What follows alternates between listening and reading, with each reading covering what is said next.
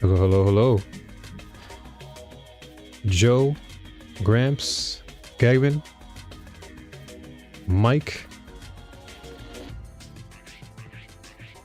Much love to y'all. Thank you for being here. Appreciate you. Thank you very much, Joe. Thank you, thank you, thank you. I hope to make more videos like that in the future. Hopefully, maybe, sometime in the future. I would love to do a collaboration with another content creator similar to Astacross. So that would be amazing. It'd be nice to do another one with Cross too, to be honest. But this time, like, being the mic with him. It's all good, no mic. It's all good. I thought you were in the Discord, to be honest. That's why I was like, oh, maybe Mike didn't come across the link, but it's no worries. And yeah, we should be doing duality today. That was the plan. I'm doing good. I'm doing good. Well, life is good, man. So can't complain that much. How about you?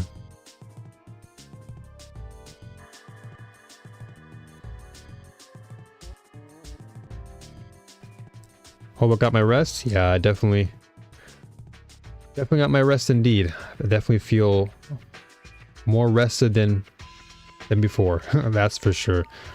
I made sure to sleep in as much as I could. And so, yeah. My mind just feels a little bit more at ease. So that's a good thing. You're just chilling? Hey, that's good to hear, man. It's good to hear. I'm glad it's all working out for y'all.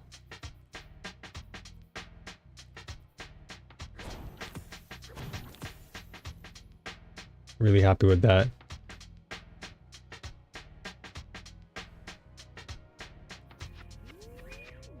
I wish you all, again, the same thing. I wish you all a wonderful day, evening, wherever you folks are. I think what made it good, in my opinion, was seeing you come through a phase where you regard yourself as intermediate, but come to realize how much more there is. And having Astacross celebrating your attempts and success is what this community is all about when it's at its best. Actual facts. 100% facts, Joe. And that's why I felt the need to make the video to celebrate the fact that even through adversity, there are always solutions to everything.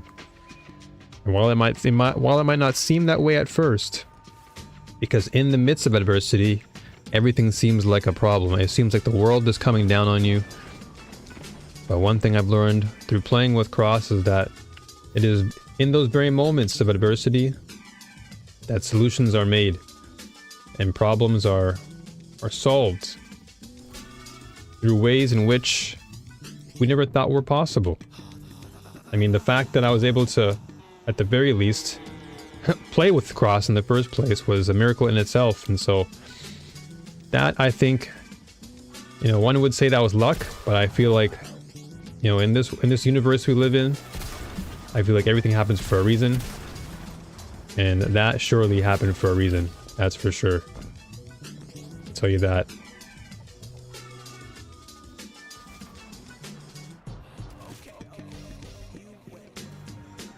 So I'm glad. I'm very, very glad. Again, I'm thankful for all of you folks for watching the video. And, you know, I appreciate all the support. I appreciate y'all to go out of your way and do all that for me. So, again, it means a lot. So thank you.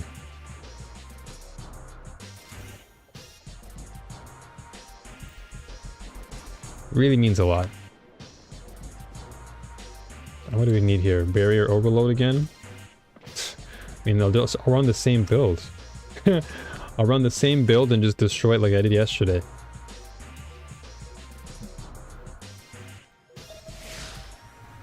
Oh, hold on. Before I forget, I need to get some tea. Hold on. Actually, well, we already started, so I'll get it after this run.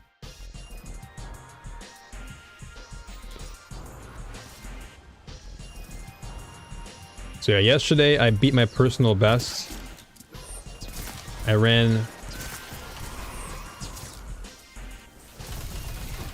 this all, yes, well not this one, but I ran a Lost Sector solo, got it done in 3 minutes. That was like the fastest run I've ever done. Ever.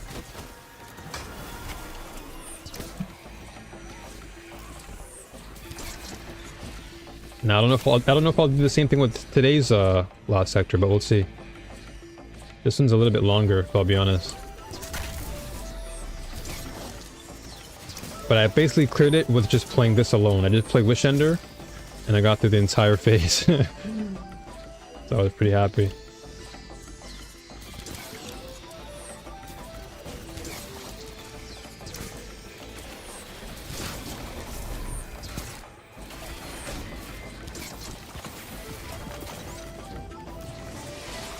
Smooth.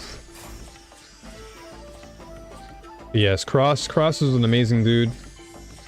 His personality definitely, you know, came through. And I think what made it even more genuine was the fact that, you know, he was there. You know, he was there for me all the way through, and he made it very clear that he cares. And regardless of where I stood in, as far as my level, he wanted to see us all succeed. And I think that was the greatest point there. Was seeing the community shine. Wish Ender is a king of bows. Yeah, Wish Ender is disgusting. Not gonna lie. Wow. Wish Ender is nuts. This bow is just something else. The fact that it can just anti-barrier things is crazy to me.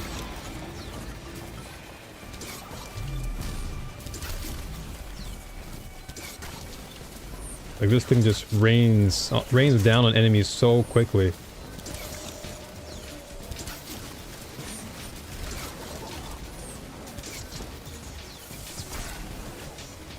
Oh, I got this again.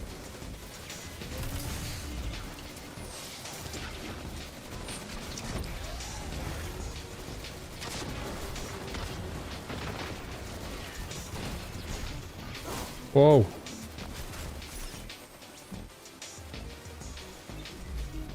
Yeah, this is not going to be a 3-minute run. I think this one is a bit longer. This particular map in general is always kind of long.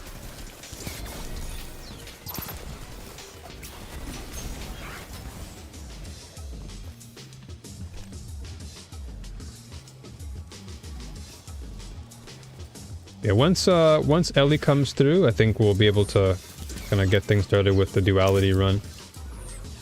But for now, I'm gonna run some of this, trying to get some more material so I can actually get my cowl up to level 10, masterwork it.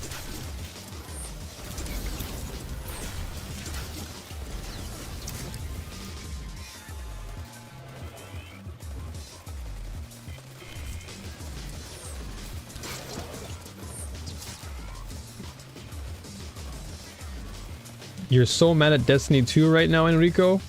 How come, man? What happened? Where the... Oh, there we go. I was gonna say, where's the boss at? That thing took so long to spawn in. I didn't catch all the stream, but my favorite part was when this guy in chat was like, I can carry all of them. And he brought him into the fire team so he can kick him out. Yeah, this is my fire team, yep. That moment right there brought me the greatest joy. I was like, Cross, you are amazing. He made it very clear that he wanted to clear it with his team and not some other person. I was like, you are the man for that. You are truly the man. He's like, who do you think you are coming into my stream telling me what I gotta do with my team? You're tripping.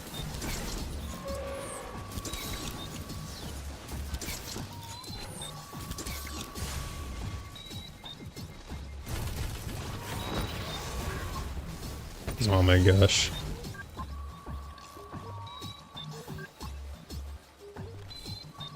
You like Bastion 2 fusion rifle intrinsic to overloads?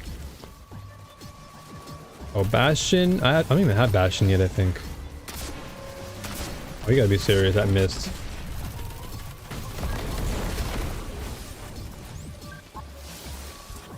Like right in front of this thing.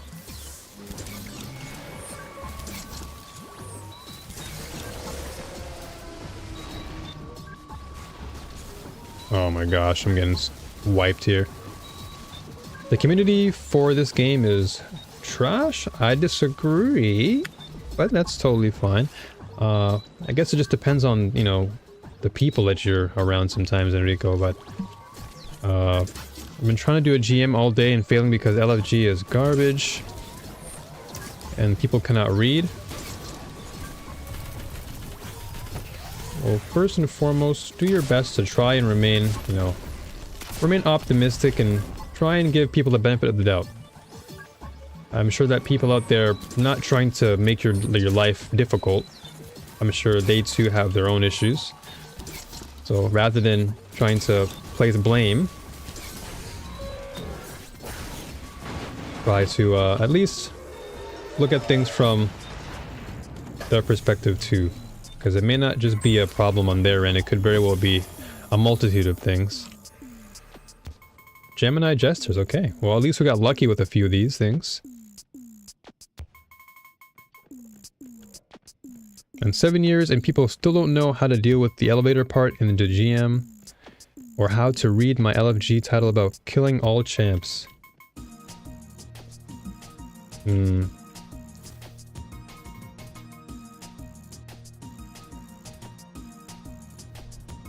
Yeah, I'm sorry to hear that though, Enrico. I'm sorry to hear that your experience wasn't the greatest. I know it can be frustrating at times. Hopefully, you know, like I said, hopefully things get better for your runs. No worries, Mike. It's all good. No problem, homie. On this current GM, there are 2 champs that are very easy to miss because players rush like crazy. Oh, so are you aiming for like the platinum? Is that what you're aiming for? Give me 1 second. I'm gonna get some tea. Hold on.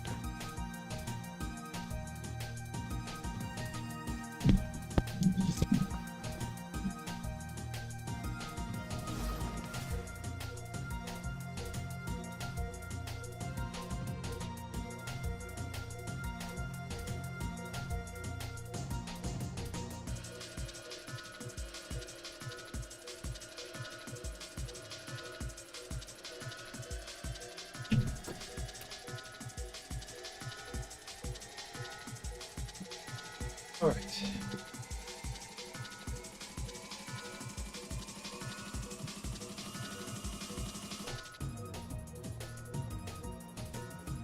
Okay. And by community, I meant the elitists from the LFG that keep gatekeeping players from raiding and doing endgame activities. I can't really speak on that one. I truly can't speak on that one, but again, like I said, Enrico, try your best to look at things from a much more optimistic perspective and just keep moving. You know, you're gonna have some situations where things may not work in your favor, but try your best to just keep moving forward, knowing that there will be a time that people will come through and make it a good experience for you. Well, let me check the roll on that, by the way. What did I get? Warriors of House Salvation draw near. This is decent, but what was my roll on that? They grow all the deadlier with the darkness. Actually, you know what? I think, yeah, I'll do one more run.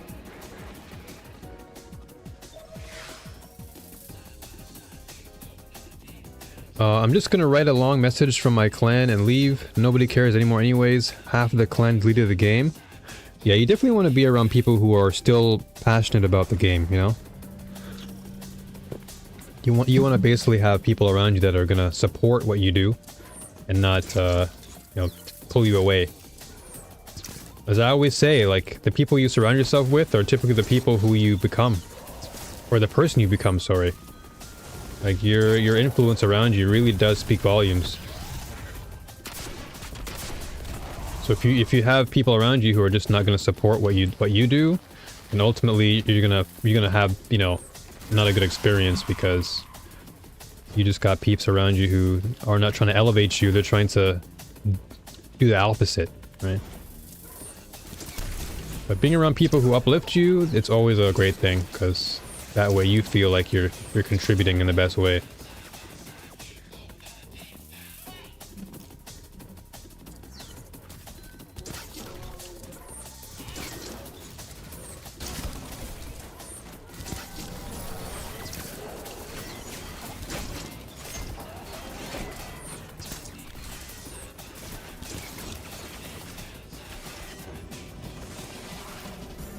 I can never find a fire team in LFG willing to teach. I watch vids, but actually doing it and get the repetition down is very different. Yeah, I feel you on that too. Again, it can be a challenge to find the right people online. But, I mean, this is why we have our community here, guys, you know? So if y'all want to play together, you know, you've got the Discord, join up, and by all means. But yeah, Mike, definitely jump in Discord. It'll definitely help you to find a LFG. You know, people play here all the time. I always have the slots open for those who want to just run some dungeons together, or whatever the case may be. So don't ever feel hesitant to join. It's all there for you. I've made a home for all of y'all, so make good use of the home.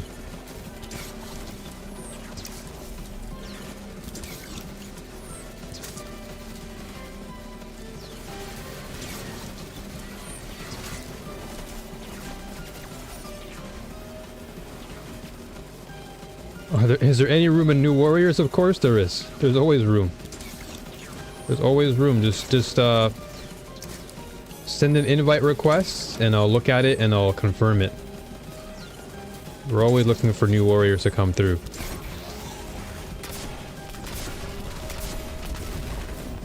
So not to worry.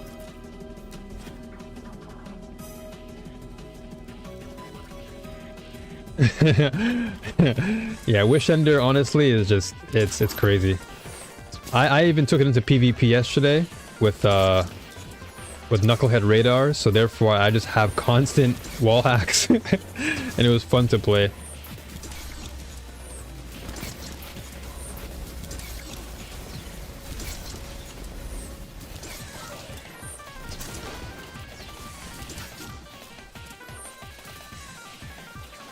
Yo, Ellie, the homie.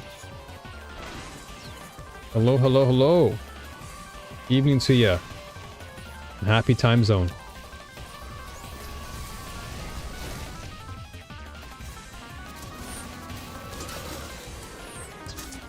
Before Polaris lands this season, Wish Ender was mandatory for some GMs because of how good it is. I can see why. It's just, this thing just hits. And there's so much damage.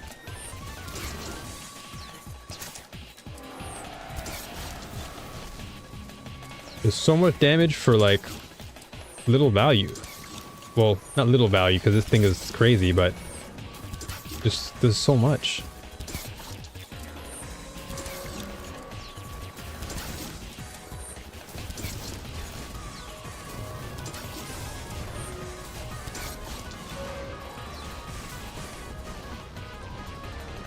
Wow.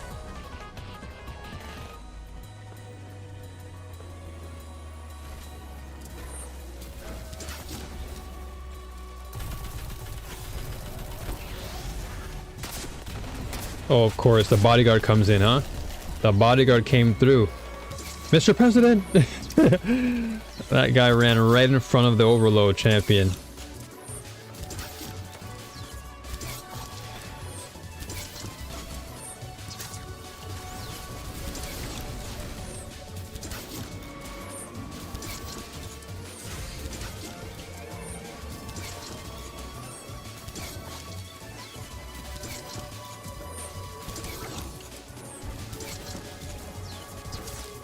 Crazy how I'm just doing this one weapon mostly. I was gonna say only Wish Ender, but I mean I had to use the Amit there for a sec.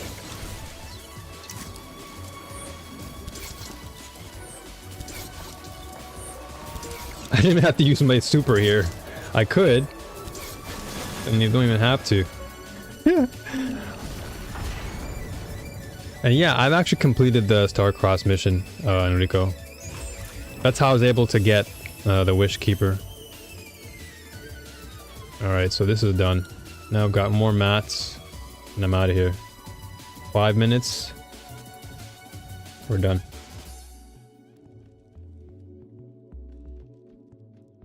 He's the next band. They're the next Hunter Vanguard. At least got some powers. At least got some powers, I tell you.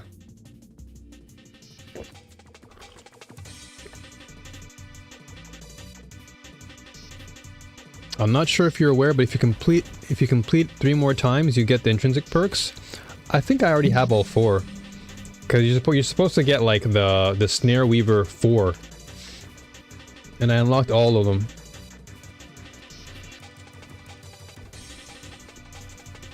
Yeah, because I think I did Star-Crossed about 3 or 4 times. Yeah, because I have all the intrinsic perks done. Why didn't I just go back to the tower? What the? I know it, dude. I know I clicked go back to tower. Am I crazy? That bow might be useful for an eventual Strand Hunter build. Oh yeah, Wish Keeper is it's a good bow. It's just that its requirements, at least right now, are not as strong because you have to land six final blows to get the actual suspense or the web on the floor, and that can take some time. Yeah, I would love to see another exotic, maybe like an arm exotic, or maybe a chest exotic. And like I was saying before, with like my theory about adding like a grapple hook for Strand, it'd be cool if there was an exotic arm that gave you the ability to grapple your teammates or grapple their ghost during like a run. So have like a support based arm that would give players the incentive to want to play more support driven, hunter, Strand Hunter, sorry. Yo, Ellie, welcome. Okay, let me just let me delete some of these things.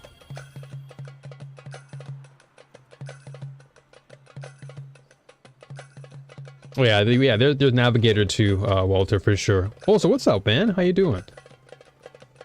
How are things over there? Loving the drums in your stream music? Yeah, this drum and bass is nuts. I love drum and bass. One of my favorites. It's been rough for you, man? Damn, I'm sorry to hear that, brother. I do hope all things get better for you, man. Okay, so I'll keep some of these for now. I already have retrace path, and this I'm gonna probably craft. Actually, no one. Speaking of which, let me go craft that. I think I can. Where do I get that again? I think it's a war table, right? I think it's a war table.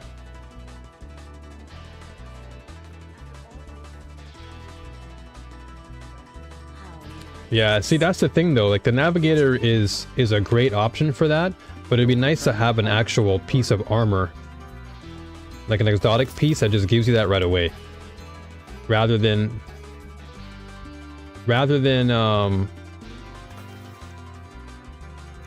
delete that one. Rather than having like one piece of, like one equipment that you have to like grind for, it'd be nice if it was just in the pool of exotics that you can get.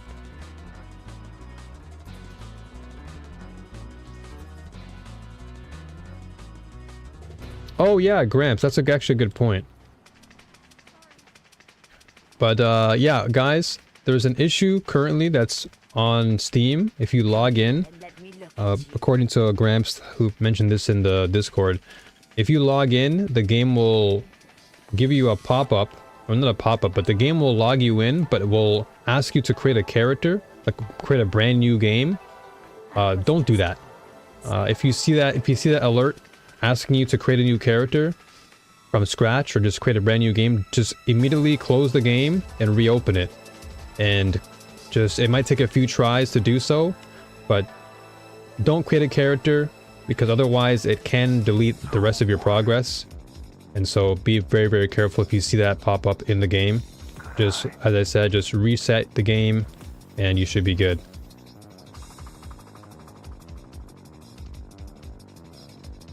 You mean you don't have a random drop from a dungeon that requires an external purchase? Sounds like a skill issue. But I mean in the sense that like it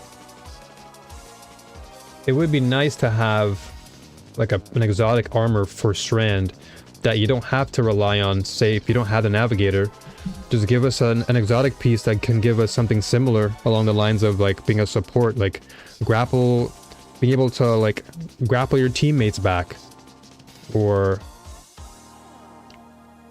like if there's a res that you want to like res your teammate but they're too far, that the exotic arm will give you like a perk where you can just grapple your teammate's ghost, bring it back to you, and that way you don't have to like put yourself in danger. Things like that. Dire Promise. Ooh, Whispering Slab? Hold on.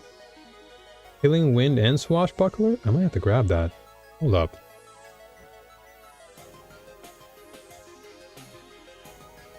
And yeah, Gegman also suffered that before.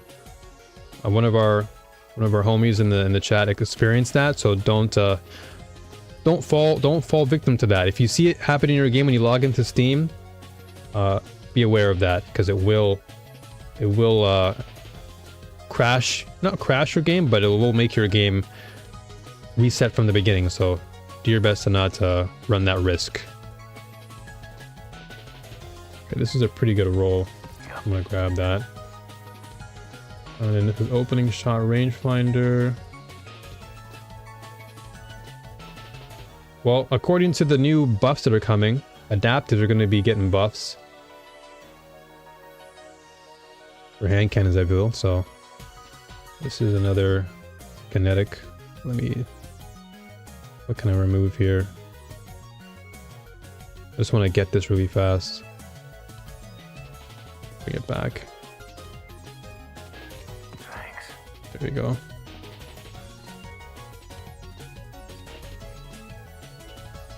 Okay, give me one sec while I just buy these items and then put them back. These are pretty good rolls for Dire Promise. Rangefinder, opening shot, armor piercing rounds, and steady hand. Ooh.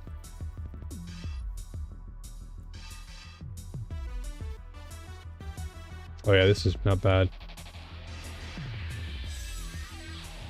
Yeah, more stability on this thing.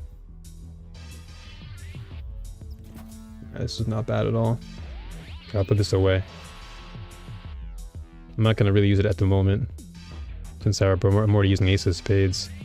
And then Whispering Slab, I'll have to practice that at some point too.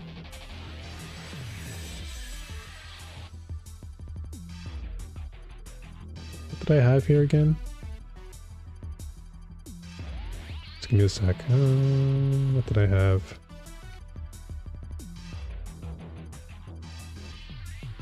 What's the weapon I had here?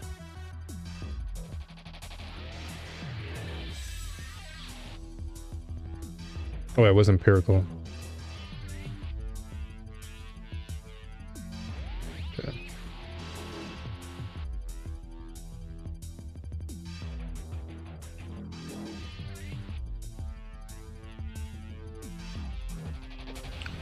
And Walter says, don't do that. The point is the teammate didn't assess the risk reward and now they're punished for being caught out of place. Now the rest of the group needs to assess risk reward to go revive them.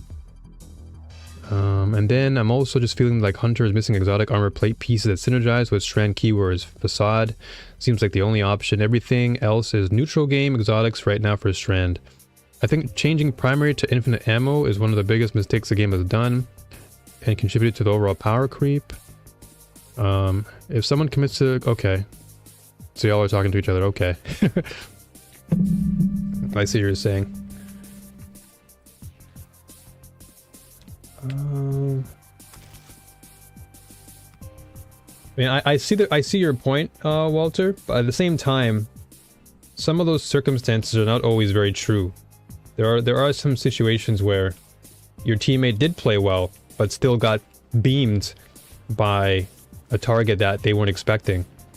And so having the ability for Strand to objectively see that danger and just be able to at least facilitate that with having like let's say an exotic to help that situation. I'm not saying that, you know, in every circumstance that's going to be warranted, but I imagine that there will be scenarios where that'll be, you know, a necessary thing. I think that's it.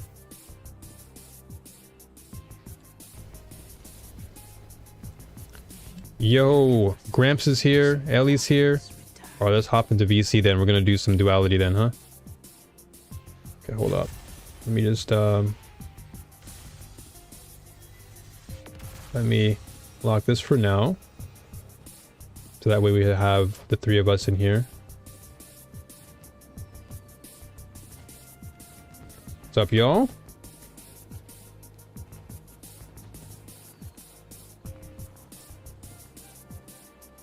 Yeah, like there's going to be a trade-off, of course, when it comes to that particular exotic, Walter. Because while I do agree in the sense that yes, there is risk-reward and players will make mistakes, but given the circumstance you're in, like if you're running a GM, there's going to be so many instances where you might be playing so on point, but then just, again, by happenstance, you get shot in the back by a random target. And now that player with the Strand exotic can say, okay, they got randomly shot. Let me use my Strand. I'll grapple them back, or at least grapple their ghost toward me, then get a good res behind a safe point, you know? But yeah, exactly. It's not always necessary, but it can come in handy.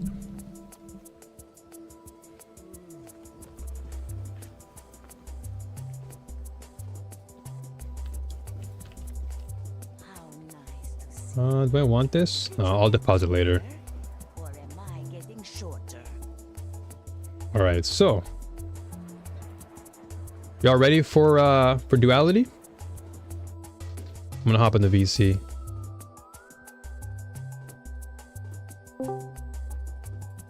Yo. Hello. Hello. Hello, hello, hello. How y'all doing? Just Doing fine. all right. Awesome.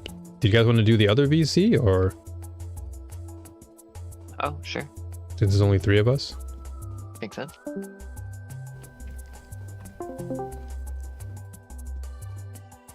Oh yeah, there you go. Yeah, going dungeons here. There you go. Perfect. There we go. There you go. Makes more sense since there's only three. Yep. Let me see what's up here real quick. If you're doing a GM, all those encounters are set and very controlled. The only reason you get caught off guard is because you let it happen. I would disagree on that one too, because I wouldn't say you just let things happen. I think it's just a matter of perspective at that point, because can't really say, oh well, I was in this position and then this thing happened and I let it happen. I don't think you just willingly letting things happen is part of the game. I think it's certainly a circumstance that perhaps is out of your control. Because, you know, you can be playing solid and then all of a sudden there's just one thing that just hits you without warning. And you can't really say, oh, well, I'll let that happen. It's kind of like you just got caught off guard.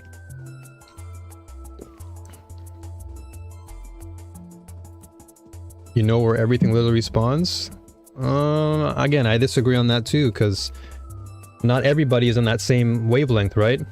I mean, in your case, perhaps you might know where everything spawns, but for most other players who maybe don't do GMs as frequently, it's hard for them to agree on that statement and say, well, you should know where everything spawns. And they'll just look at you like, but I haven't played the game as long as you have, so how can you say that? Hence, that's why I brought the argument up of having an exotic that at least it facilitates that situation where if that were to happen, then you'd have it there for players who perhaps need it. It's not necessarily a tool that you would have predominantly, but it would certainly be a bonus to have, or let's say an asset to have, should that circumstance ever happen for players like that. But to say that, you know, you should know where everything spawns, I think is sounds a little bit too arrogant in that sense, just because, again, from a player who maybe doesn't play as much GMs as perhaps yourself or others, you know, for them, it's kind of like, well, how could you say that to me when I don't know what the GM really means? So having the exotic that would actually help them in that scenario would maybe give them greater perspective on how to deal with that circumstance next time. So it's more of like an aid, right? It's not necessarily the fixer of every problem, but it's certainly just there to offer a solution to an otherwise maybe unfixable scenario, because it can be frustrating for a lot of players who maybe don't do GMs and they do it and they lose a lot and they don't know why they lost. So having that exotic, if it were to be made, and this is just theory, right? But if it were there, it would be, you know, it'd be an asset to have. What an interesting level of fun. Hardly any encryption at all. I'll have to investigate. It's not an arrogance thing. GM encounters are set. You can go in and learn and fail, but the next time you run it, the exact scenario plays out again. That is true. Yeah, I mean, for sure, the exact scenario does play out, and you definitely will know, at least for the most part, what to do next time. But then again, one has to also consider the fact that GMs do change, right? So what if that player doesn't play GMs as frequently? What if that was like their first time and maybe they played on the last day of the GM before the reset? And so having that exotic there would just help them in that one scenario, because every GM is going to be different. I'm just trying to think of different scenarios, right?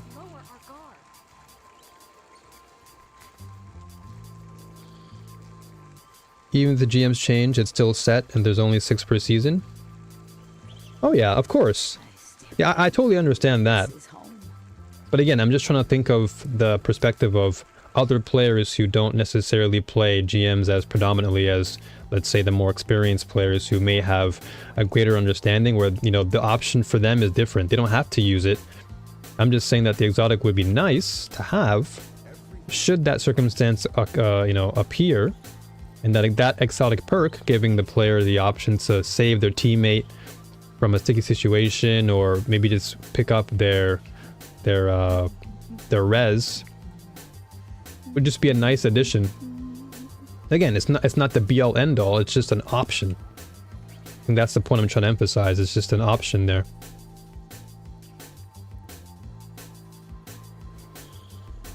I also feel if you're attempting GMs, you're probably at some point where you'd research beyond going in blind.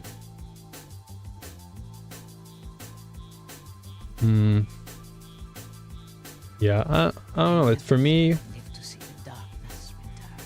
it's a matter of perspective, I guess. For me, in my case, where the heck is this thing again? Duality is in what planet? Was it Moon? I think duality might be on the moon. Okay, let me see. I think you might launch it from. Yeah, it is. Yeah, it's on the moon. Yeah. Okay. I also feel if you're attempting GMs, you are probably at some point where you do research, okay, because casuals aren't doing GMs, you are becoming that experienced player. I mean, you can still be a casual Destiny player and still want to play GMs. You may not just play it. You may not like be the hardcore. I'm gonna study like every nuance of it. Like I would still say there are casual players who do attempt to try GMs, and I think that's where I'm kind of speaking from, is that perspective of a casual GM player who may not play them as predominantly as the more, again, experienced levels. Casuals aren't even doing legendary, let alone master nightfalls. I mean, again, that's something I would have to beg to differ on too. It's hard to assume that, right? How could we assume that if we don't know every player? We don't know what their behavior styles are. We can only speak from our own perspective, but to speak on behalf of every casual out there, it's hard for us to say. So that's why, again, I try to look at things from a different angle, because, you know, we could all say that casuals do this, but that isn't always the case. There are probably casuals out there who maybe do legendary nightfalls or master nightfalls, but they don't do it as hardcore as, you know, the players who've been invested for months, years into the game. They just see it as a way to maybe, you know, kill some time, maybe do a couple to challenge themselves with some buddies, and then they leave.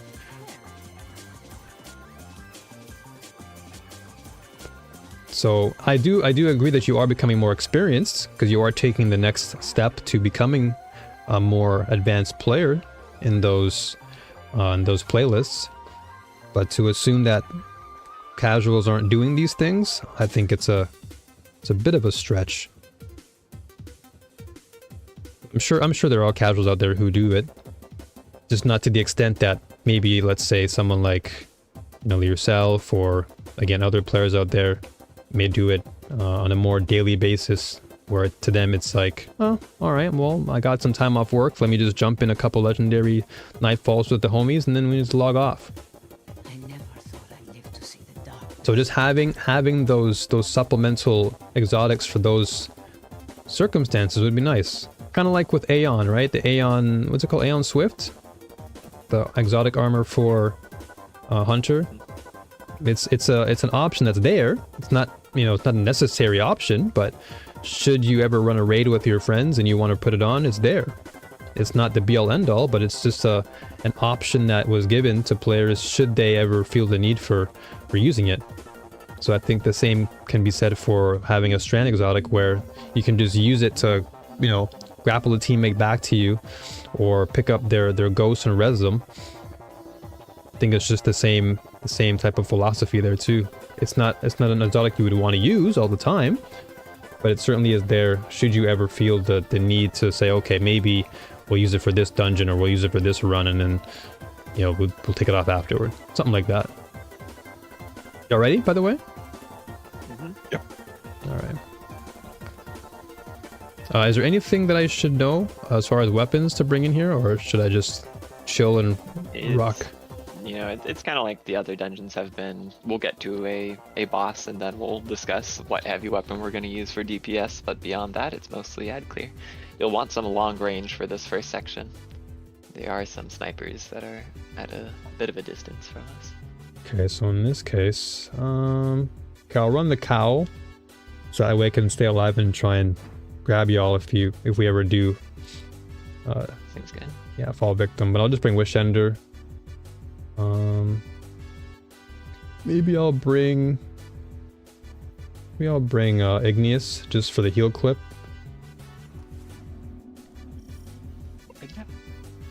You arrive.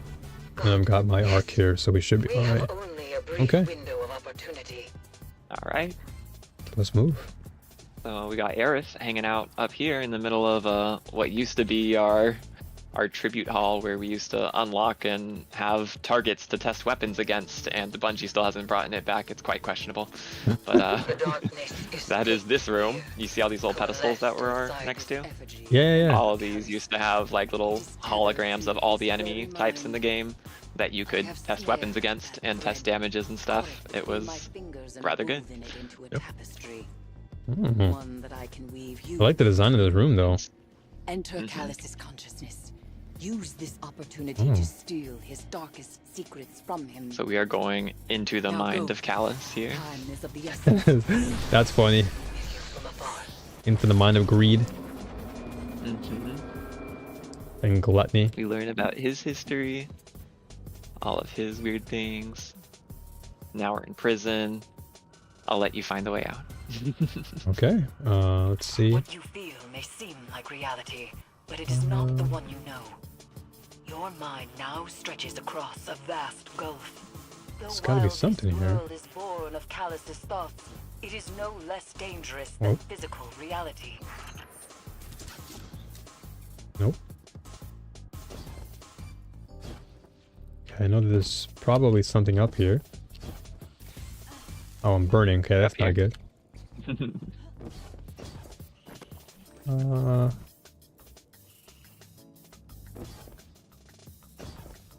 Wait a minute. Wait, can all three of us stand on that?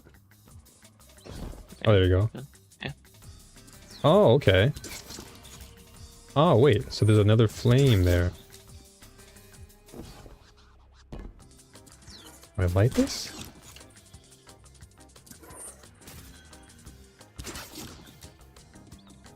What the?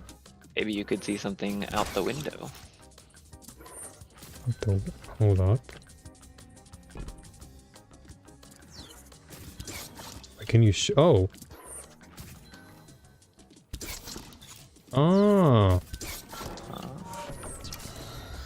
Yeah. Let's go. You Okay. shot the thing, and now we are in the nighttime. Cool. The magic thing. So, Nightmare realm. that's the bell. You ring the bell to change the time. We have nighttime and daytime. So when we're in the nighttime, we're like a boomerang. We've been thrown away, and we have to return to the bell in order to get back. Now Okay. watch what happens if I stand outside of the bell circle. You guys go in. Okay. Now shoot the bell.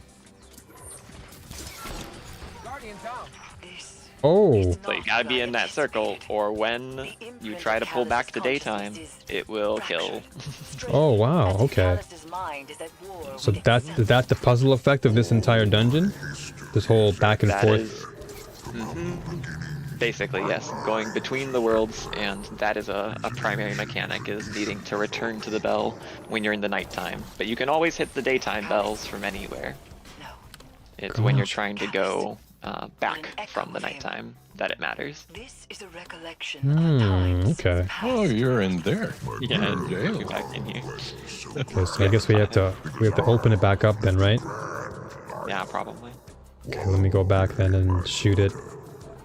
But I Okay. figured this would be like the quickest way to to give you the idea. You are for how it works. experiencing echoes of Callus's Yeah, this is a good personal heads up. glimpses Oh of yeah, his no worries, past Enrico. I may did see your provide message. insight to the future. I just got so must focused in on focus to the maintain raid. your Oh, sorry, the connection to this dungeon. mindscape. From here, you must Yeah, no navigate worries. these memories on your own. Alright, so here I'm gonna teach you a little distance skip. Okay. You can like walk all the way around the room and get to the front bits, but if you come over here, you can kind of hop on this spot right here, and then make your way onto the lip here, and we can skip some of the walk. Oh, okay. Cool. So I guess you just go up. Oops. Where is it? There's gonna be a bit of climbing here. Oh, okay. And then we're gonna have to jump around to get to here. And there's gonna be snipers on these balconies that you might need to be a little wary of. Okay, I don't see any yet. They're all trained on me at the moment. Oh, okay. Okay, I see one guy, but he's in the corner. Can't see him. There you go.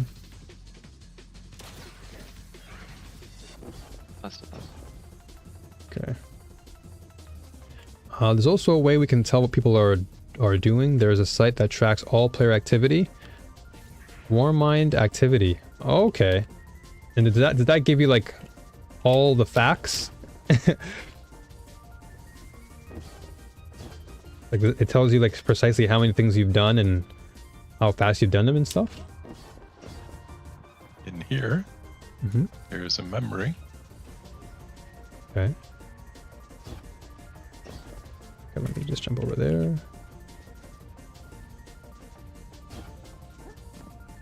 Okay. Oh, okay. Cool.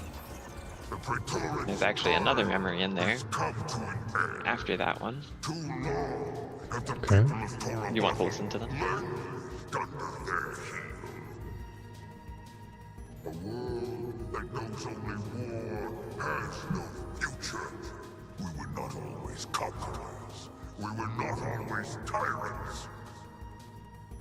If violence carved us into the shape of what we are now, then so shall violence be that shape's undoing. Wow. So initially, Kalos wasn't necessarily a man of violence, but rather he just wanted, I guess, justice. And then I guess over time he got corrupted. Is that what he's He was a alluding to? conqueror. And so he's a very self-justified man, I think is the best way to understand some of his ramblings. It's not fully justified, but he's definitely like made his logical steps towards what he believes is right in the situation. But there's another thing to grab right here. Cool. Ever since she was born, Kaiten has shown a curiosity for the world beyond. She shares my fascinations. I worry for her, for the galaxy she will grow up in, for the future of our people. But perhaps the time for worries is at an end. My daughter will grow up knowing only celebration, triumph, and peace. This is the world I made. Well, at least he cares for Kato. Loves his daughter a lot and wants the best for her. The relationship between him and Keitel is a big focus of the dungeon. Yeah, it seems like he loves her a lot, wants the best for his daughter. Hence probably why he feels justified in what he says, because he feels in his mind, I'm doing it for my daughter, so therefore I'm right. Uh-oh. It's a bit tricky on this ledge here. It is. Ooh. Okay, there you go. There you go. And then quick sprint jump. Oh my gosh. Whoop. Whoop. There Okay. you go, nice. Okay. So it gives a number of the population of Destiny 2 and their activities for the last X amount of hours. So for example, it said that about 27% of the population did do a nightfall in the last few hours. Unfortunately, the specific nightfall category is broken. I'm guessing Guardian Games is borking it. Yeah, it's probably the case, because you have like the recreational playlist, and then you have the competitive nightfall. So it's probably just, yeah, jacking up all the statistics. What's up, Jack? Good to see you. I'll go for Speaking it, of Jack. I appreciate just the fact that this dungeon kind of contains multiple settings in each room. And like the light coming up from the south on Callus's face on the wall is so dramatic there. Oh, that's a good call out there. Oh, yeah, the attention to detail here is fantastic. This dungeon was made by the same team in development that made Presage. And I think you can see some of the similarities in what they've done. Oh yeah, the lighting, the emotion, all those things, you can feel it here.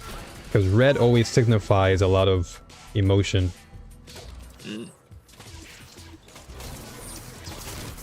Hence why when we went into the red part, you heard more of the emotional side of Kato, or Callus rather, talking about his daughter. And then Oh, true. and then the dark side, it was more of him trying to justify his presence and his dominance.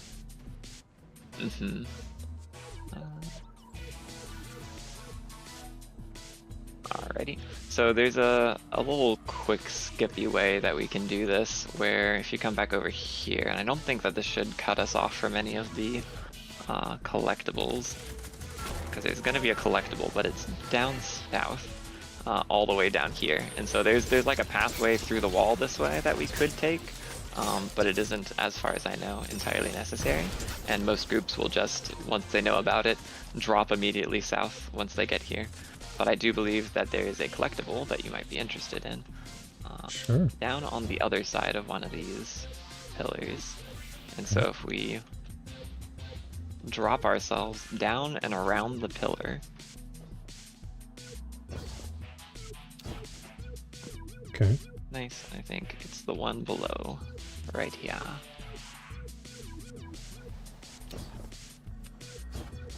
Nice.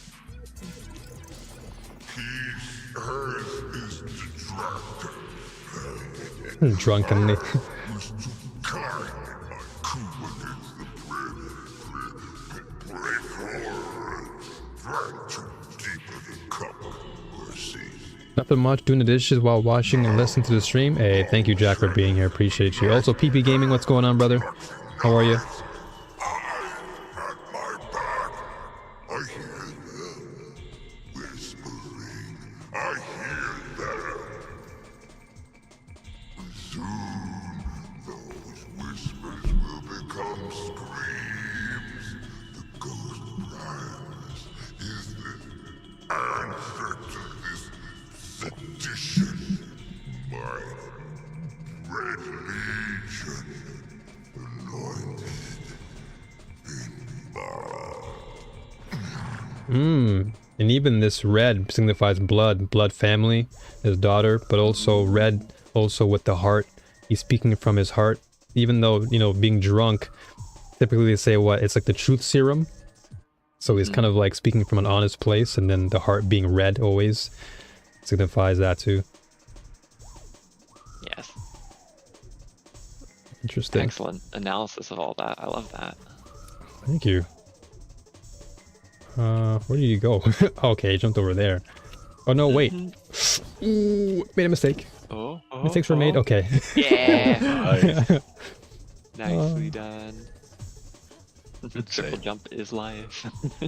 Oh my gosh, I can tell you about me and Gramps last night. I was struggling so hard with Titan again after not using it. I was like, what is this monstrosity that is Titan? You made it, Titan.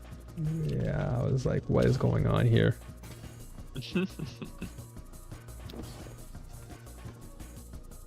I guess we shoot this again, right? Yeah. Okay. And now we go down. Okay. Exile is the mighty goal to break a coward Oh no! down. Enrico got timed out again? Oh my gosh. Oh no. I am as you made me. Rick's always does that. He's already done. Choice, Okay. but it is not. Kaido stained my blade. Remember that. So the person responding to Callus there is actually Gaul, who was the Cabal who led the Red Legion to our doorstep and destroyed the old tower, literally attacked the last city at the start of Destiny 2 Vanilla, and left us lightless. And so Idol actually was instrumental in the coup that happened to overthrow Callus and give power to Gaul and that new order. And so part of the drama between Keitel and Callus is that Keitel has dramatically already stabbed her father in the back and removed power from him. And so some of these messages, like what we just heard, were actually between Callus and Gaul, and, you know, Callus calling Gaul a coward for not properly executing him, and Gaul kind of spitting in his face saying, I would if it was my choice, but your daughter's the one keeping me from it. Kind of Ouch. thing. Mm-hmm. Damn, that's a heavy hit. Imagine speaking is. so highly of your daughter only for her to backstab you like that. And then your enemy He telling had you so many dreams, you know. So much of his hopes for the future and so much of what he was fighting for were entwined with her. and obviously she found her own path, and it covers some of the happenings of that and where Callus's traumas are, frankly. Yeah. This was a very deep season for stepping into the idea of trauma and recovery and significant emotional, the effects that those have on people. This season that this dungeon came out, we also went into Zavala's history about how he lost his son trying to be a guardian, and he pleaded with the Traveler to resurrect his son, and that it never happened. And he was essentially left as this lone warrior to defend things when he was never able to actually save his son, and was haunted by the memories of his old wife, and the loss of his son, and his wife was not super Not fond of jumped how on the things whole. ended up happening. Yeah. And so it was kind of a big season for all of that, and this dungeon really kind of peeled back a little bit of what happened to Callus, and it's not fun for him. it's kind of sad, but by no means is he a perfect individual. But it is, it adds a lot of depth to his character. It's a shame that Lightfall didn't properly deliver on him. Yeah, we unfortunately delivered him to a place where he'll never return. Yep. But yeah, hearing There's that... another Up here. secret up here. Okay. You can say some more. I was gonna say, just it's unfortunate that, yeah, like you said, Callus had such great development as a character. Like, his potential was there, but yet in Nightfall it was kind of, I wouldn't say abrupt, because the only abrupt thing I could say was Rohan and his demise, but Yeah, no joke. but I would say that Callus's story leading up to Lightfall, it was fantastic, like you said.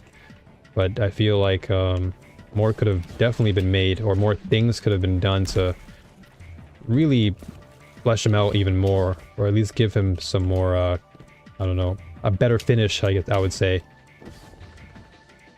to his narrative. Damn, I keep hitting my head on that. But Gramps found another way that might be a little easier. Yep. Okay. Where did you go for that one? Okay, so just jump on this little. Okay. Yeah.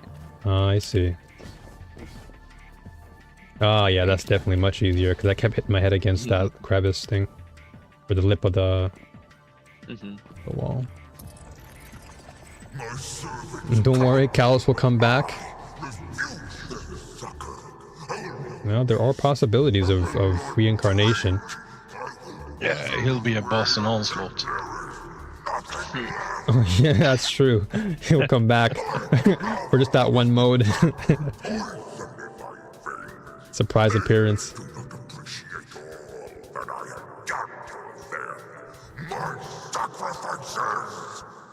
Even a lot of the illustrations, but a lot of the designs on the wall really do kind of tie into like us diving into his consciousness. His self-grandeur. Yeah, exactly. It's very yes. Oh, I can't, what's the word I'm thinking of? Like maybe self-centered. Like he's very self-centered in a lot of ways, but it's through pain and a lot of, I guess, adversity that caused him to feel that way over time. And this big statue right here, what is this? This is Callus again, of course. A big imposing figure. He probably wants to feel proud of himself, hence why he has his own figure of himself. He's got a lot of figures of himself for sure. Yeah. Thinks very highly of himself. Where do you guys go? Okay, all the way down there. Okay. And we've made it to the first boss. Cool. All right. This is the first boss. You know what? I'm gonna swap off.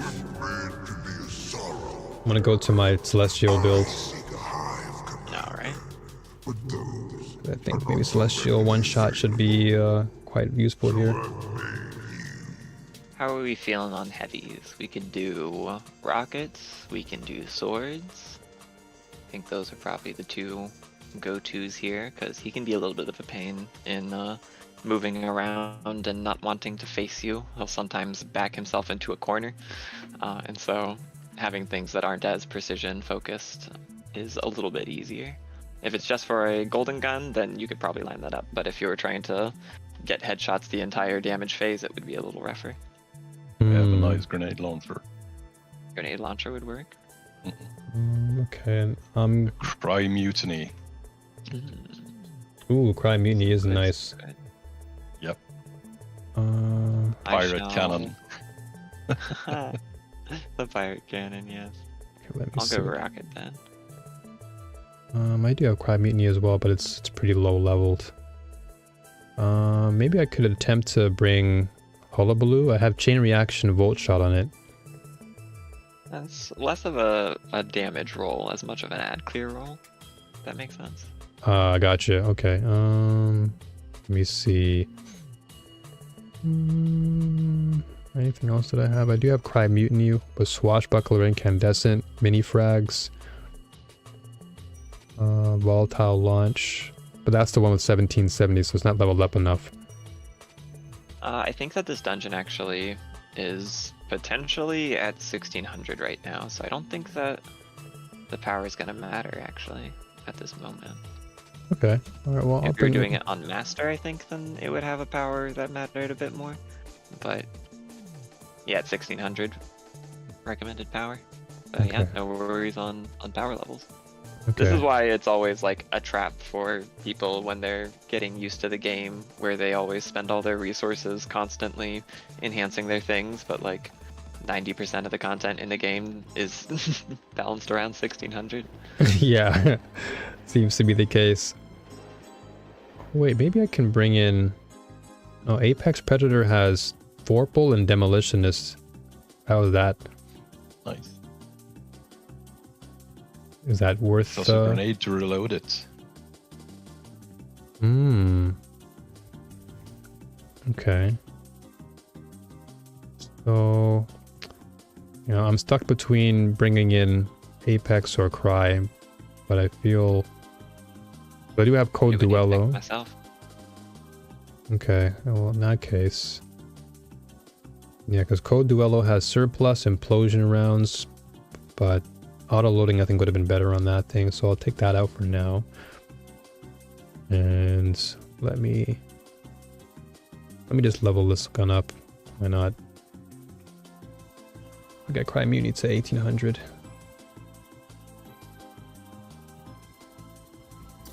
There we go. Okay, so now I can use this.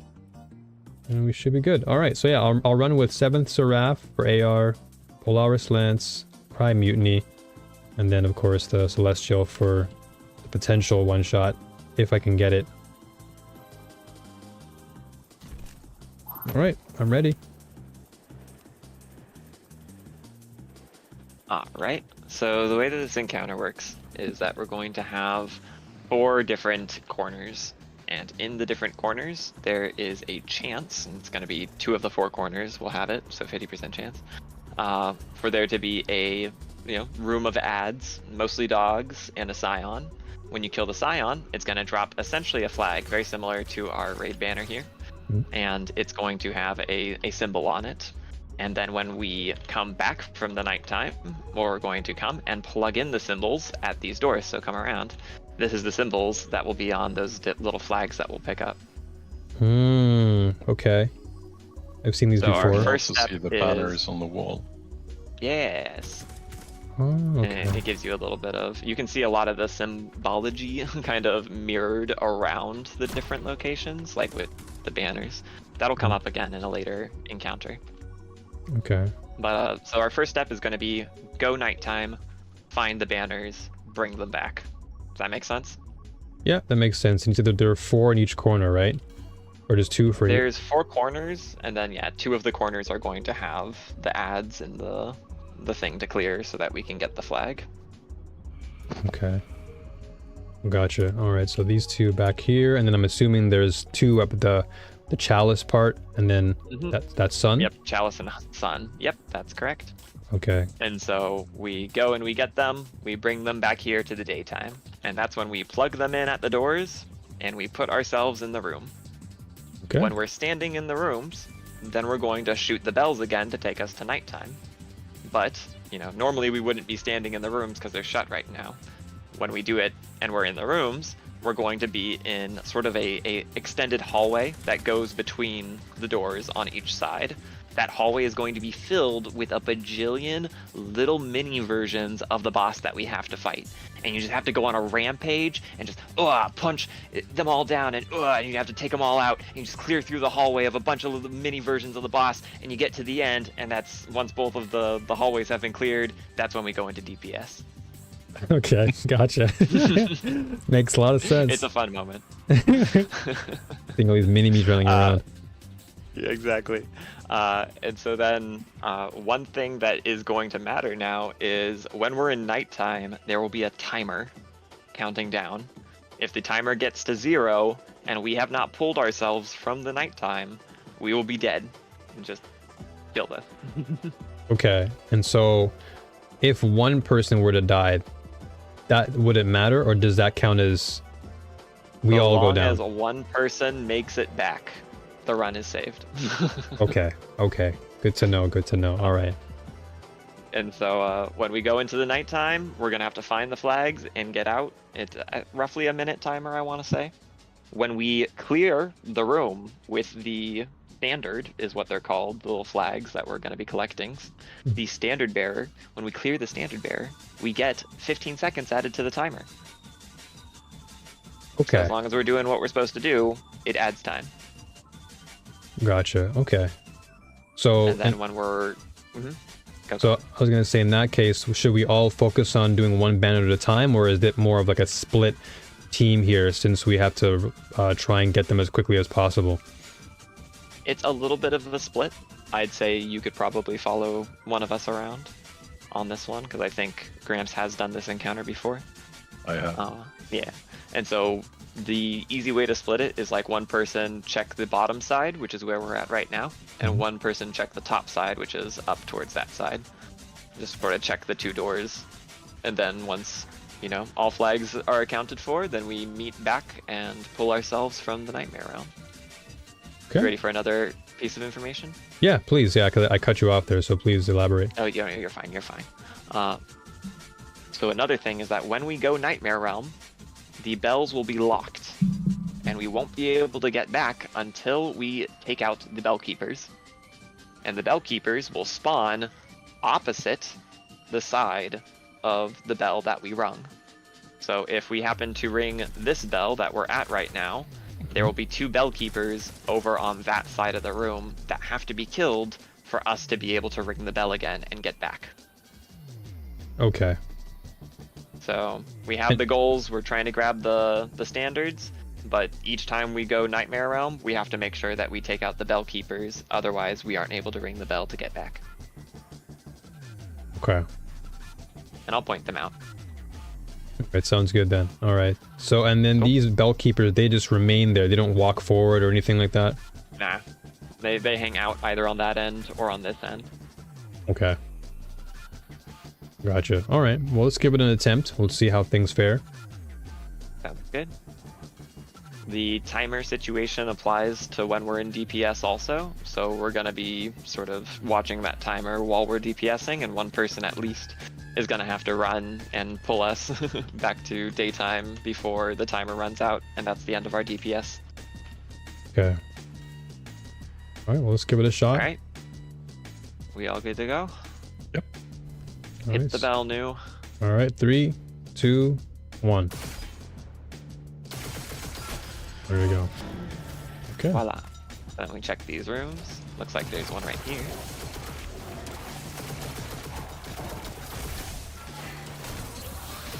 Yep, there's one right in front of me, Yep, so I've that's acquired it. standard.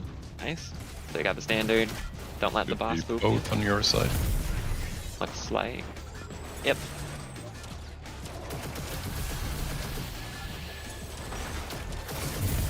Okay, acquired that one. Alright. And now we just have to get back to the bell and get out. Looks like Gramps cleared the bell keepers. Okay, nice. Alright. All right. Now we're back in the daytime. You just dunk the flags. Should say in the bottom left what you got. Okay, axe and sun. Okay, so So axe is right here, so you just hold it on the axes until the door opens. Also, as long as we are in the daytime, there is no hurry. No timer. okay, gotcha. Okay, so now I have the sun, so I'm gonna go over there. I'm just gonna run past these ads. If you want to go with them, Gramps, I'll just clear this room and be ready.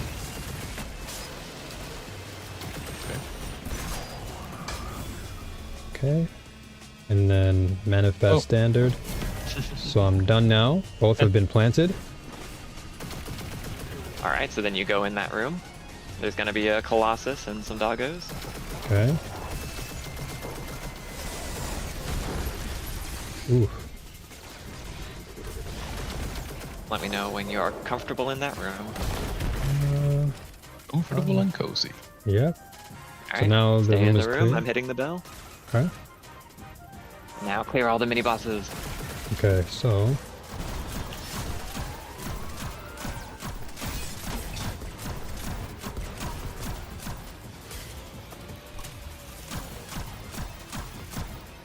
nice. Okay. There we go. There we go. Garen is missing vulnerable one? in the bottom left. We're good to go. There we go. Oh. Is there one boss in there still missing or? Nope. Yep. Time to damage boss, I think. Yeah, Yep. damaging boss. Okay. Get them.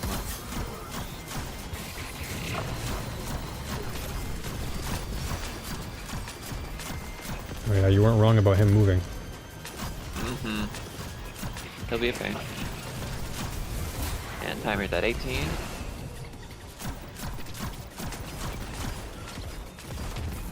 Well, and I'm gonna move Okay. back. Okay. I'm gonna follow you then. And 2, 1, up. It's reloading. Ooh, that was Nice. tough. Okay. There we go. Pretty good. Half damage. Nice. Okay, now we just look for the same things again. Same exact thing. We just go back to the nightmare zone. Gotta clear bell keepers. Okay. I'm headed to the south side. Okay. Yep. I'll go with Gramps this They time. should be in here. Okay.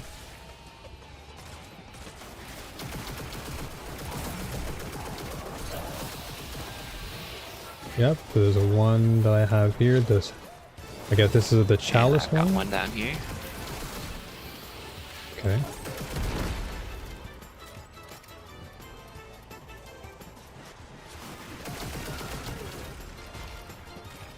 Bellkeeper's gone. Okay. Very nice. I think we are good to go. I was asking. Oh yeah, yeah. I'm just gonna shoot these scions behind us. Okay, and that's good. Okay, now I have the chalice, so I'll be looking for that. Here. Okay. Okay, and that's been invested. Standard is done. Okay, kill these guys.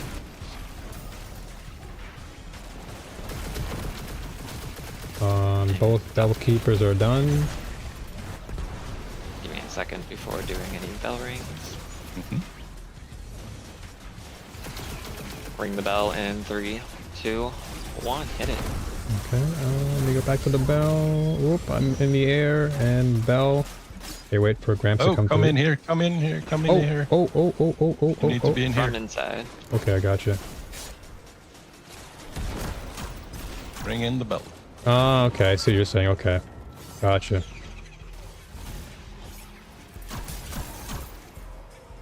That was a very grave error on my part there. Almost grave error. You're good. Yeah, almost exactly. All good.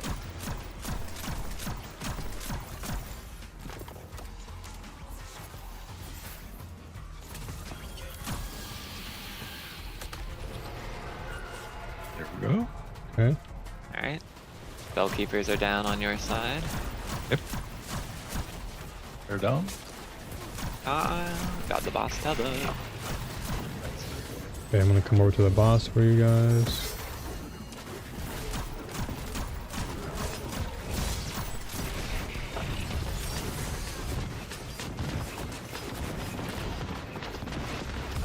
Oh, I just got slapped in the back by a sniper. Out of heavy. 10 seconds. Nice. Okay. And that's it. That was first encounter. Our first Cool. boss. Nice. All right. Well, what'd you get? Let's see. Lingering Dread. Nice. Let me just take that kinetic off real quick. It's my favorite grenade launcher. Lingering Dread. Oh, so what perks am I looking for on this one? The absolute utility god roll is auto-loading chill clip with blinding grenades. Okay, so I've got Disorienting Grenades, Ambitious Assassin, and Danger Zone with Bitter Spite. I guess that's the intrinsic of itself. Yeah. Okay. Cool. All right. Well, I guess I'll keep it for now. Not really the god roll that you were speaking of, but Eh. it's a roll nevertheless. It's a roll. It's a roll. a freaking roll, everyone. Now there's another collectible over in that back left room, I believe. I'm just looking for for special ammo at the moment. Okay. Those red balls you pick up give you Unstable Essence, which is a buff that lets you do extra damage to nightmares. Okay, and you can recognize nightmares by their red aura around their head or body in general. Okay, so that boss had the aura, and thus collecting those red balls was the reason why we were able to destroy it so fast. There's some Lost Sector bosses that also have that same mechanic, that they were like made into, in quotations, nightmares. And so their like entourage, when you kill them, they drop those red orbs on the ground, and when you walk through it, it gives you the damage bonus against them. Okay. Make a Destiny University with you as the headmaster, Ellie and Gramps as senior teachers. That's awesome. And then Jack and Lollipop would be the lore squires. Librarian. Yeah, the library. There you go. Librarians, yeah. But they hold the knowledge. It is a friend to embrace, a closing of the circle. And when the end comes, I reserve the right to be last.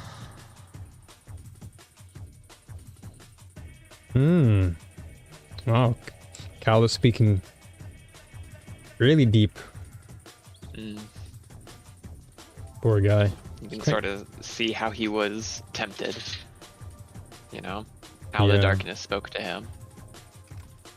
Yeah, he definitely felt compelled to join it out of mostly like his own fears, but then, yeah, out of like this desire, this strong yearning to have control. And I think that's probably why he did it, because he felt like he lacked control. Yeah, makes sense. Tends to happen when power is seized from you. Yep, exactly. Oh, I got marmoted. Oh, I'll be back, I guess. yeah, I see your character just bug out there. Make a cup of coffee. Yeah, no worries then. No worries. I'll go back to looking at chat then. I'll be the janitor. Oh my gosh. You can do better than that, Gag. Be a partner in crime for me. Actually, as a busty titan, I'd run the Crucible classes. What's up, Giovanni? Good to see you. Alright, let me go back up and so PP Gaming said, like, we all acting like we don't know what's going to happen to the witness, but we all know that we're gonna beat the crap out of it. Oh yeah. We're gonna be eaten up. So there's a great LMG that drops from this dungeon. It's called Fixed Odds. Oh yeah, I think you guys were talking about it yesterday. So hopefully I grab that, or hopefully it drops. I'm a lore monster. Nothing wrong with being a sweeper. I guess you can be the PvP sweeper, because you're cleaning up. You can be the PvP specialist.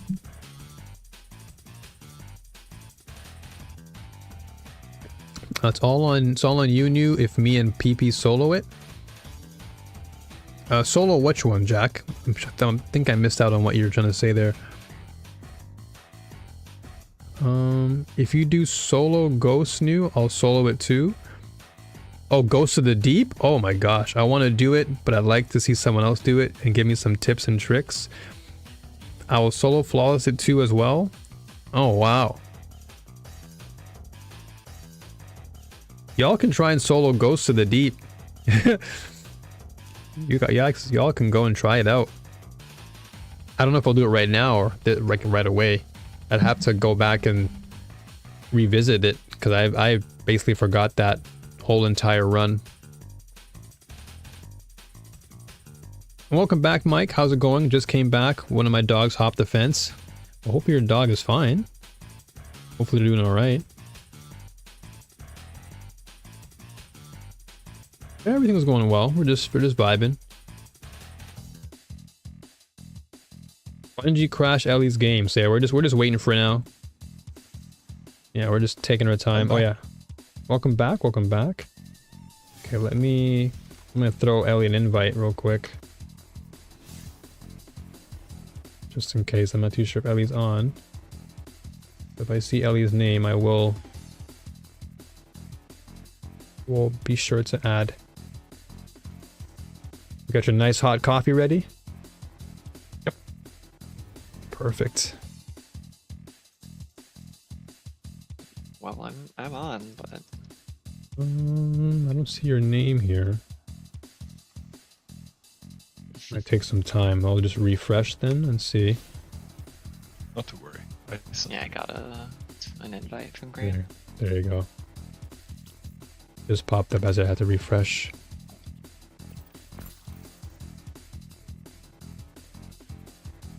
Bungie notorious for that? Yeah, of course. It's no surprise. It's what it is sometimes. She's fine. I live in the woods. She was probably after a coyote. Well, that's keeping you and your family safe. So, I imagine your dog did the best thing she possibly could. She sensed danger. She said, "Nuh-uh. I'm the only dog that belongs in this wood." Or in these woods. This wood doesn't make any sense.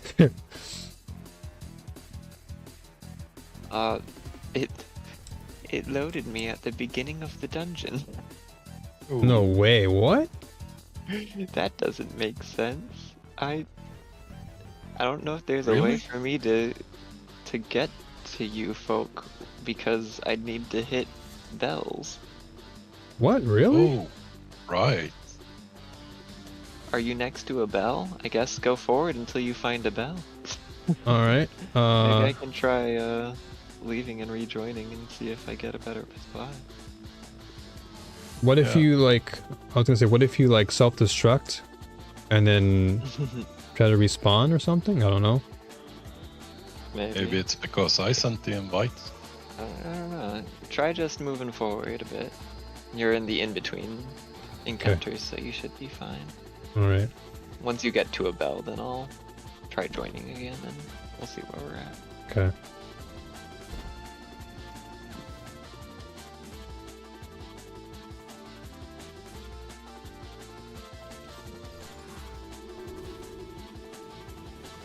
Ever downward. There was a time I would have gladly laid So I guess, do we invite here then, Gramps, or what? these crypts. Kind of. Yeah, sure. No, let me try to invite here. I don't see any bell, but we'll see. Yeah, that is a new zone. Yeah, because Let's see. hopefully it will. Maybe that spot was a dead zone, I don't know. Could be.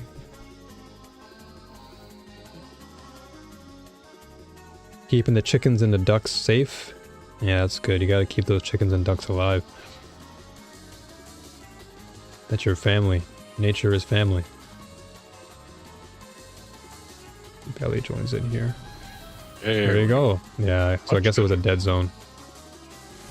Yeah, funny. Joining in between, like right after that encounter, I guess. Yeah. Interesting to know. Alright, so whenever we're ready, we can hop in and start shooting things, or is there something we have to do here first? So there's gonna be another of the little things for you to pick up, but right now we can kind of just be shooting homies, but let me teach you a quick little skip. So typically you jump down there, you jump across, and there'd be a little switch you hit there, and that pulls those things out, and you jump across on those to get up to that. And then you would jump from that onto those, and then you'd jump on that, and you'd hop across there, and then you'd hop across to this, and then you'd hop across to this. But there's also a little ledge here. Right here along the wall. Yep, yep. And then you can just jump up to this. Oh my gosh, wow. Bada bing, bada boom. What And all the things that I just described to you are no longer something we have to do. That is insane. What a time skip. Literally, it's like minutes, potential minutes skip. And bada boom. Wow. And free orb. Nice. And we just jump across. Okay.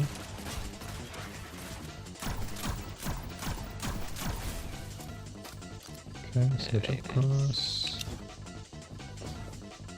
You hit the switch. I did. And now, to get the other of the pieces, you're gonna have to jump on these. Okay, so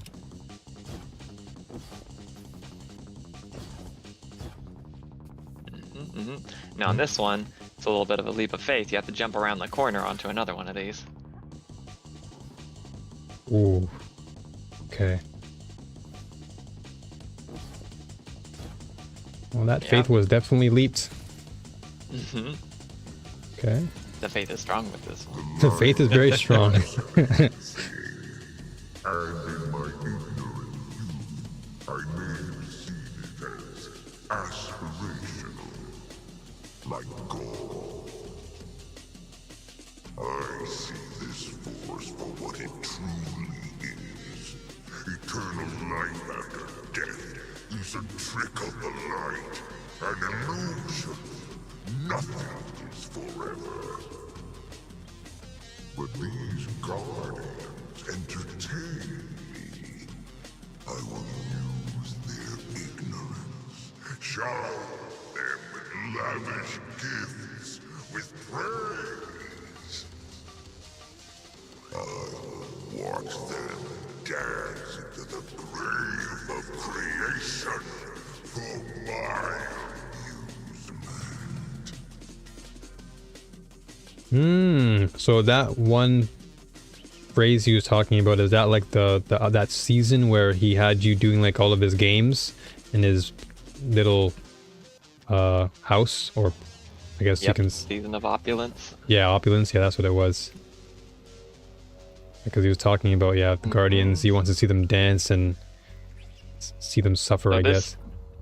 This touches on one of the ideas that was maybe the creepiest and coolest part of Presage, was the Guardian at the end of it just erupting in the egregore, showing that like the community loved Callus, the community loved Season of Opulence, the community loved the menagerie, and everyone wanted to play these activities, and everyone was getting the loot. And here Callus is showing that he was aware of it. He wasn't like getting duped by us. He knew that he was giving us a good deal, and it was intentional.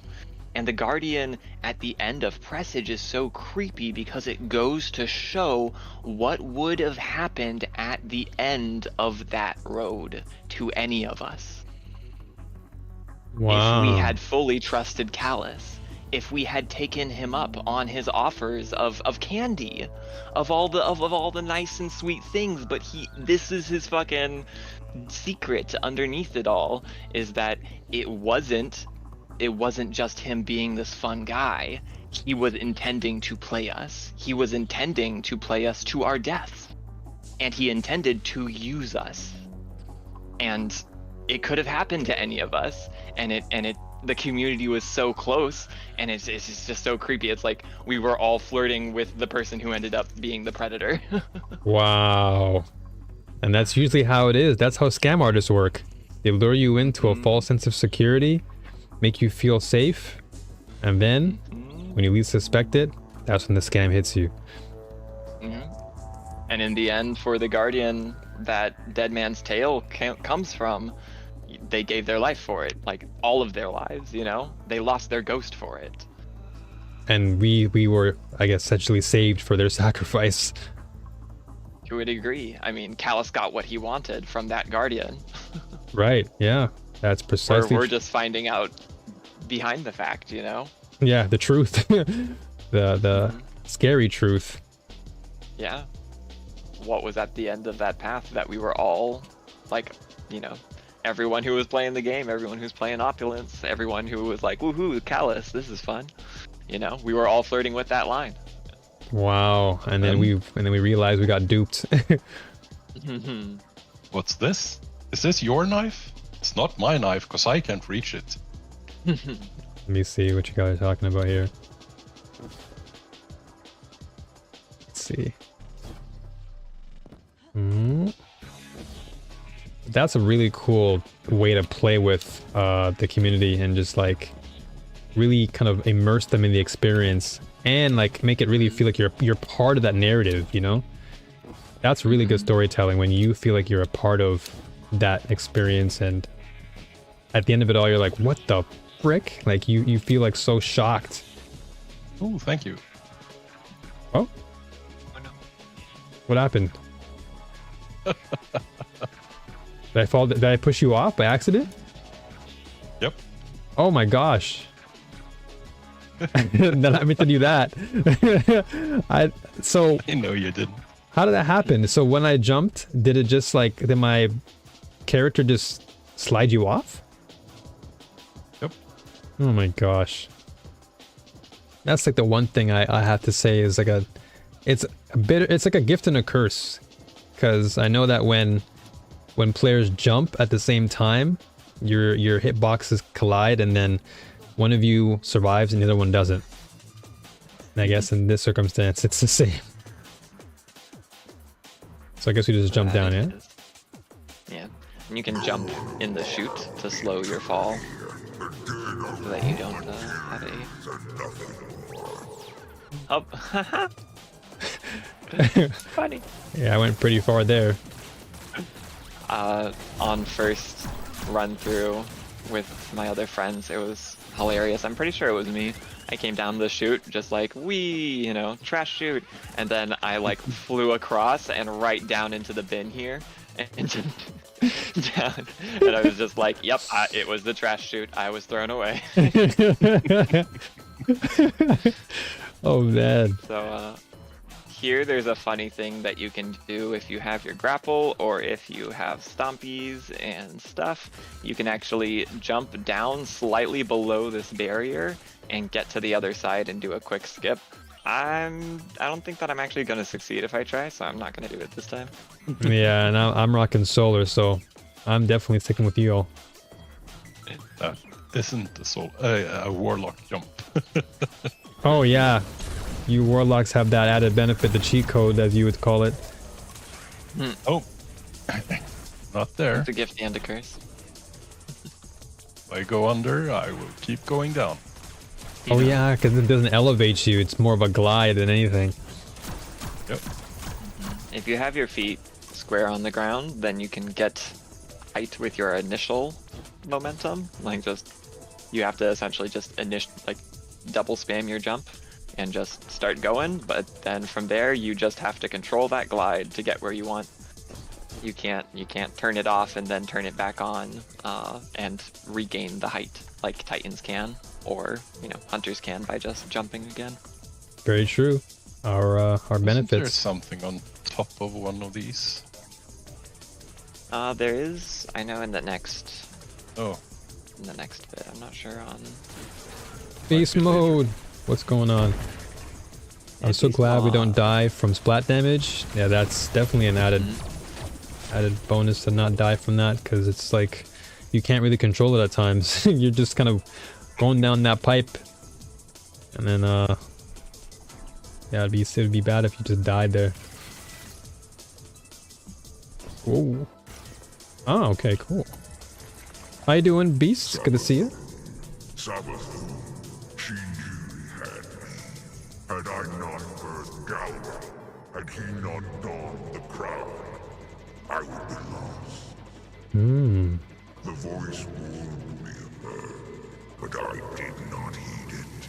And the voice is so silent now. Sabathin, of course. The promised earth is at hand, as worlds are swallowed into nothing, and I hear nothing. Excruciating silence. Perhaps I have displaced it. Or perhaps I am not listening hard enough. Hmm. Wow. So even he feared Sabathin in ways, but by the time he was able to respond to it, it's too late. I'm doing good too, beast mode. Just vibing and enjoying this lore / dungeon run with the homies Gramps and Ellie on the mic. It's pretty cool. Like learning about Callus from this particular dungeon run is really fascinating. Like I just like learning about the characters and their emotional. Like what's the word I'm looking Damage. for? Yeah, the emotional damage they suffered. Emotional damage. Emotional damage. Alright, so now I guess we just jump all the way down to where Gramps is? You gotta get to where Gramps is, yep. Good luck. Let's try and find the cheese route. There's gotta be some cheese around there. Let's see here. Is there anything that I can The possibly... cheese is that Bungie hates hunters. Oh, well. If only I had my trusted old grapple, but I think for now, I'll have to just... One... Alright, well. I just figured that the second jump, I saw it and I wasn't gonna make it. So... there's gotta be something here. Sooner. Let's see. Let's see if I can maybe... I just need something with a little more distance that gets me closer over there. A lot of hunters choose stompies. That's I see what you're saying there. Okay, I guess for this situation. Stompies, eager edge, a lightweight frame. I'm gonna wait till my cooldown happens. Grapple. Yeah, I'm grappling. Yeah. Wait till this cooldown pops up. It's gonna take some time, but we'll get there. I feel bad for being a titan in a hunter's den. You're always welcome here. It's no worries. Whether you're a titan... Sorry. No, it's all good. No worries. Yeah, don't feel bad for being a titan. Dio always comes through and provides some comedy relief with his titan jokes. Hint, you don't need cheese, just well-timed jumping for optimal distance. It's true. It is possible without it. I've seen it done. And now that you have stompies, you should be able to. Yeah, I have stompies. I opted for grapple because I was like, shortcut. It's like I'll just wait for the cooldown to happen and then get there. In worst case scenario, I wait, think do I'll it? just move out of the way. Oh yeah, just in case. Just in case I might accidentally push you off like last time.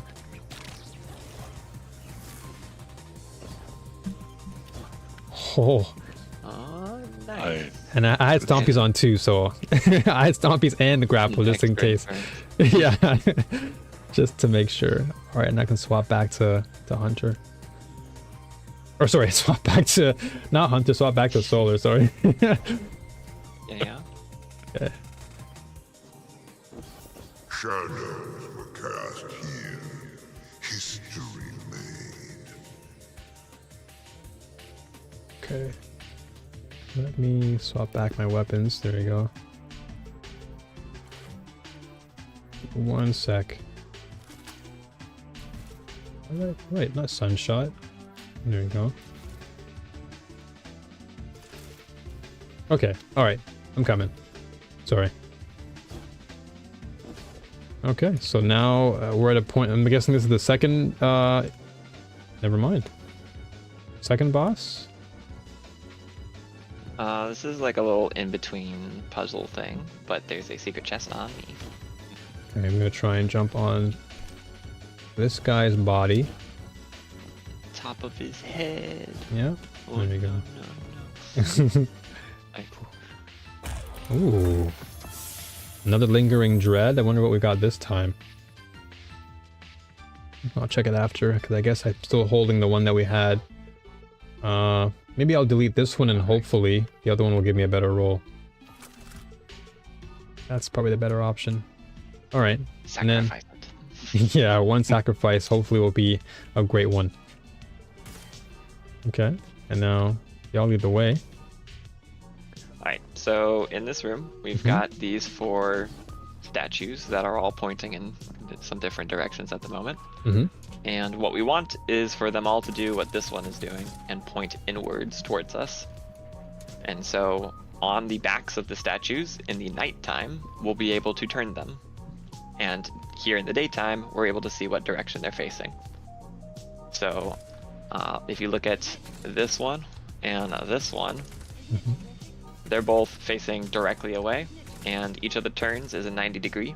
So you just have to turn each of these twice. And then this one is a little further than directly away, and I'll let you know this one is 3 times to turn it. Okay. And that's it. They all turn counterclockwise. Okay, so the back turned ones are 2, and then one on the far left is 3. Yep. Okay. And that's it. Okay. That's the combination. Cool. What- All right. So let's see here. So this So one. it's on the backs of them that you Okay. would turn it. Okay, so this one here. Oh, backs of them. Okay, so I gotta turn. There's like a Nice. little knob that you access. Ah, gotcha. and Okay. activate though. So this one was 1. Wait. You have to run up to it. It has a Ah, okay. prompt thing. So 1. Then 2. The last one I've already turned. Okay. And then, so this one, and then where Ellie is, this is the second one. Yeah, and I did this one already. Oh, But if okay. you want to make your way to the top of this statue, there's another one of the collectibles. Okay, so.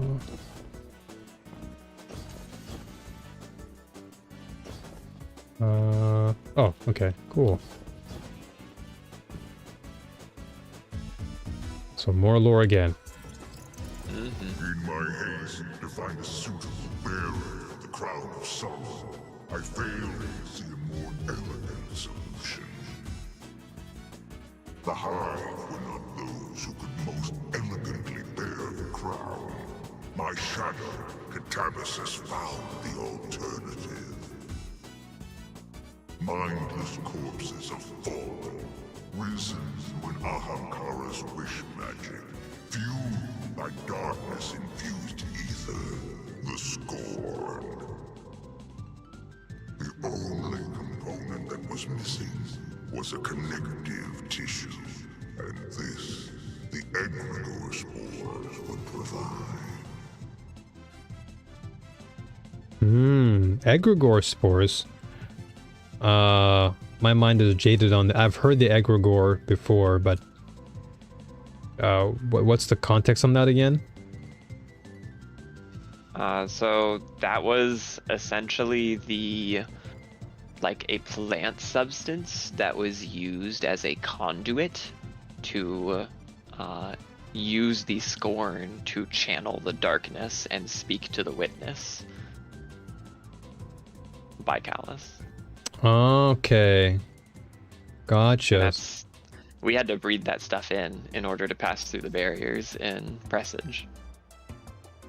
Oh, okay. That makes sense now. So those things are those things you have to shoot. Egregore spores. Yep. Gotcha. Okay. Now that makes more sense in context. Okay. I appreciate that. Thank you for Also- explaining that.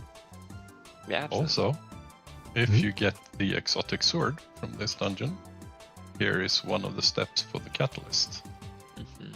Oh, missing correct standard essence. Okay. Interesting. And so how many of these essences do you have to collect? I don't really know. I want to say it's like 3. There's little mini bosses it adds throughout the dungeon, and when you kill them, they drop a standard that you have to run to get to these points. And what's interesting about it is that it actually kind of changes the run because it adds a timer to when you're in the nightmare zone. So you kind of have to do the dungeon in a different fashion and speed run all of the nightmare zone portions to get to the spots that you have to dunk it. Oh, okay. Alrighty, we open the thing, and it is open below us. Okay. Can I wait to jump If we down? return here fast enough, after having done the final turns on the statues, you can kind of see it turn and unlock and slowly open. But since we were grabbing the other thing, Oh, we didn't see the just animation fly happen. here. Mhm. Okay. Alright, Oh, so okay. for this Broke my encounter, legs. walking off of this center circle and or the stairs or bridge area is what will start it. Okay, so I'm just gonna stand here and let you explain then, because I'm not gonna move. Alright, so the mechanics are quite similar to the last one. We have 4 corners. 1, 2, 3, 4. We have these little walls in these corners that on the opposite sides of the walls, and we can't look at them right now, unfortunately, have the symbols for what direction you are going. You know, what standard will be found in that direction when we go into the Nightmare Realm. And so the way that this encounter works, it's more standard collection, but instead of only spawning 2 and us needing to find them, it spawns all 4, but we only need to grab 2 of them. In order to know which ones we need to grab, it will give us the little runes on the floor here in the center, what we need to go into the Nightmare Realm and get. And so the way that the encounter kind of flows is that we look in the center and we see which of the icons we need to go get. Then we look on the backs of the walls and arrange ourselves so that we're in the correct direction to pick up those standards. We make sure we have the bell keepers killed, and then we ring the bells to go into the Nightmare Realm. In the Nightmare Realm, one person usually will stay and clear the bell keepers, and then the other 2 people will run in the direction of that branch. There'll be like a stairwell starting approximately where the wall is in the Nightmare Realm that you will go out, and then you have to clear not every ad especially, but just clear the ads in that branch, and then it will have the standard bearer that you kill, and that will extend the timer for being there. If we go into the wrong branch and kill the wrong standard bearer, it will take away time from our timer though. So we don't want to do that. We want to make sure that we set ourselves up at the correct wall and then head in that direction. Okay. Making sense? I got the gist of that, but again, I'm sure that with failure will come opportunity to make better. So Yeah, no worries. The main thing is that it's quite similar to the other encounters. We're going to go Nightmare Realm, go and collect 2 standards, meet back at the bell, and then dunk them here in the daytime. okay. And there's going to be a mini boss that we kill, and then we just repeat that process.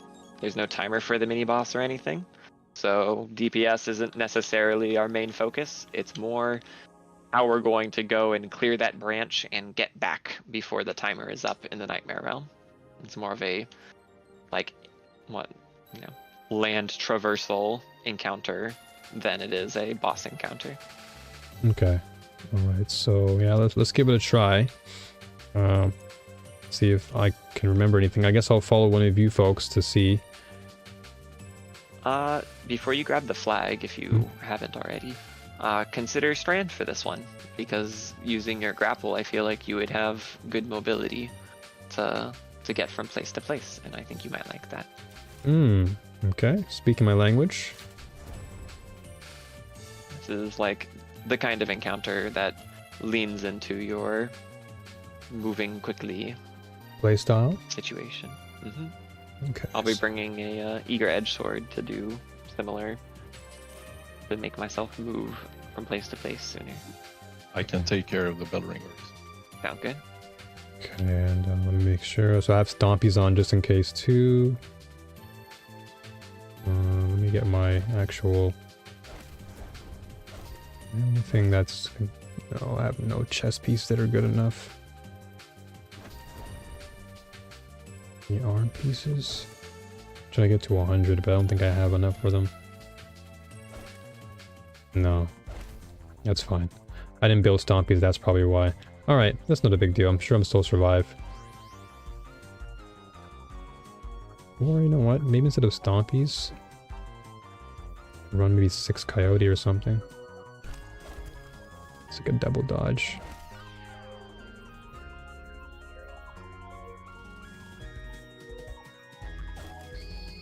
I think good chest mods here, like for resistances, would be solar. There's gonna be a lot of like frag grenades, and there's some dudes with flamethrowers and the like. Okay, I so think some solar and void would be decent resistances to run for the encounter. got it. Perfect. Yeah, I'll put those on right now. On the chests. Okay. And then anything else as far as resistance that you recommend? If you have the space for them all, solar, void, and concussive is what I would do. Solar, void, concussive. But if you don't have the energy for that, doubling up on solar, double solar and void, or just solar and void if, you know, whatever budgeting allows. Yeah, I'm good. Yeah, I got that. So I got void, concussive, and solar. Perfect. Okay. Perfect. I'll just save that for now. I will go back and alter later. Okay. And then this. Yeah, I won't worry too much about my stats all that much since it probably won't matter. It's only temporary, so okay. Alright, let's make it happen. So I'm gonna rally up. Oh, actually, mistake. I had, well, you know what? I have my gold tusk. I guess I'll be using that for some damage. I accidentally had my gold tusk equipped instead of my rocket launcher, but is that fine? That's fine. Yeah, it's fine. Okay, cool. Alright. I'm doing a sword. Cool. Alright, Awesome. well, let's try it out then. Okay, so just four Alrighty. corners. Four corners. So, and then... on the stairs side is the dogs and axes. Dogs on the left, axes on the right. I sort of think of the stairs as the like the fight club, like under the stairs, the dirty stairs, and you got the dogs and you got the axes kind of thing. And then over here, you got the fancy bridge side. And here on the fancy bridge side, we have the sun and the cup. And the sun and the cup, they're bright and fancy. Unlike the dirty stairs with the dog and the axes for, you know, the rough and tumble folk. Yes, the peasant folk, and then you've got the more illustrious on the side. Exactly. The opulent people. The opulent, yes, exactly. The opulent sun and the opulent cup. But if you ever want to double check where is where, you can just look on the back sides of those walls and you'll see the icon as the little cheat. Okay. And whenever you're ready, feel free to walk out of the circle. All right. Well, let's do it in 3, 2, 1. Oui. Circle is out. Okay. Okay. So. Hellkeepers are gone. Yep. Alright, what icons do we have in the middle new? Middle icons, we have the axe and we have the chalice. Alright. So go find axe and go find... Yeah, just... Okay, If you, whichever one you find first. If you Okay. remember what I had said. So doggo here. And then axe on this side. Perfect. And then I'll grab cup. And we can hit the bell whenever ready. I don't have see the chalice, or I don't see the axe rather. Isn't it on the back of the thing there? Oh, do I just stand there? Yeah, so you chill here. That means that you're in the right position, and we hit the bell. Got it. Okay, got it. I thought there's like I thought you picked it up or something. Now turn around, and there are stairs, and just clear all the ads in that direction. Go up the stairs and fight all the homies. Okay, gotcha. Okay, so just continue to ascend. Okay. Freezer gone. Nice. Go ahead and hop into news branch. Give some backup in case.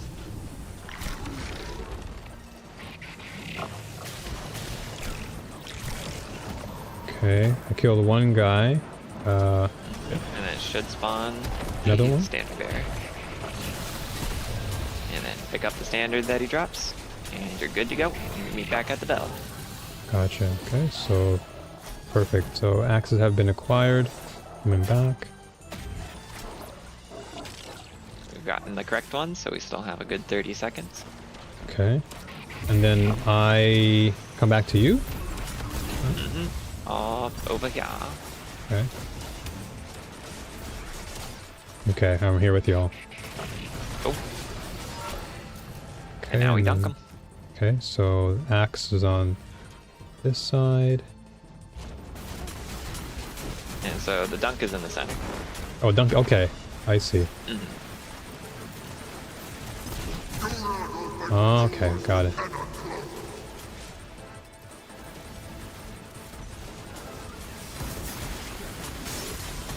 Oof. Shoot, the specters here. Okay.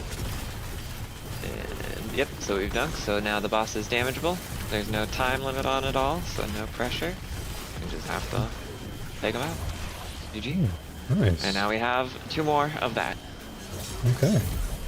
Same exact thing. So now we So have. last time it was axes and cup, so it's the opposite to this time. Yes, We have cup and dog. On my end, I see sun. Oh yeah, sorry. Sun and dog. Okay, so hold on. I just fell in between the map. Give me a second. Okay, so I'm gonna go to the sun side. Sounds good. I shall hit Oh the yeah, dog. it's the blooper one. So sun is the chalice, I guess. Sun is not the chalice. Oh, wait. Sun is over on the opposite. Oh yeah, that's right. Yeah. Okay, so sun over here. But they are both on Fancy Bridge side. Perfect. Okay. Yep. All right, so now I'm in the right Razor, spot. Yep. Mhm. Good to go. Okay. So now same thing as before, where we just destroy. Go up the stairs. Yeah. Yep. Okay. For me, I don't see anything, but I guess I'll just go up and up and up and up.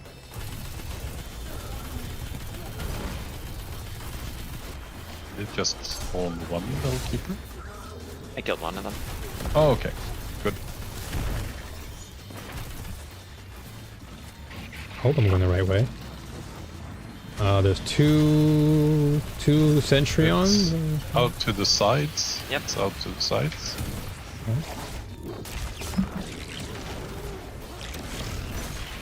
I don't know which you had, but it's not in the middle. Up. And then I believe you were over here, Neil? Yeah, I was over here. I just killed 2 guys on the top, but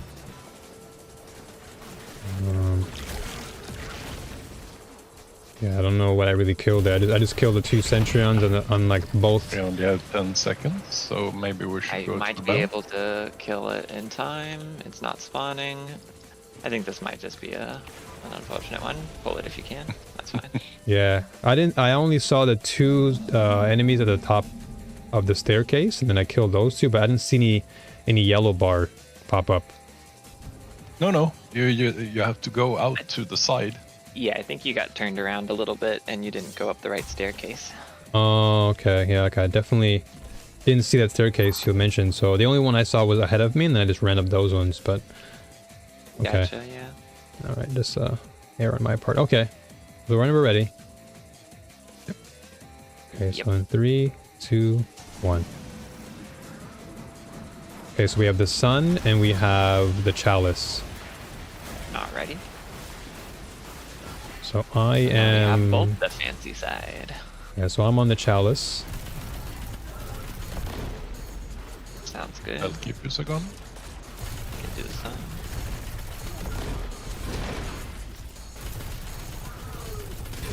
Good to go. Yep. Mhm.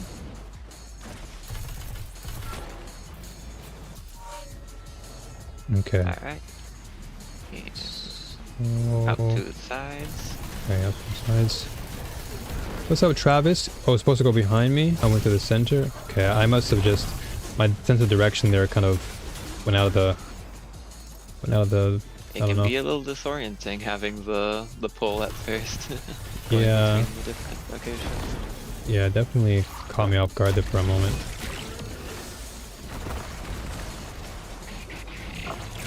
Okay, so a guy is dead up there. One will spawn in soon. Okay. Got mine. Boss is dead, and then the chalice is Iris here. is gone too. Yeah. Yep. Then we go back. Okay.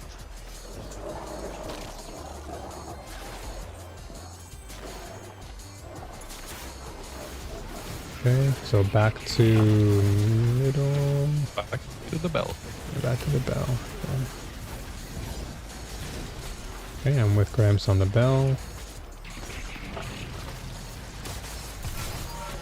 And back to chalice. Nope. Dunk in the middle. Oh yeah, that's right. So dunk in the middle. I meant the chalice in the middle, but yeah. Yeah. Okay. All right. Okay, and the next one.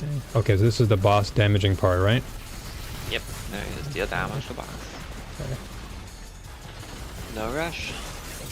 Just damage.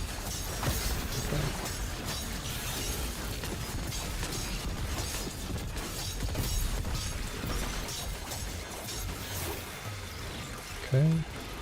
Alright, the boss. Now we So- have axe and dog. Axe and dog. So peasant land. Yeah, peasant land. Okay, so let's see. I'll go to. I'm on axe Number currently. stairs. Sounds good, I'm on dog. Okay.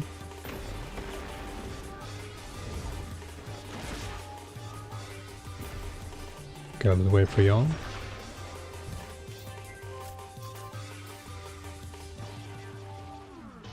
Oh. I got pooped so high I got joining allies. Oh no. Alright, you ready? Yep. I'm good. I'm good. Okay, so now look behind me. Okay, here we go. Okay, so this time I'm on the right track, so I'm gonna go up these stairs.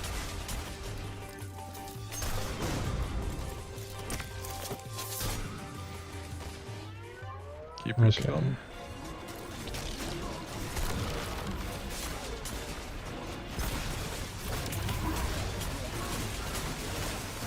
Okay, first boss up ahead.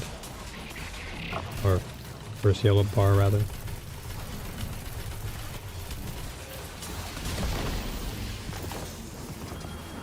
The other one is spawning in. Yep.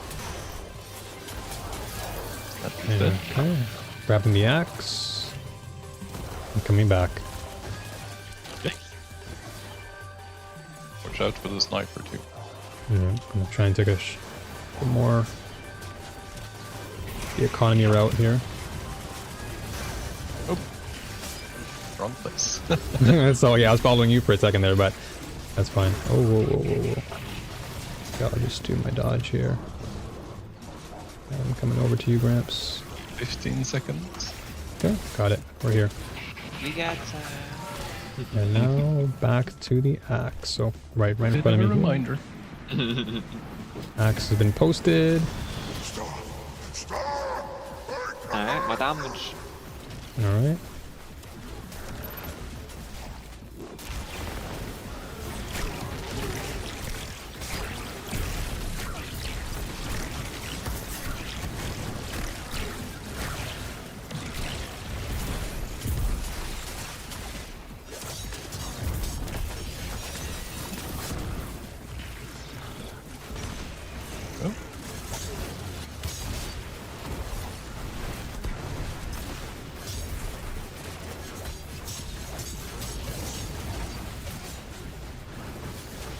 Okay, so we have Axe and Dog again, or is that...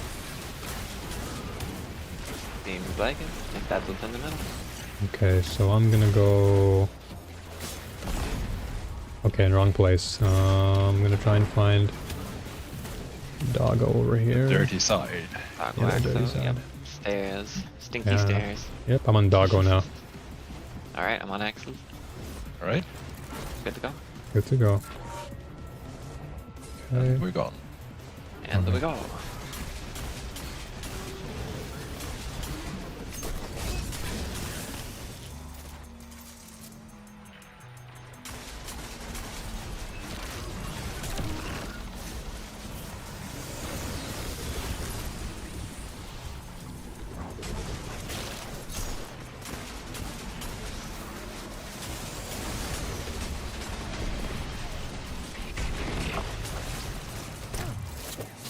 Okay, first yellow bar is down.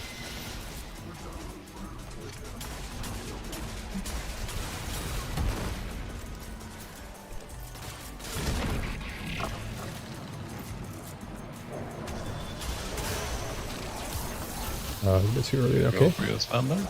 Okay, grab the banner, and I am gonna dip out of here.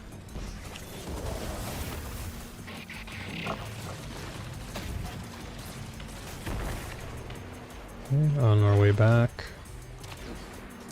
Okay. Alright, and coming upstairs. I've made orbs.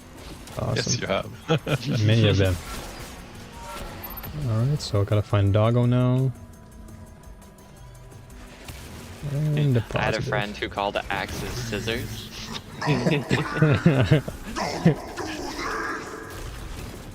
That made me happy. They're not wrong. I guess both can be technically correct. Ooh. Almost fell down in that pit.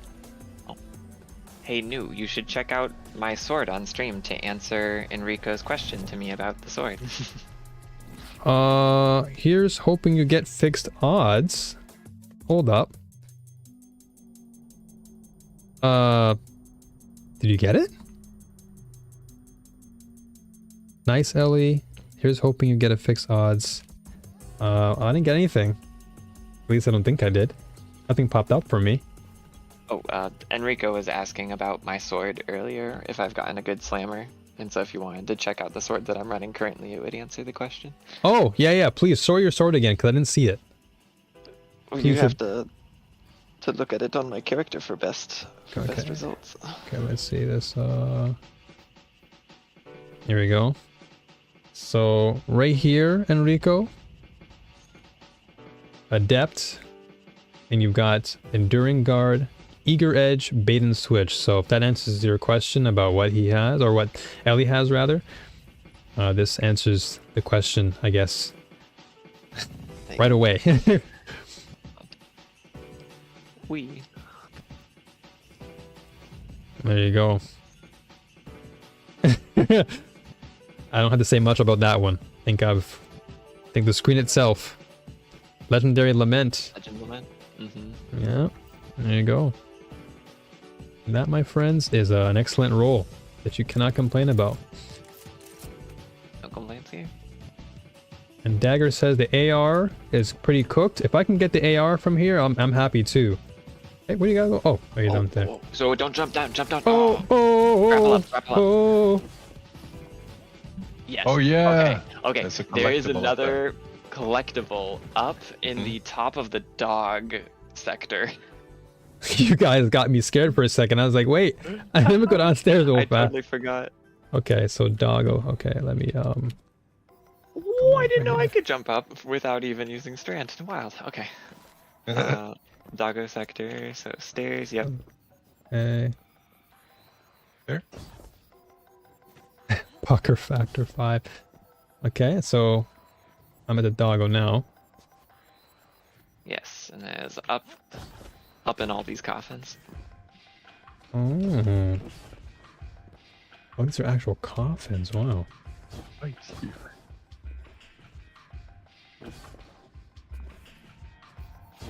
Oh, cool. Through the crowd Nice. of sorrow, the voice Remember, right after I jumped in. Because I was giddy. I was I like, thought about it before the fight, but Yeah, it's a pain to try and get like with the fight going on, so it's definitely nicer after, but survive the journey. easy to forget. Like Ah, rent asunder by a similar Nice. journey. But my Leviathan, it is strong. Its heart beats anew, and as it pierced the veil of creation, the voice greeted me. There were sad sights to behold.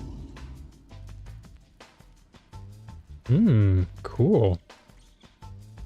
Just diving deeper into his insanity. It's like an adventure. Mm-hmm. Alright. Is it safe You now to could jump hear down? like the mini bosses that we just fought in that encounter were some of the tormentors of Callus, some of the people that overthrew him, some of the people that he trusted who ended up backstabbing him, and you know, taking power from him, taking the position and leaving him with just his own, you know, little kingdom, no longer the head of the Cabal. And you could hear different voice lines from Callus with like no, stop, and whatnot, and you can hear it. He's having a bad time or whatever, and it was really kind of putting a little bit of his trauma on display that we're sort of unraveling in some of these bosses that we're fighting. So we're basically just fighting his demons. Yeah, literally. That's a scary thought to think of. Ooh, Storm Chaser? Is this the one y'all are talking about? Oh, it's a good LFR. Okay, so I'll take off Ross Arg. I already have a god roll on that. Let's see. Storm Chaser, Clown Cartridge, and Frenzy. Sounds interesting. Then I have Enhanced Ooh, the design though is really nice. The weapons from this dungeon look like they want to hurt something, and it doesn't even matter if it's you. Yeah, especially with the blood red edge. Damn, yeah, this is very sharp. Okay, I want to put this on there. I'm actually Not a bad roll either. It's decent. Yeah, I'm gonna keep it and try it. Why not? Kind of resembles a Doom Petitioner. Yeah, now that you mentioned it, Doom Petition also has that very, very similar edge. Although Doom Petitioner has 4 sharp edges at the end of it, whereas Storm Chaser just has 1 long bayonetta type of design, where if you get too close, you might just get skewered. Yeah, real. Gee Louise. All right, well let's keep progressing deeper into this man's consciousness. See what else we can find. Dagger says, I thought if this was Callus's subconscious, it would be more cheesecake flavored. What do you think inspired the coloring? Very yellow. Look at this lovely cheesecake flavored rug. Very, Look very at all these cheesy-like. slices of cheesecake he's got in his fridges. Red velvet cake guns. Oh man, that's actually very funny that you mentioned the yellow and the cheese, the yellow being in the room. Actually very funny. And all this represents his greed with all the money lying around. Yeah, opulence. Yeah, the opulence, yeah. Massive amounts of it. None of which he actually was able to secure because he's dead. Okay. What So did it do true. for him? Exactly, it did nothing. Money can't save you when you're dead. Alright, back to solar, unless of course there's something else I have to do, but I'm sure I'll be surprised by that. There's a funny skip you can do here using grapples to just skip this entire next section of parkour and basically go right next to the boss room. But because we're getting collectibles and stuff for you, we'll probably save that for another run. Oh yeah, I'll stick to solar and just get the collectibles because I'm enjoying the lore, so it's very fascinating. You got this one under the bed. Interesting that they use purple as a under the bed. Like, purple usually represents royalty, but in this case, I guess it represents like, I'm gonna think of what this represents. It's mine to me, and I saw my darkest desire be reality. I will be the last. It is my right. I am the herald. I am the end. I guess in that sense, when you did say I am the herald, I am the end, I guess in his mind it does represent royalty, since, you know, his bed is here, you've got the opulence around him, he feels like he's in control, and of course being in the bed, as you being in bed, blanket. exactly, comfort, exactly, you feel comfortable, you feel like, okay, I'm in control of my surroundings, the bed is my, I guess you can say, castle, if you will. Interesting. I guess he was speaking like this during, like, while he was in bed? I don't even know if this is technically a bed. I just call it the bed to be funny. Oh, okay. I thought it was a bed. But whatever it is, yeah, I'm guessing it refers to, like, royalty and him wanting to just feel like he's in direct control. And where the heck are you? Oh! Okay, there you Seems guys are. almost like a pyramid artifact of some sort. If you look at the architecture on it. Yeah, let me go back up and actually scan it. 'Cause I'm very peculiar with these Kind things. of covered by the thing, but it almost looks kind of like an obelisk from the pyramids. Because the drapery does give off the impression that it is somewhat of a bed, because you have like the, I don't know what you'd call it, like the top part of the bed, like the drapery going down towards it. Yeah, like the sheet or whatever. Yeah, the sheet, yeah. Oh yeah, and then yeah, having the drapery, the linens coming down. Yeah. Down. Exactly, yeah. That makes a lot of sense. Alright, I guess Alright. now we just zap the enemies above, or? So over here we have another bell. Oh, okay. Be going on another adventure with bells. More bells, and this time we're not saved by it. No. One thing that you will notice is that everywhere where you have that purple guck and all of this treasure and whatnot, it all goes bye-bye. Okay. Which, you know, now that we've been discussing it so much, you know, thinking about it from an analytical angle, I feel like it's interesting that all of that wealth did nothing for stability and did nothing to create actual ground for us to stand on. That one's deep, yeah. Actual facts. So in the end, all of that just ultimately led him to nothing. But that's usually how it goes with most villains, or just in general. Like you feel like you have this bridge in which you feel like you are in firm foundation of, but yet that very same bridge you created is actually more unstable than you actually initially realized. It's like the need for control actually does the opposite. You lose it. Desperation actually is your enemy there. It's all it's a fallacy, you know? Yep, exactly. It's of course, and it's we're in his head, so it's nothing but an image, a distorted mind, or delusion, as we would say.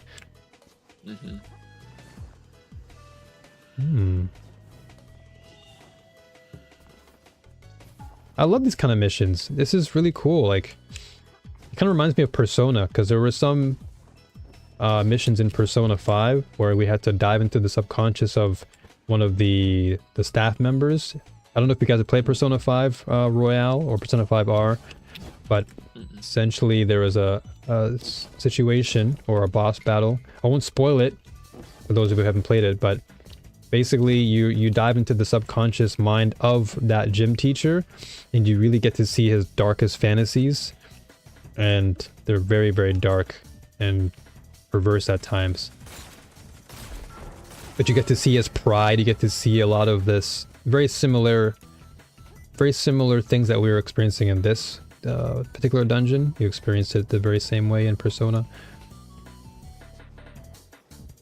Oh no, this reminds me of freaking Spire the Watcher, man. Good grief. Kind of like the ogres. Yeah, but this time, luckily, there aren't none of those guys. I hope. No ogres. No ogres. No ogres.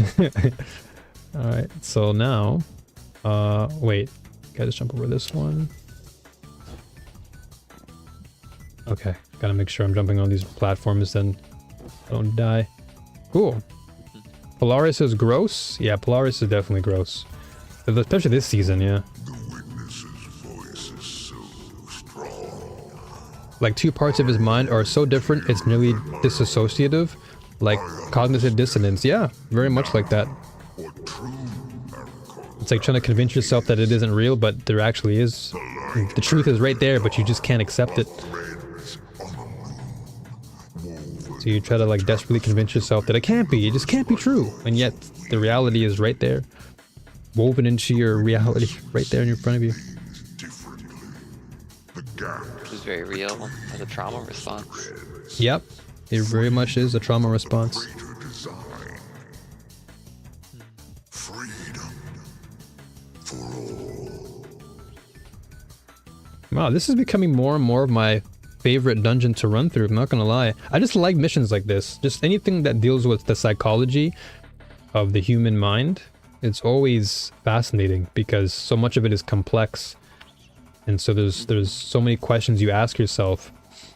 But then that same pondering is what makes it fascinating because we are humans experiencing a human, I guess not flaw, but it's like a human behavior that we all encounter.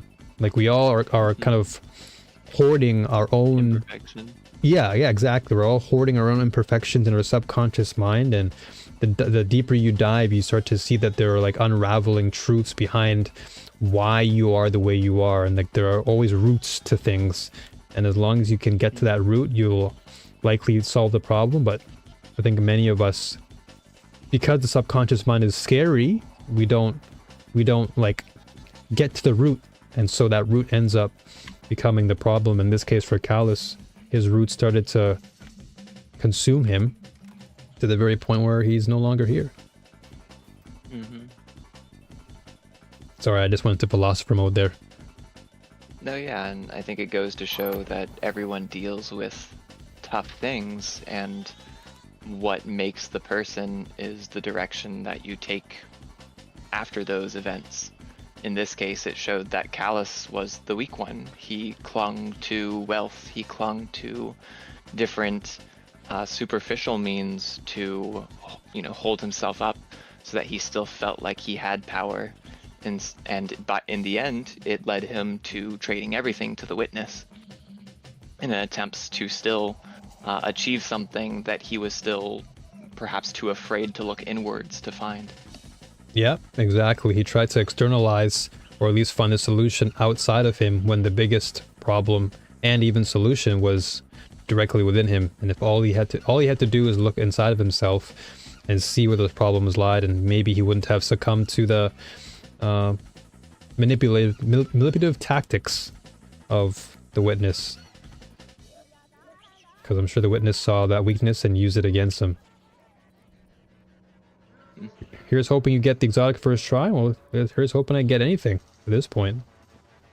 I'm just enjoying the journey right now. This is a very cool and exciting lore that, once again, anything that deals with the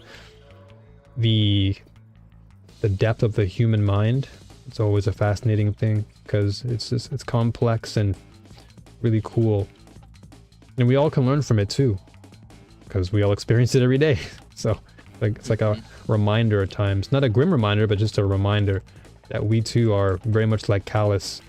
And it kind of like it humanizes him too, I think we at times we just see a villain and we think, oh, this villain is bad or whatever, and then we just kind of write him off as such. But oftentimes villains carry the most grief hence why they became villains in the first place. And they're just trying to externalize that grief through this obsession with power and a means to manipulate others, because perhaps they too were manipulated and traumatized, and so the only way that you can solve that is by doing the very thing that others done to you. That's the way I see That's it. honestly cycle. one of the things that I love the most about Star Wars Rogue One, and also what's the series called, Andor. Oh yes! Oh my gosh! Yes, yes. They actually humanize the bad guys. Yes, very much so. Yeah. Because when you see towards the end, and I don't want to spoil Andor for those who didn't watch it, but much like Graham said, you know, we see both sides of the spectrum in Andor, where you see the good side, you see how things develop, but you also see the emotional baggage that a lot of the Empire does carry, and How they struggle. yeah, and how they also struggle too. Like they also have their own inner conflicts, and much of those conflicts contributed to the, you know, what the Empire has become. But there was like one line in that show that really struck me, and it's something. I know it was something about power, and I forgot what it was said. I gotta find it. Hold on. Let me Google it, because it was a very powerful line. This was in a scene where they're both in prison. It was like the main character was in prison, and oh yeah, that's what he said. So in Andor, this was in, I forgot which part it was, but he says power doesn't panic, and so when Andor said that, not Andor, but basically the main protagonist says this, Cassian says this to the prison guard, and he says that because in that moment everyone was escaping, and so there is a scenario where Cassian recognizes that in the grand scheme of things, a person with true power will never panic. But we see this with the Empire, where they exercise all this power. They have this, you know, quote unquote iron grip on, you know, the galaxy, and yet they panic. They panic so much because Andor was able to basically get under that tight grip. He snuck his way in, and basically this prison was supposedly like unbreakable. Like you could not get through it. It was on like an isolated land, and like once you were there, you could not escape. And Cassian was like, nope, that's not gonna happen. He outsmarted everyone, and he made it out of the prison alive, which is crazy. And so when he said power doesn't panic, that hit me really hard, because the Empire literally is the opposite, where they're just panicking. They have all this, they have this quote unquote power, and yet with all this power and control, they panic when under pressure. So there's no power at all. They're actually quite weak. Because Cassian himself didn't panic. He was so calm and cool and collected. He navigated his way through the adversity and got through it. And then the Empire is still desperately after him, even after all that. So if you really had power, you wouldn't be panicking, because it's like, well, whatever. That's just one little morsel that we can easily erase. But they were like all over the place. What do we do? How did they get through the prison? And it was just this crazy spin on things. And please watch Andor. I can go on for days about that show. Yeah. Like, Fantastic show. yeah, an absolute amazing show from start to finish. Such an amazing show. If you love espionage, if you love the sci-fi, of course, if you love Star Wars, Andor is hands down one of the best that I've ever watched for anything Star Wars related. And I'm a huge fan of Ahsoka, but Andor was, whew, that show delivered on so many levels. I think Ahsoka kind of was somewhat disappointing towards the very end, but then again, there may have been some reasoning behind it, lore-wise, and I can't wait for the second season, because that's going to be crazy good. But yeah, please watch Andor if you're a Star Wars fan. You will not regret it. Lollipop coming through. I've enjoyed all the Star Wars series they have thus far. Yeah, same. I mean, maybe with the exception of a couple. Like Book of Boba was okay, but I definitely loved Ahsoka, Tales of the Jedi. Oops, odd. It's a bit too much for me. There we go. But yeah, most of the Star Wars shows that were on have been great. And I'm looking forward to Acolyte now, which I just announced is coming out in June. That looks really promising. Alright, so please, I'll shut up now. Ellie, go ahead.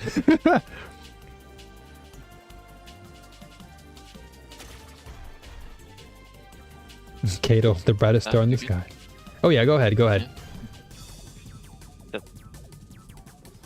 You were, I wasn't holding in anything. You're good. I was just listening. Oh, okay. No, okay. I thought you were like gonna teach something about this particular area. That's why I was like, okay, I'll shut up and wait. No, I slowed down to listen to the voice line from Callus. Interesting to know the reasoning behind the name title, what it represented to him. It was the brightest star in the sky of the Cabal homeworld, I assume. Torobatl, which is now lost to them, taken over by Xivu Arath and the Witness. And that's why we have Keitel in our solar system, is because their home system is gone. It has been taken from them, and Keitel was named for the brightest star there. Wow. And I think maybe if it has any similar significance to, in our solar system, the brightest star is used in navigation.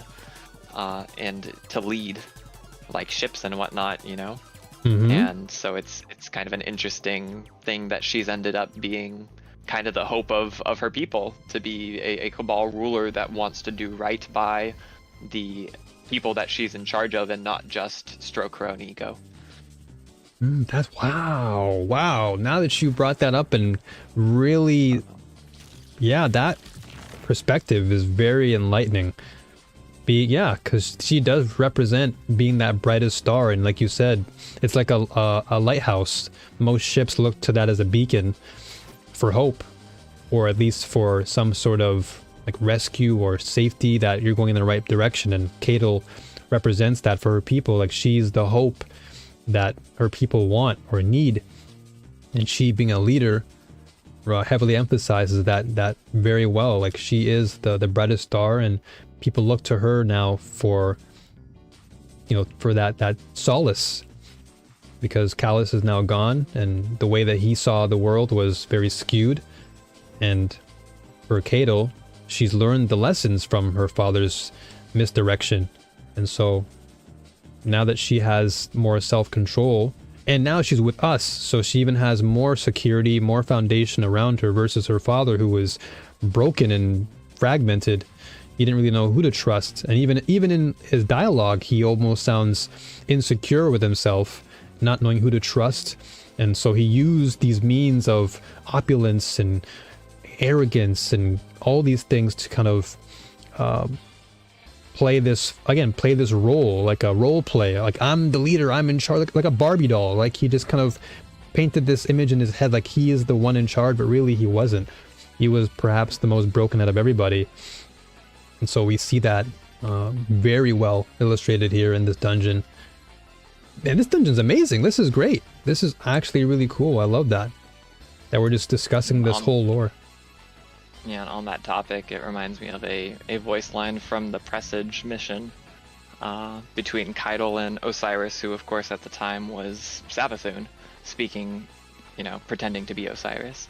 And Keitel is commenting, the Cabal have suffered too many losses for vanity. Petulance, first Callus, then Gaul, and then Osiris says, but not you. And Keitel says, don't insult me. I've grown wise from watching monuments topple. No mercy for false gods. And it goes to show what her father really did for her. Right. And what, you know, was actually set up for her to lead. Right, the catalyst, if anything. Yeah, that's actually insane. So the real lesson that was learned was through his faults, through his imperfections. She took that as the real lesson, not so much of his power, but more so his lack thereof. And she recognized that true power doesn't come from panic or, insecurity, but rather it comes from a place of purity. That's crazy. Did I agree to what you and PP said? That didn't sound right coming out of my mouth. But as far as that deal, you guys are more than welcome to do a solo run of Ghost of the Deep.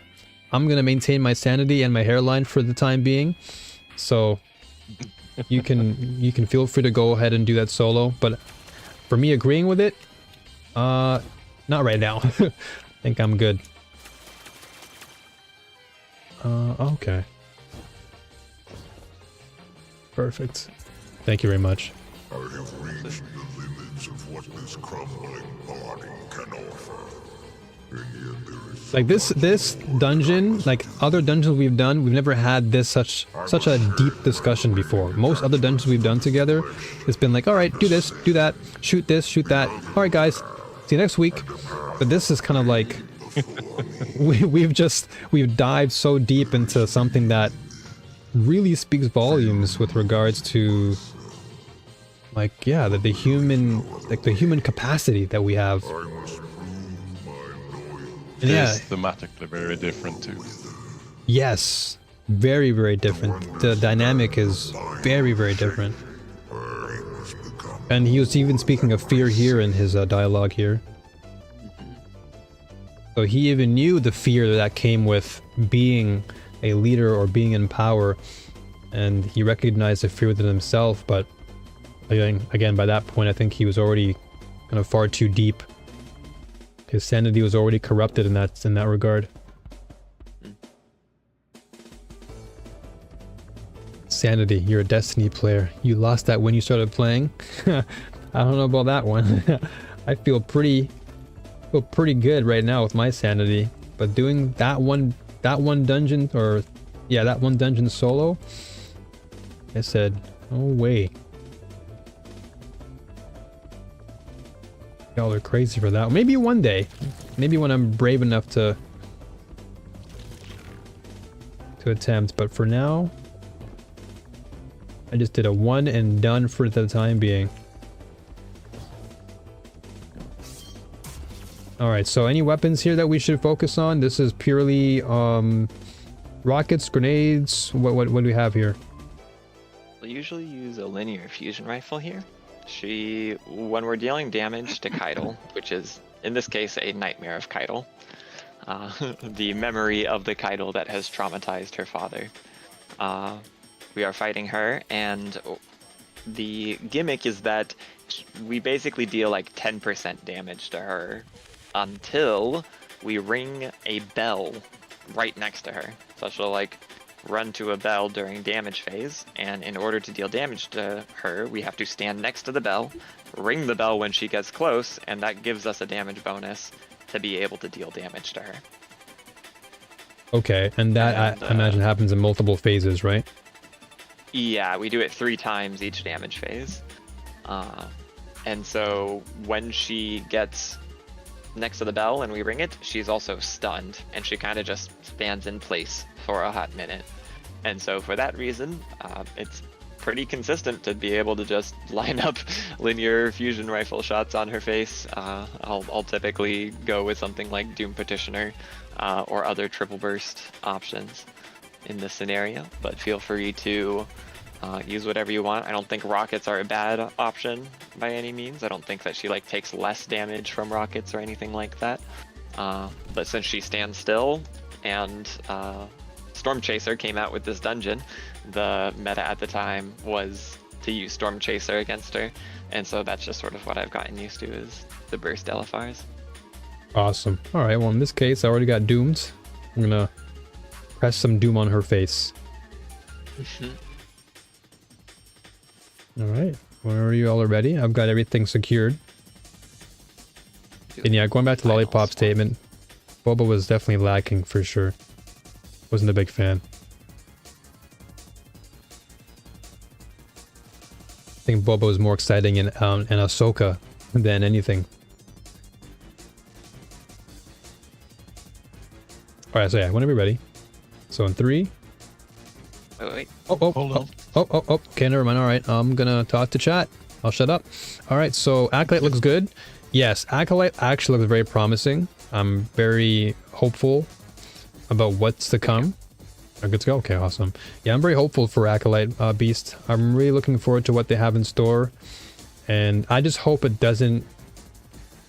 I just hope they don't go down this route of just... You know, they give us something great to bite on, and then towards the end of the season is complete, utter garbage. Because we've had that happen in a couple of Mandalorian seasons, like toward the end. Like I think it was, I can't remember what season it was, but it was a really lackluster season for Mandalorian. So I really hope they just are consistent with this. Give us some really good narrative and backstory, because this is like the prequel of the prequel. So this is 100 years before Phantom of the Menace. So I want to really get a grasp of why the Jedis were slaughtered and all these things.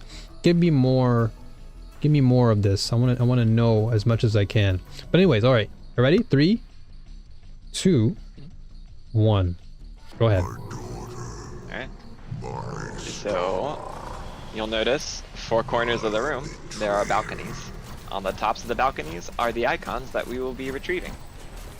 And so basically same as last time, just set yourself up on the balconies that match the icons that we will be told to get by these spots here in the center. There's these chains going up to this massive bell, and we need to get the icons that are at the base of the chains. Start with just 2, and then we have to get the other 2. Looks like they're both on this side for this. Well, Sun and Chalice. So we got Sun and Chalice. So Sun is over on the top of that door, and Chalice is over on top of this one. So okay, that works. I'm gonna go to Sun. I'm on my way to Chalice. Okay. And there are 3 bells this time, which means when we go into the other world, there are going to be 2 sets of bell keepers on the other 2 bells that were not rung. Okay.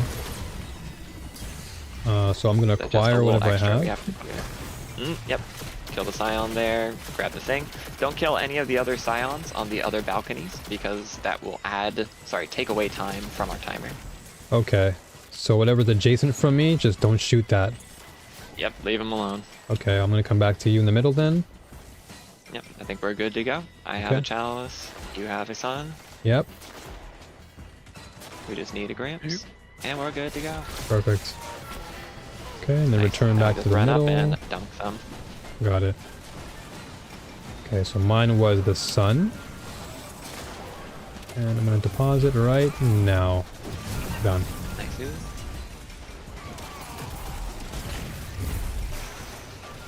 And now I've done. Okay. Now we should have 2 more. We have Doggo and Axes. Okay, so I will The go opposite to... I'll go to Doggo since it's right in front of me. Sound good? I'll go to Axes. Okay. I am on the Axes.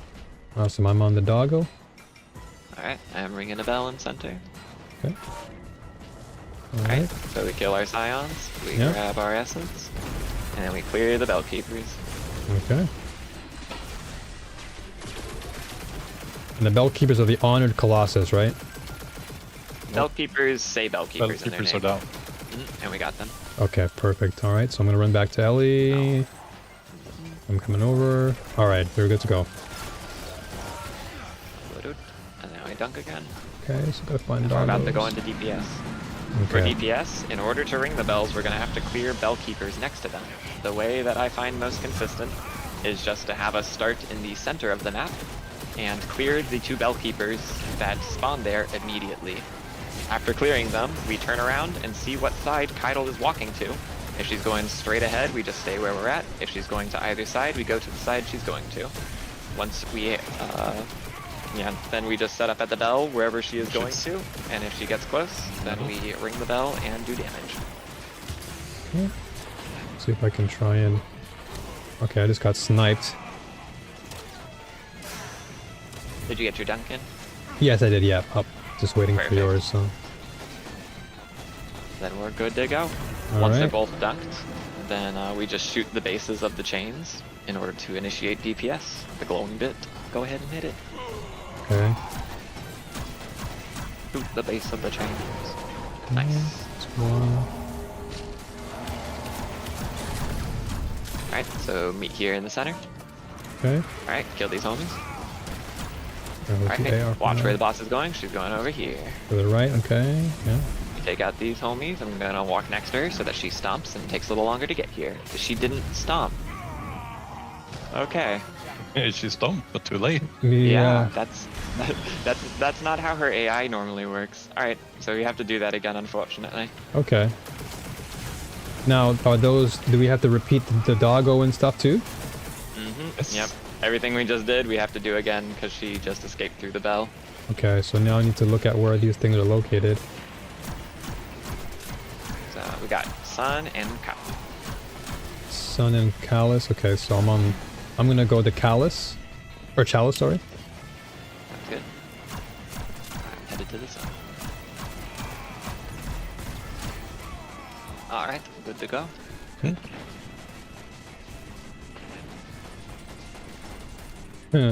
Yeah, Kate'll not playing nice today. Goofy AI, yeah. Also, good to see you, Yeah, 'cause- Atrax. Yep, okay, yep. Atrax knows. Atrax knows that I was doing what was necessary for that to go perfectly fine. Atrax knows that title's being weird there.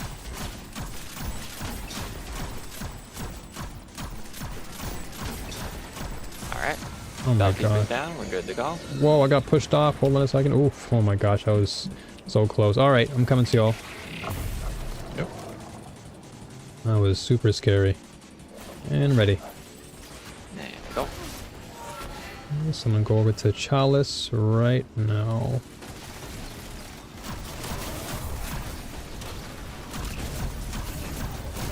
Oh, you know, I'm just gonna ARs here. AR is probably the easiest method.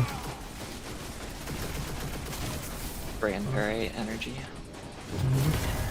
Alright, Chalice has been deposited. We have Chalice and Sun again. Alright, that makes life easier. So I'm gonna be on Sun. That works. I'm headed to Chalice. We can ring a bell. Awesome. When you're there. Yep, I'm ready. Alright. In the far one. Okay. Oh my gosh.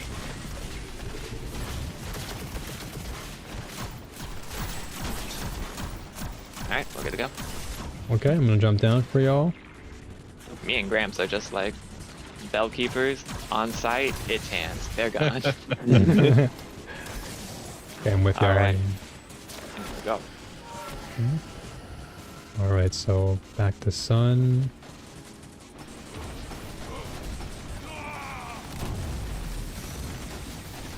Okay, Sun deposited. Cup deposited. We shoot the chains. Okay, shooting the chain. Okay, And we go mid okay, coming mid. and shoot these guys. On site with the bell keeper. She's going to the same side. See if she'll Okay. actually stomp this time. Got her to stomp properly. Nice. How about another? There we go. Easy peasy. Keeper's down. Alright, Okay. and now she's close. We shoot. And damage her. Alright. Go ham. For the forehead. Right in the crown. Right in the Give it to her in crown. the royalty. The cranium. Oof. Let's go ahead and clear these homies. Alright.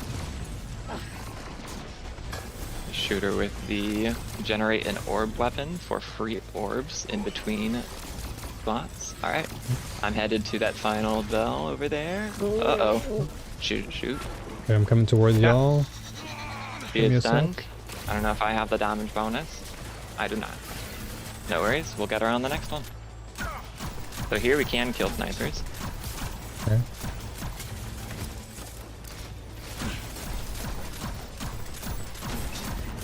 Alright.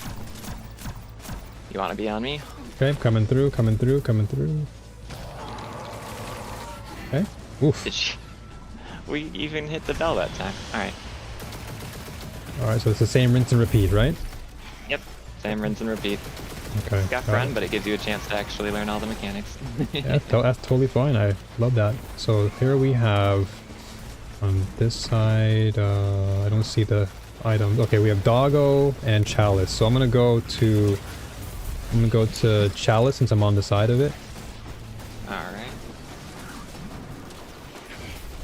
Or no, sorry, I'm gonna go Doggo. Sorry, Doggo. I'll go to Doggo. Sounds good. I'm on Okay. Chalice. Okay. Yeah, because they're like, adjacent. Here we go. The Okay. papers down. Hit him. And bell. Mm-hmm. Okay, bell rung.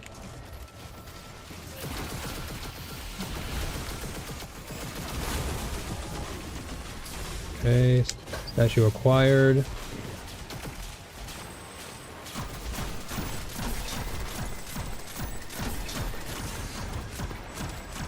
Okay, I'm coming down to mid. And we're good to bell. Okay.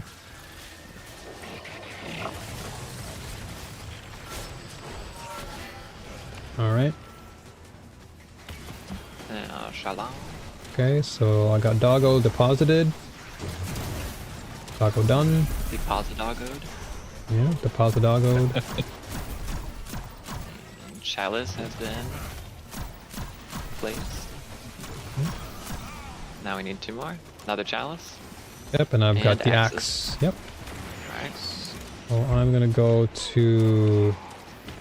I'll go to axe since I'm on that side, I guess. Either one. Okay, yeah, I'll go to axe.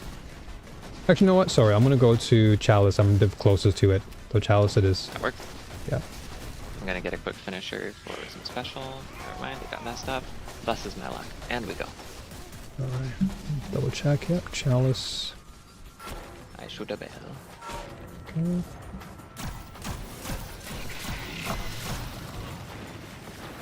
Okay.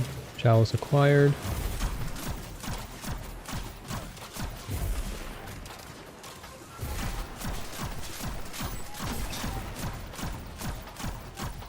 Alright, we're good to go. Okay. Moving down mid.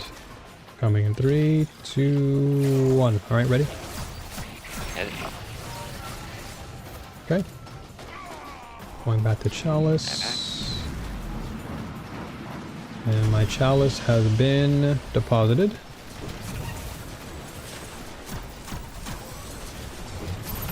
Ooh. Alright, we're good to go to DPS, I think. Okay. I'm gonna follow where you guys both are going. Okay. Coming towards Gramps, where the bell is. Alright, where's she going?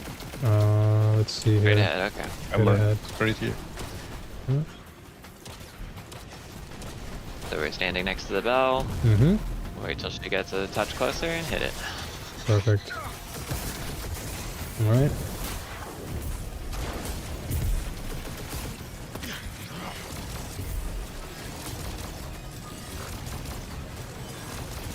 Alright, very good. Looks like she's headed this side. Yep. Where's the remaining keeper? He's right here. I'll go by. And we hit. Think she's good. She's stunned.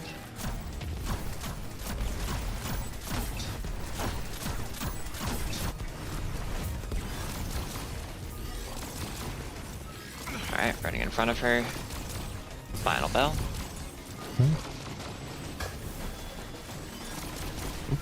Okay, I'm coming. I'm a bit Getting here late. to stomp.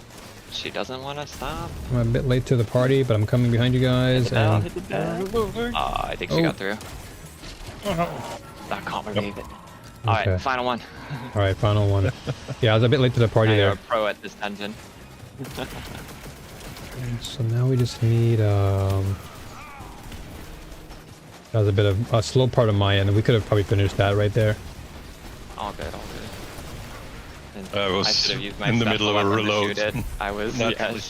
shooting with my primary and it worked out how it did. It is what it is. Doggo and axe. So I'm gonna go to Doggo. Yep, I'm on X. Okay. Gonna grab some orbs here. And okay, I'm on Doggo. So whenever y'all are ready. Alright, hit the bell closest to you. Yep.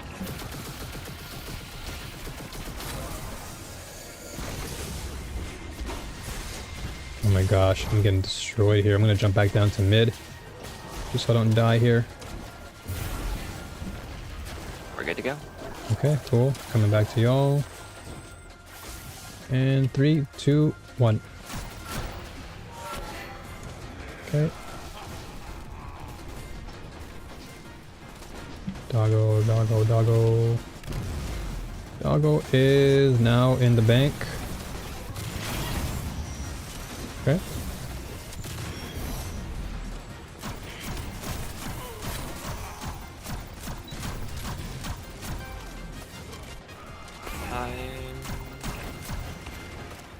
You good? Wait, I have axe. I don't see where to place it. Am I blind? Axe should be... There it is. Yeah, there you go, yeah. Alright, now we got sun and we got dog.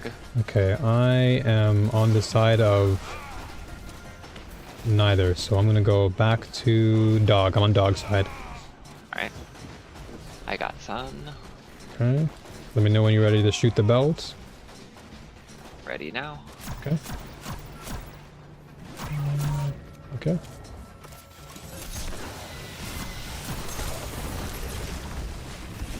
Keepers are gone. Some on the other side. I'm gonna There we come go. down mid. Now they're all clear. Okay. Bell mid. Yeah, bell mid, right with y'all. Alright. Okay, now I had Doggo. Doggo is going to be deposited in 3, 2, 1. Doggo deposited. Just gonna reposition here. We should be good to hit center. Alright. I'm just trapped here. Okay, I'm in center with the Gramps. Alright, hitting the chains.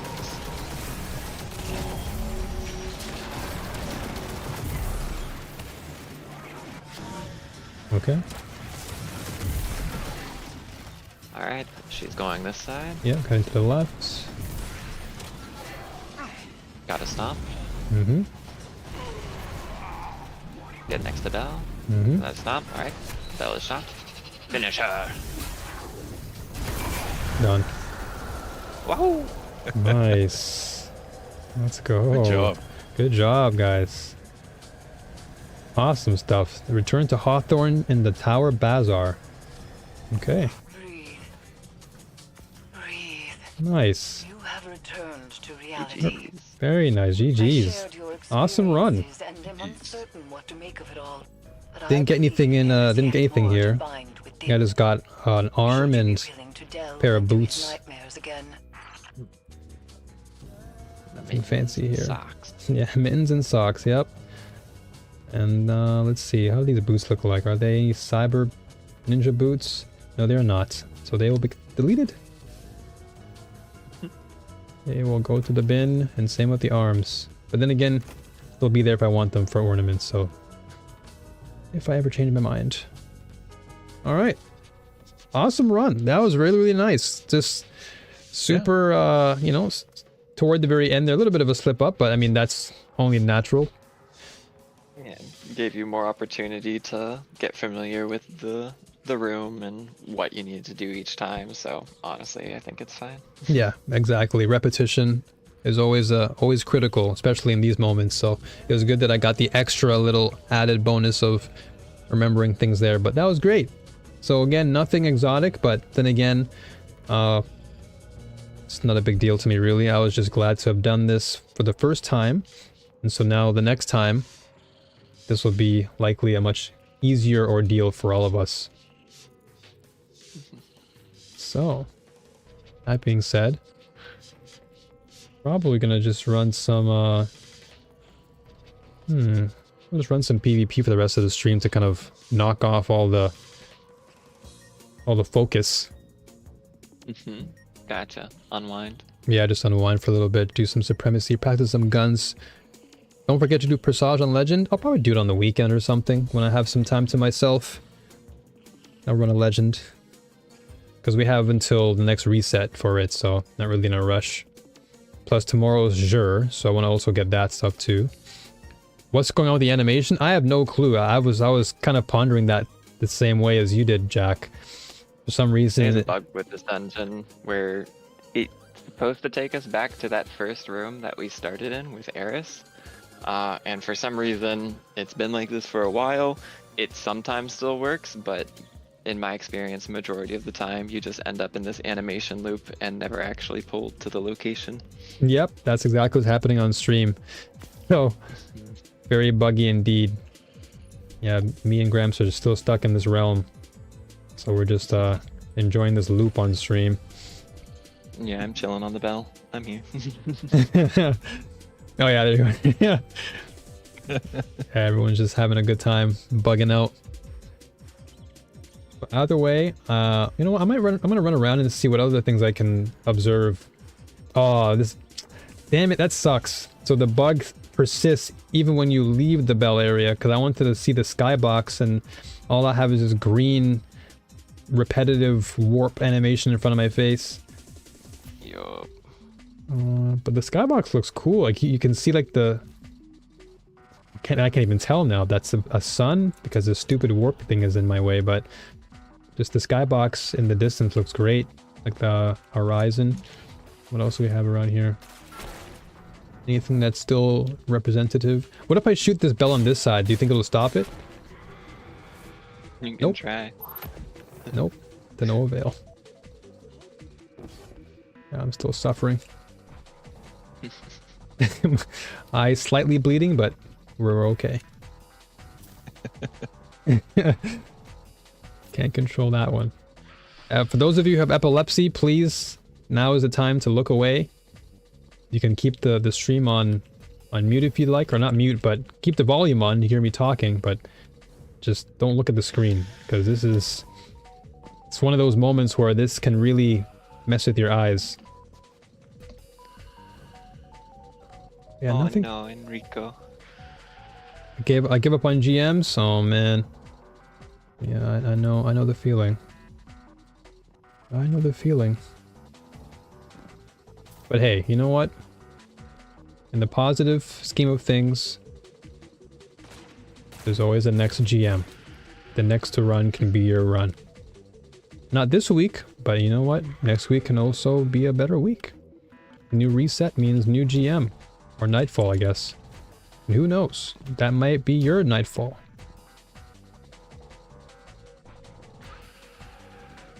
Yeah, nothing else here detail-wise. I'm just looking. Okay, there are pillars. Yeah, I was looking for something that would be like indicative of Callus or Cadel in this sense, and their broken relationship, but I don't see anything that's significant here. Yeah.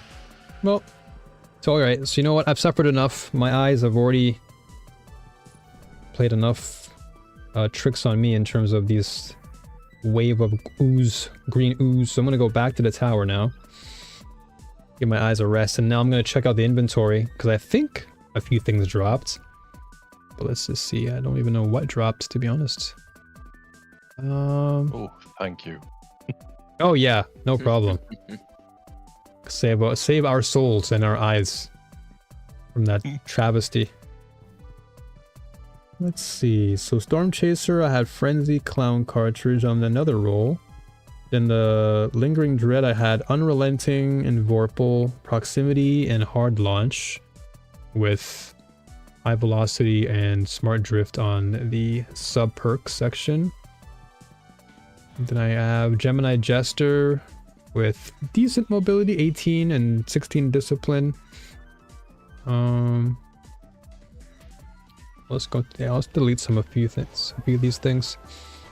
This mask I might delete. I don't think I have anything that I would want to invest in, because all of my masks are now. Oh, I lie. Okay, so my mask of. Oh, my Assassin's Cowl could also use that. I think I'll take that one then. I'll just give my cowl 1809, so it's just one step closer to 10.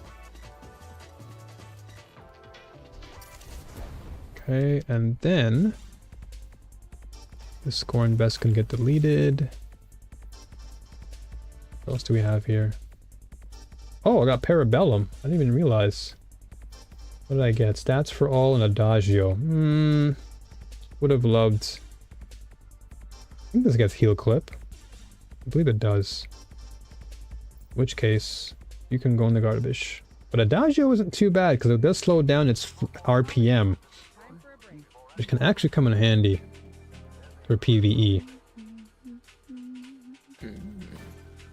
being able to slow down the amount of damage, well, not damage, but RPM 900 can be a bit, let's say, challenging to control. But lowering it with Adagio and getting more damage can also be of great benefit.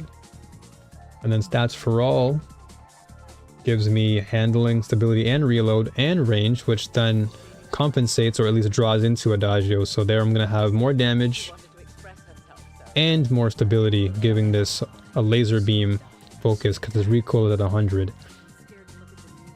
Nice. Yeah, I'm going to lock this one then. It's not what I want, but can certainly have its perks. So you get slotted in, and I'm looking at 282 in my... Oh, seeing that number being close to 300 is really scaring me. Okay. If you're interested in what red borders you have unlocked and what progress you have on different red borders, there's a good website for it. Oh, please It's share. called engram.blue. Oh, I actually have that bookmarked. I used that website before. I watched a video when Dado was doing this quiz about like what's in your vault or something, or do you know your vault well? Okay, Thank you for that. It's a good reminder. no problem. Let's see, crafting progress. Oh yeah, let me log in then. Let's see. Oh wow, yeah, this is actually one part of the piece I did not venture to. Let's see. So my Eremite needs 3 more. Bria's done. Dead Messenger's done. Revision's done.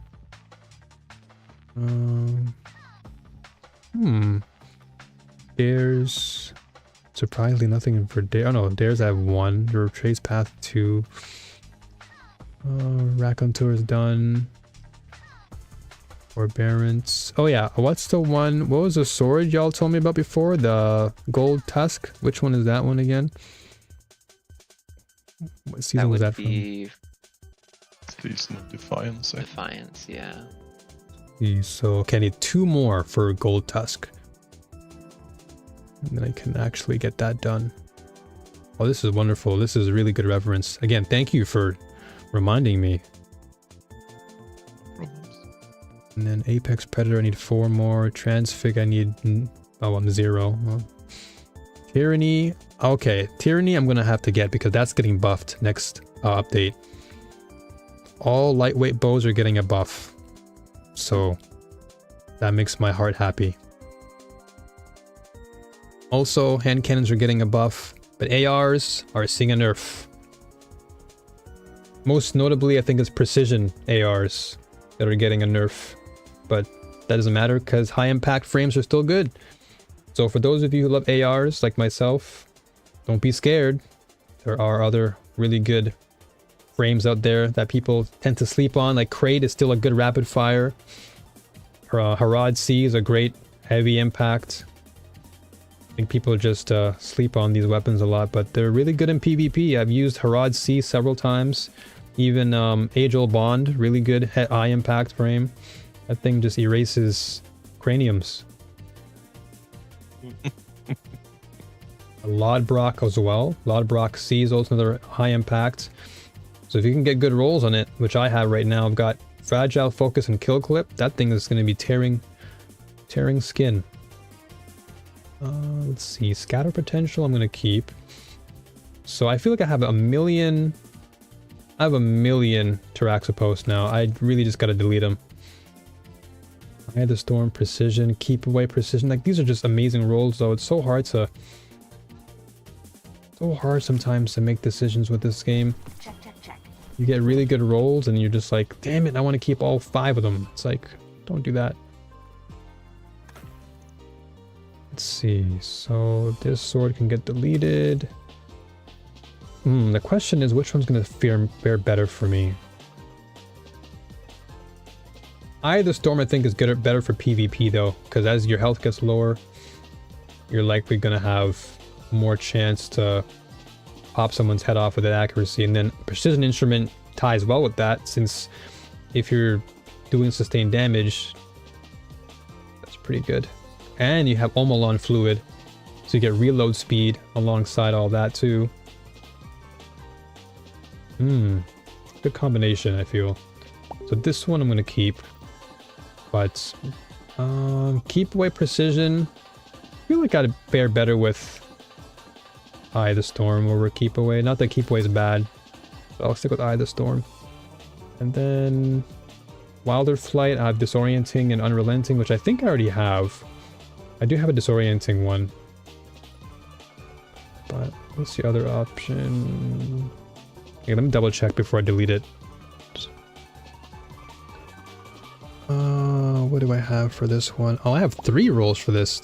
I have Disruption Break, Demolitionist, Disorienting, Lead from Gold Repulsor, and Pugilist, Auto-Loading, and Disorienting. So I think the Auto-Loading one is better.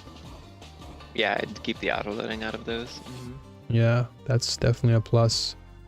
Since now I have Disorienting and Auto-Loading, and then for melee damage, Pugilist comes in handy. Or sorry, Grenade. No, sorry, melee, I was right. Right. Gets your melee cooldown back. So in this case, I think Unrelenting can go. And then Luminal Vigil, tap the trigger, swash seems pretty good for a sidearm. But this is a aggressive burst, 2 tap. So I feel like that would be a good option to keep. I'll lock that. And I'll keep Lodbrok for whenever that buff comes in next season, or next update rather. Then Storm Chaser, Clown Cartridge, Frenzy. Which one do I have? I have... Oh, it's the same thing. Alright, so they're both duplicates. Same perks, so I'm just going to delete. Alright, cool. So now I feel a lot happier that my inventory is clean. At least for now. But looking at my dim, I'm seeing 282 and I'm scared. So I'm going to try my best this weekend to get rid of whatever duplicates I have. But we'll see. Weird thing. 282? Yeah, 282, yeah. Do you know I'm at how 599. Oh lord. Say, do you know how many I've got in my vault? Oh lord. I'm already like overwhelmed with 282, so I can't imagine 599. That's crazy. Gee Louise. And I also only have 1 slot open on on all Oh of no. the slots on all of the no. characters. Oh man. We need to have a vault cleaning stream. Yeah, we gotta have a vault cleaning time. A weekly community vault cleaning stream. Just come together I'm and not just showing up. They're all my toys. I won't let go of them. You can't throw them away. I know the feeling so well. Always good to see another hero of the tower. So weird thing, Eye of the Storm and Pulse Monitor might not be percentage based, meaning the new health numbers might have been an unintentional nerf to them. I have nothing to back it up though. I'm not too sure what effect it has. I know it's had some effect in other areas, but as far as Eye of the Storm, like you said, I can neither confirm nor deny. But as far as its overall perk is concerned, still feel Eye of the Storm could yield some good results. Just a thought. No, you're right. It's good that you brought it up, Atrax. It's actually a good analysis to think about when picking weapons, because yeah, we're in a new sandbox, so a lot of the things that we consider to be strong in one area are most notably different now going into this new shift. Yeah, it makes sense if it's based off of a specific health number instead of a percentage of your health, that now it would take longer to proc in the fight and would, only be effective for less of the fight than before if it was based off of, again, that strict number instead of the percentage based of your health. Exactly. So I kicks in at 1 or greater or equal to 156 HP is at maximum effect at critical health. Yeah, and considering now that if you're running like 100 resilience, you're probably sitting at 230 as far as like your health. So if you're like a tier 10, you're probably, yeah, you're not gonna really have that kick in consistently.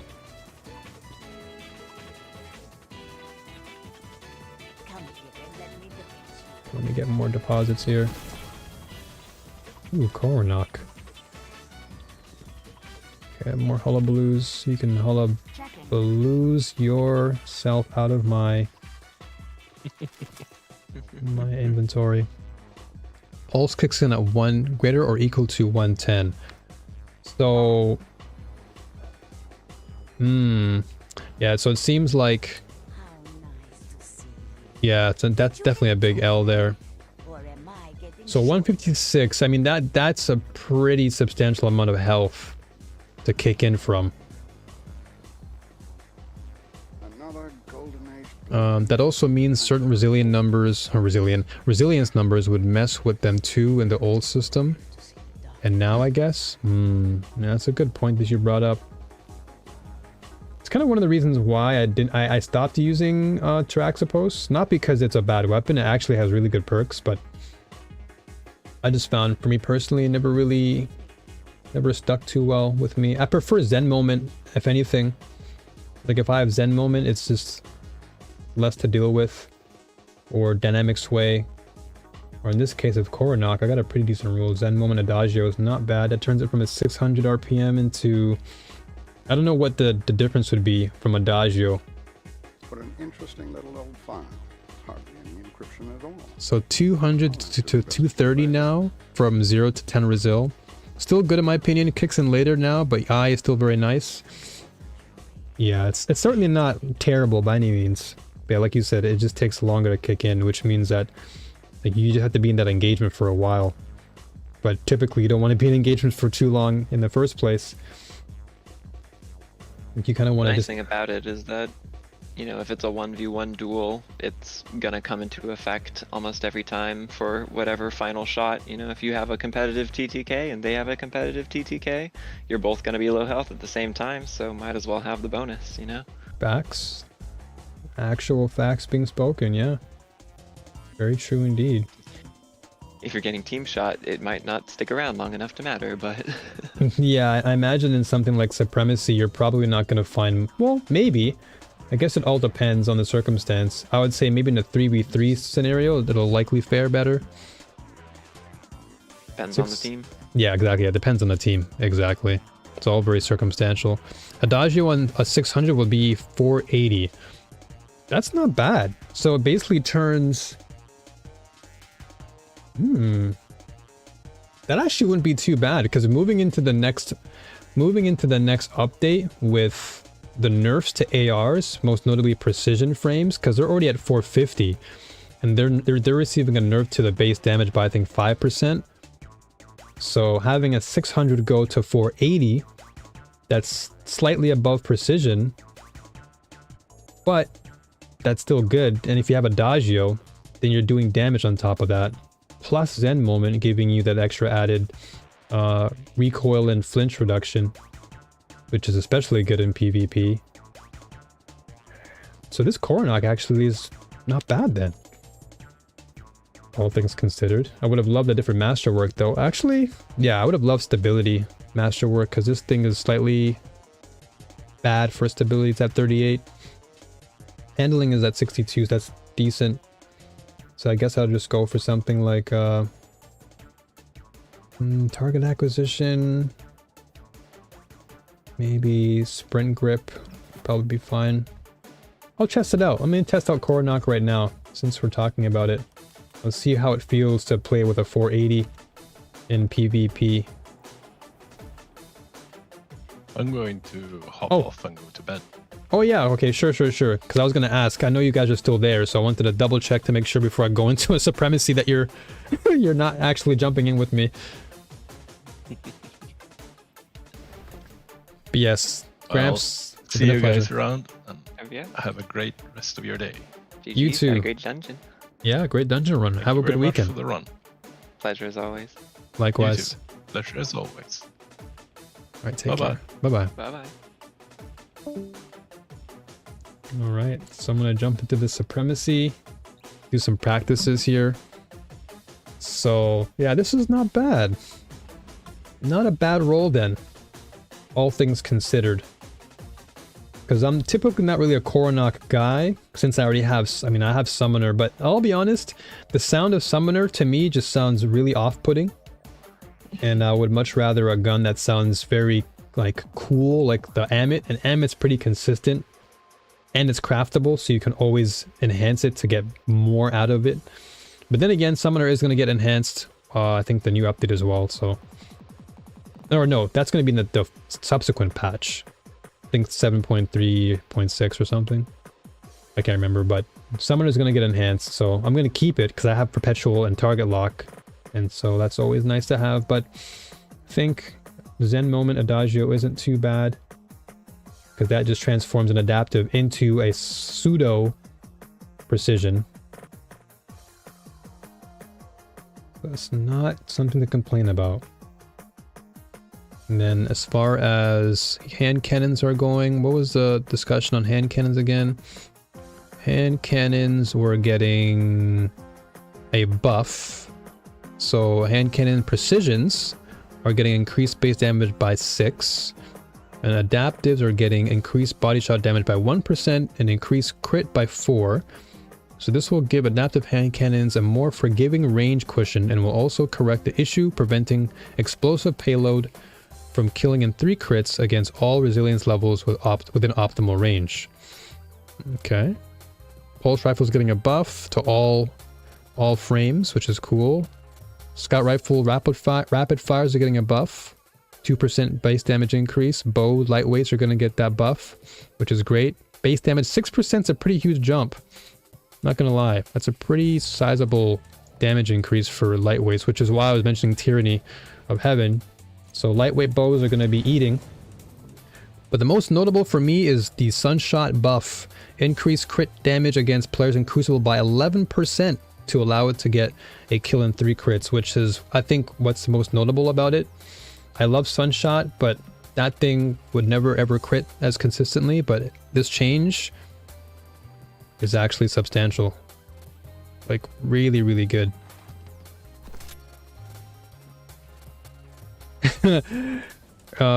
So Early was running some Supremacy and channeled my inner Ellie and was slaying with a bow, getting Colats, went on a 15 kill streak. Hey, that's what's up. That's what's up. Oh, wow. Nice. Nice stuff.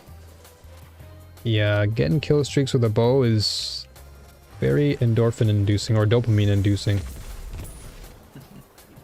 It's very satisfying getting your dinks and making them count. Like I was basically hacking yesterday because I was playing Knucklehead and Wishender. So basically I nullified the nerf in PvP by just having Knucklehead on at all times. So even with the nerf to the wall hacking, I'm still wall hacking. So that was a fun time. Just hope that doesn't become like the you know, the talk of the town, because that is kind of borderline busted in a way. But hey, I mean, in the right hands it's busted, but in the wrong hands it's trash. So man, Malediction's kind of slow on the reload. I'll be honest. I love the gun, but I guess I just need a better masterwork for it. Who's shooting me? Or who was shooting me? But I'm just glad I got my rolls of Summoner. I'm glad I got my rolls and I left. Because whether you have Adept or not, the changes are still going to apply to both. So everyone wins.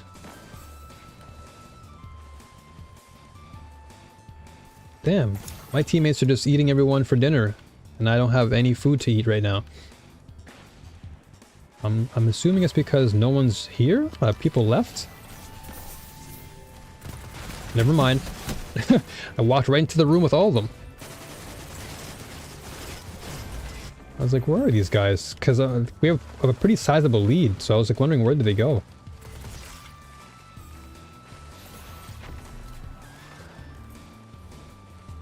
Okay, here's someone behind me.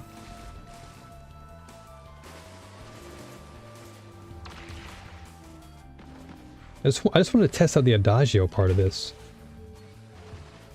I just saw somebody running.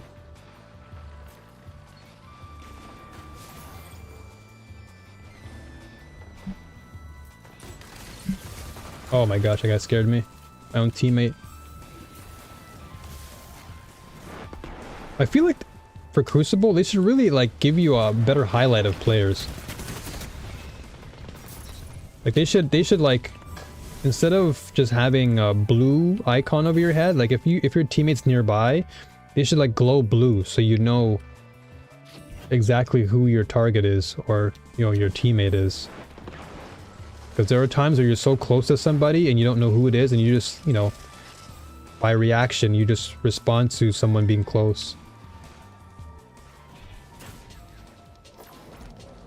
I prefer Supremacy over Control personally, minus the super energy on crest pickup, because you cannot pick up crests and keep farming the opposing team. Yeah, I'm actually enjoying Supremacy a lot too. I'm not gonna lie, I actually like the pacing of it. Just reminds me of playing dog tags in Call of Duty. Hate to be the bearer of bad news, but Malediction is all static rolled. Slow reload is part of it. Oh, well, that makes sense. So in other words, whatever the masterwork is on this thing, which I think is stability, is what I'm gonna get. What you see is what you get. I've seen enough. I'm calling this one.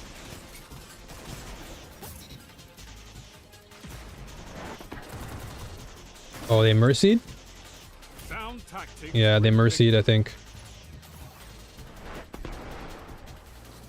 Yeah, our team basically just did everything. It was a pretty sizable lead. It was like 94-38. Like, didn't seem like the other team was in the mood to play or something. Yeah, I saw the radar too. I'm like, I don't know what happened there, but I guess that particular game was players just weren't there. Just took a nap. Let's see here. I want to still test it out, the Adagio. Let's see. I think between Malediction, what else do I use? Igneous I still like. I feel like Igneous is, let's see, reload speed is, what, surprisingly enough, it's weird. Malediction actually has faster reload speed at 43. Igneous is at 30, and yet for some reason, I don't know why my brain thought Malediction felt slow. Maybe just placebo. You get Mercy when the score goes over 60 point difference? Ah, well, that makes a lot of sense to me now. Yeah, because the opposing team wasn't really doing much there. And good night, Gramps. Take care of yourself. Much love to you as always. Enjoy your upcoming weekend. I'm gonna go Hawk Moon here. I think I'm just more of a Hawk Moon Ace of Spades guy and Sunshot guy. And if I had to use another hand cannon that wasn't exotic, probably Bottom Dollar is not bad. Igneous isn't terrible. Yeah, I'll take off Malediction for now. Maybe I'll get used to using an adaptive frame. That's a 140, yeah. I do have AS Luna. What else do I have? I have a spare rations too, with Tremors and Rapid Hit. But his range is not the greatest. Swashbuckler moving target, that's better. I think I'll try this. I'm gonna try spare rations with Swashbuckler moving target, armor piercing rounds. Stability's not bad. Yeah. Let's try spare out. I'll go spare and Koronok. Let's see how this fares. I'm trying to be more consistent with all the ranges of hand cannons, even the 180s that people don't typically use. Rose is a good kinetic 140. Yeah, Rose is also good too. Rose is a solid one. Hello, hello. Not much. How you doing? Oh, no worries. I can barely hear you, by the way. How's that? Yeah. Better than what it was. No worries. Now we have the old Pretty good. Overall, I think I like the mode. One of the only gripes I have though, and I think this is pretty much a consensus, is the matchmaking is a little bit weird. Oh And- yeah, the matchmaking is super broken. Yeah, like there's one point where I was stuck at like 10 out of 12 for close to 10 minutes, and then the game would just be like, you have an error, we can't find players for you. And I'm like, you can't find Yep. 2 players out of the whole pool of players? Like, what? True Vanguard actually made a video about that. He's like, something is broken. I don't know what it is. Yeah. There's not a snake draft, and the game can't find people. Don't know what's going on. Don't know what's going on. Yep, absolutely. That was actually the same video I watched too yesterday when you dropped it, and I was like, yep, I agree with you, because everything else about the sandbox is great. Like I said, Supremacy is one of the more fun modes, I would say, just to play. Whether you're playing, you know, as a sweat or even just casual, I think it's just great to... Supremacy. It just reminds me of playing dog tag mode, or whatever the mode was called in Call of Duty, where you shoot people, you kill them, you collect dog tags, and you win. And it's just nice because it gives you a chance to even practice with your weapons. There's no real major threat, but there is still a reward. So it's still nice. My ELO's too high. I don't even know where my ELO is now at this point. I haven't really been keeping up to date with where I am. It's probably really bad because I've been experimenting so much with guns. So my kill death ratio is probably like 0.6 or 5 or some trash. But let me turn you up again. Hold up, I gotta turn your volume up again because I can barely hear you again. Sorry, I also have two modes. Ellie knows this. You either get loud A tracks or quiet A tracks. Okay, let me turn you up just a smidge.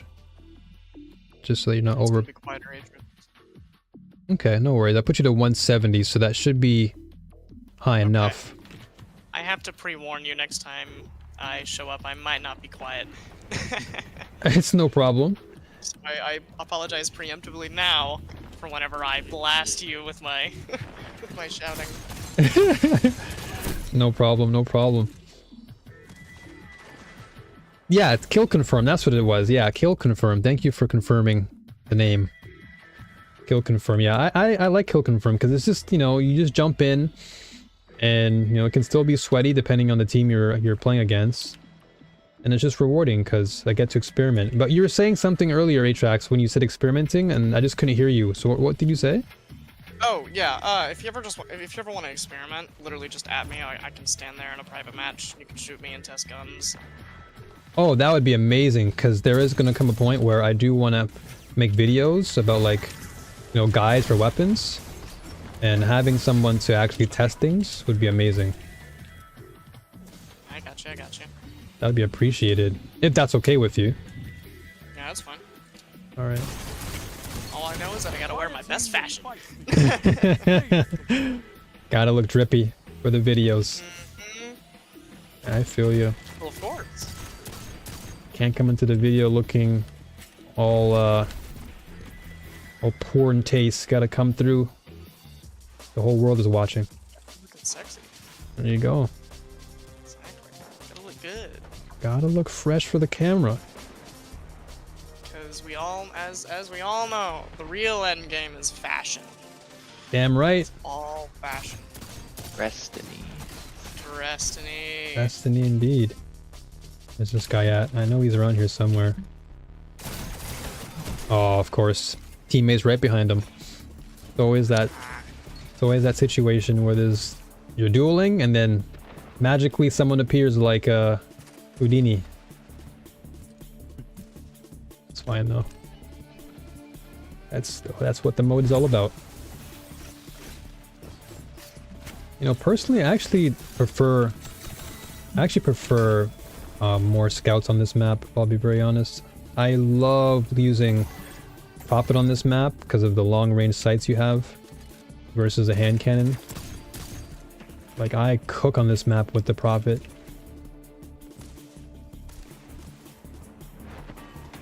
But it's fine. Oof, okay. Alright, that actually laser beams. That Corona came in clutch there.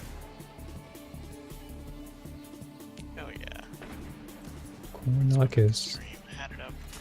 No worries. I've been trying to write a message in the stream chat to Enrico, who was saying that he was having some struggles with finding some helpful GM teammates. And so I was trying to offer to him, but I've written out the message like 5 times, and every time I've sent it, the chat has just eaten it and it has disappeared and not even gone through. Oh no. That's not good. And that's on Kick, I imagine, too, right? Mm-hmm, yeah. Yeah, Kick is always inconsistent. Yeah, please do bring up issues like that. Because I can always just go into the Kick Discord and mention that mobile needs work. Just fix in it. this case, it's just my computer not sending it for some reason. See, you know what would be funny is if it actually did send through, but now you've sent it 5 times. Yeah, But that's it what I'm never expecting. appears on your ends. And it's just like a weird UI bug. Enrico just Close gets it and open it. pinged 9 times.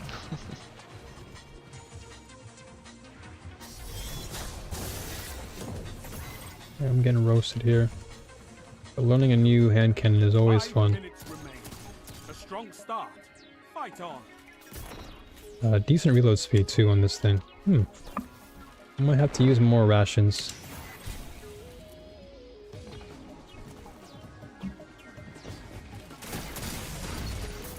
There you go.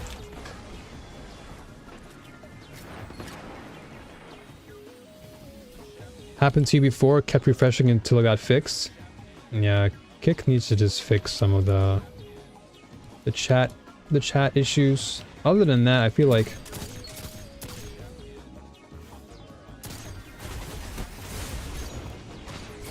oh, I almost had him there, dude. I knew he was hiding behind the wall.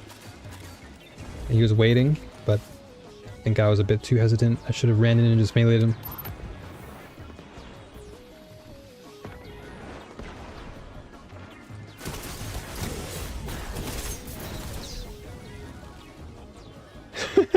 I'll take that one trade, although I would have loved if I actually survived that.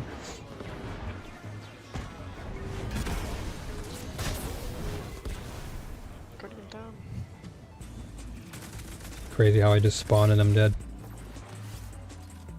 Spawn, die, spawn, die, spawn, die. Yeah, it's crazy. Hey, at least you weren't killed by that roaming super twice, I think. I don't know, that the delay isn't that bad, but...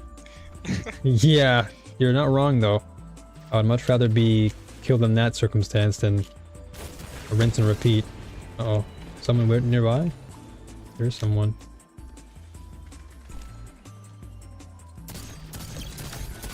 Radar. Yeah. Definitely been doing that ever since you taught me to look up left. I'm like... Top left. Yeah, top left. I've just been staring at it all day. But don't stare too much, it's like driving a car. Yep, you gotta definitely keep your eyes on the road, but everything else too. Radars your mirrors. Yep, facts.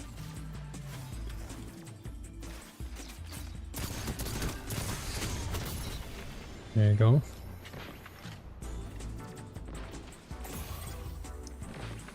Okay, you know what? I haven't even used Coronach. You know, I'm gonna skip hand cannons. I'm gonna go to Coronach here because I've literally said several times I'd be practicing it, and here I am running spare rations.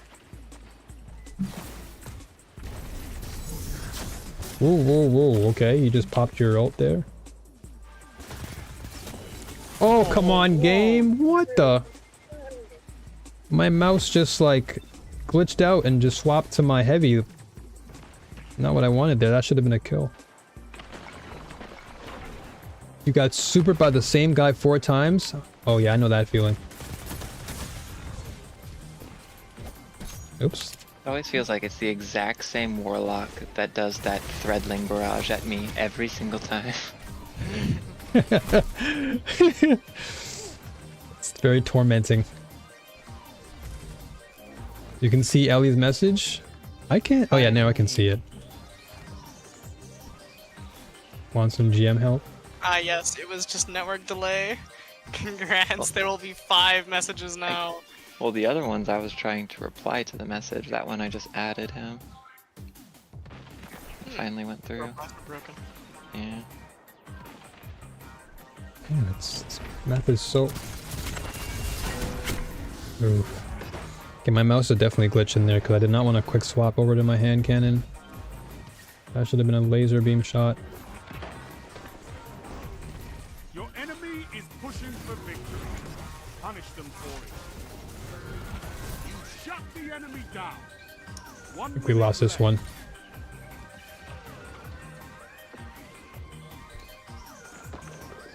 Yeah. Oof. Yeah, we just lost this. It's fine though. On to the next. You're beaten. Yep. This time. On to the next. Oh well. Here's what it is. The good thing is that you still get rewarded, which is nice, so... There's no true defeat. Win or lose, you still get your core farming. Fight again and make Sometimes I think it drops prisms, if I'm not mistaken, too. So I can't complain. Let's see.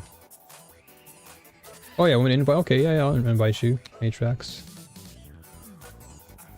Run some supremacy together. Yeah, sure, bees.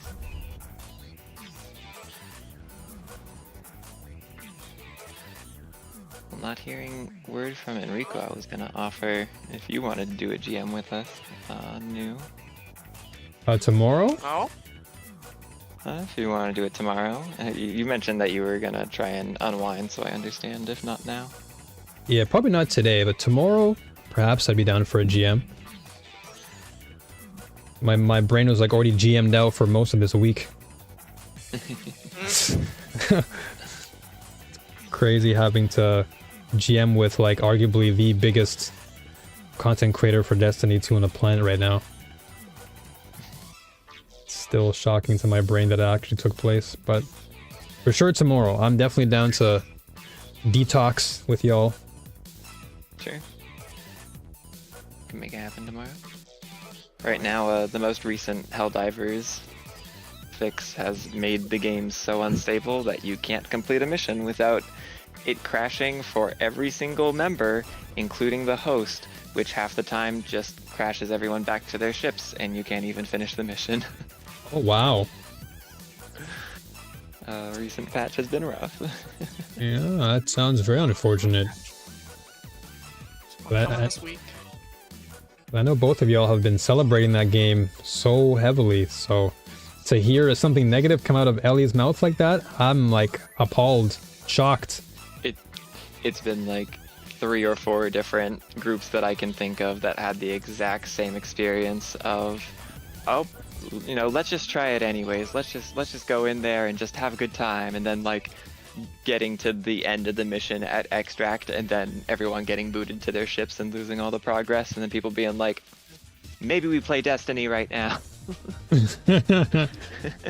Come back. Time to go back to the game that we thought was unstable before, but now we know How wrong we were. How wrong we were. How so the Destiny cracks. honestly has also been at that can't finish a mission point, you know, in some points yeah. of its lifetime also. Oh yeah, it comes with the territory of being a game. There'll always be instances where things will just not work, regardless of how good the game is.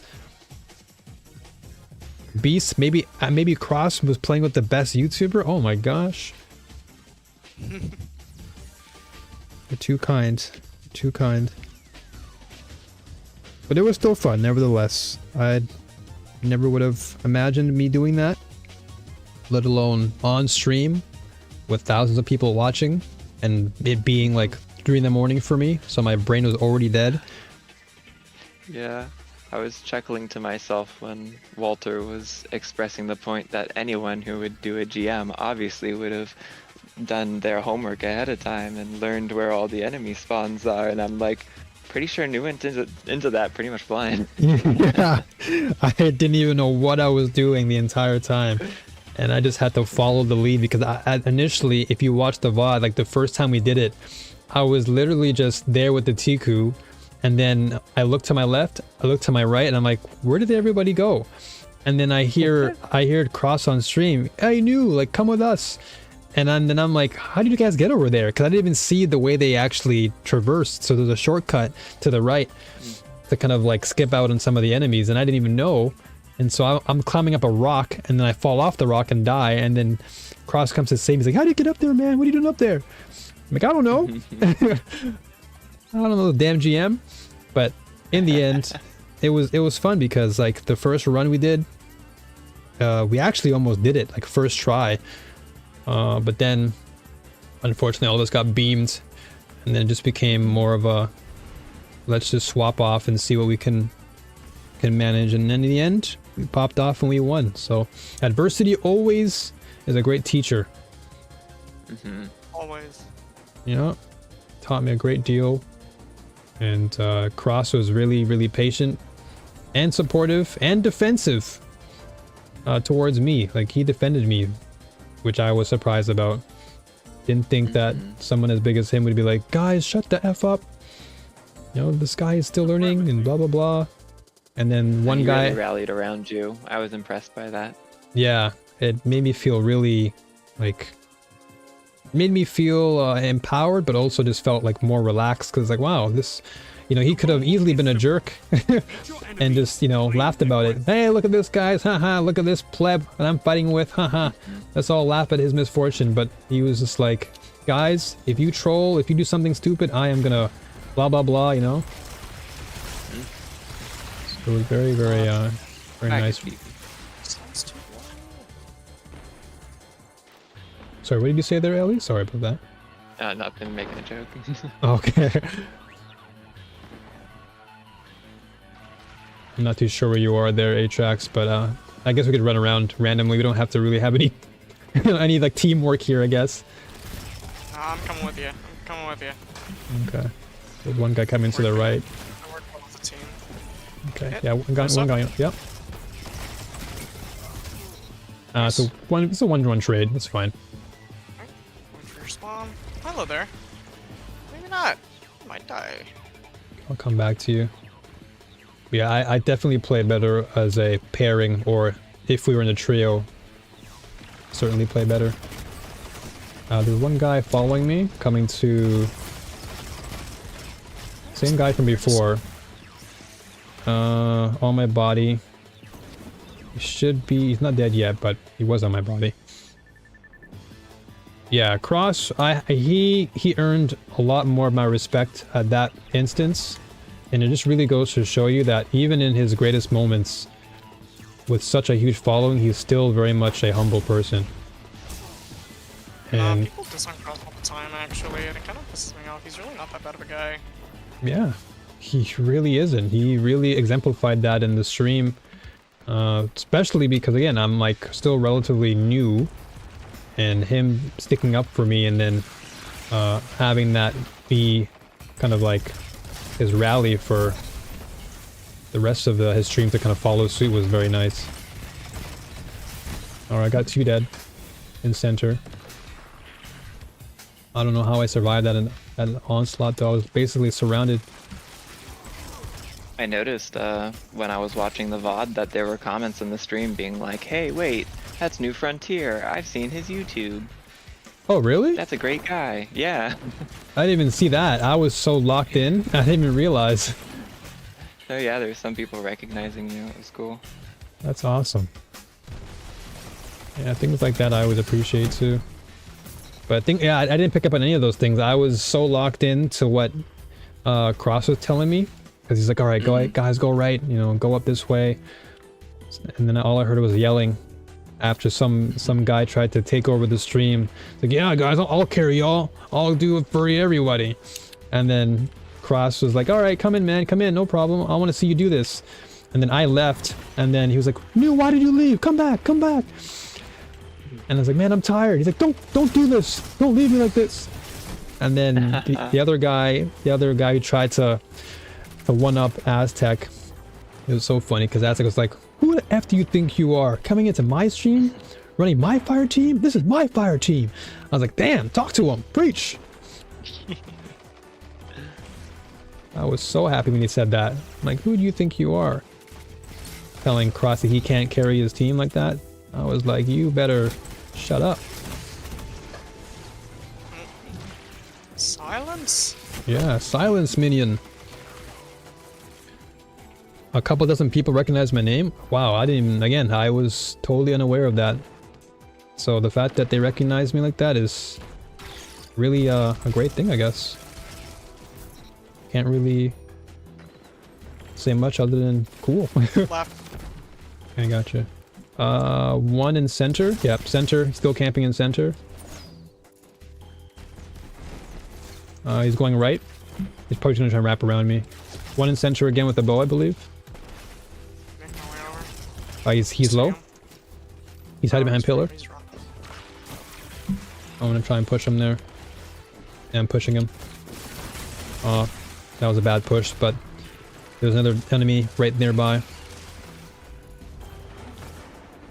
You're rooting for me, Lolly? I appreciate that. Thank you. Yeah, it was a very humbling experience for me. Felt pretty good. Yeah, that's a pretty complicated GM in regards to all the strategies that go into it. Once you learn them all, it can go pretty smoothly, but there's definitely a lot of knowledge behind it. Yeah, and that knowledge definitely I had to learn literally on the fly. On the fly. On the fly. As you do. Yeah, usually it's how I learn. I learn, as they would say, the hard way, but I guess that's probably the better way for me to get it ingrained in my head, is to fail miserably. I believe in learning on the job. Yeah, learning on the job I think it's a practical way. The hands-on way is always a good way. That's why I never really liked college, because everything was just... There's always books, books, books, and I'm like, can we just kind of go to the office and like learn? Yeah.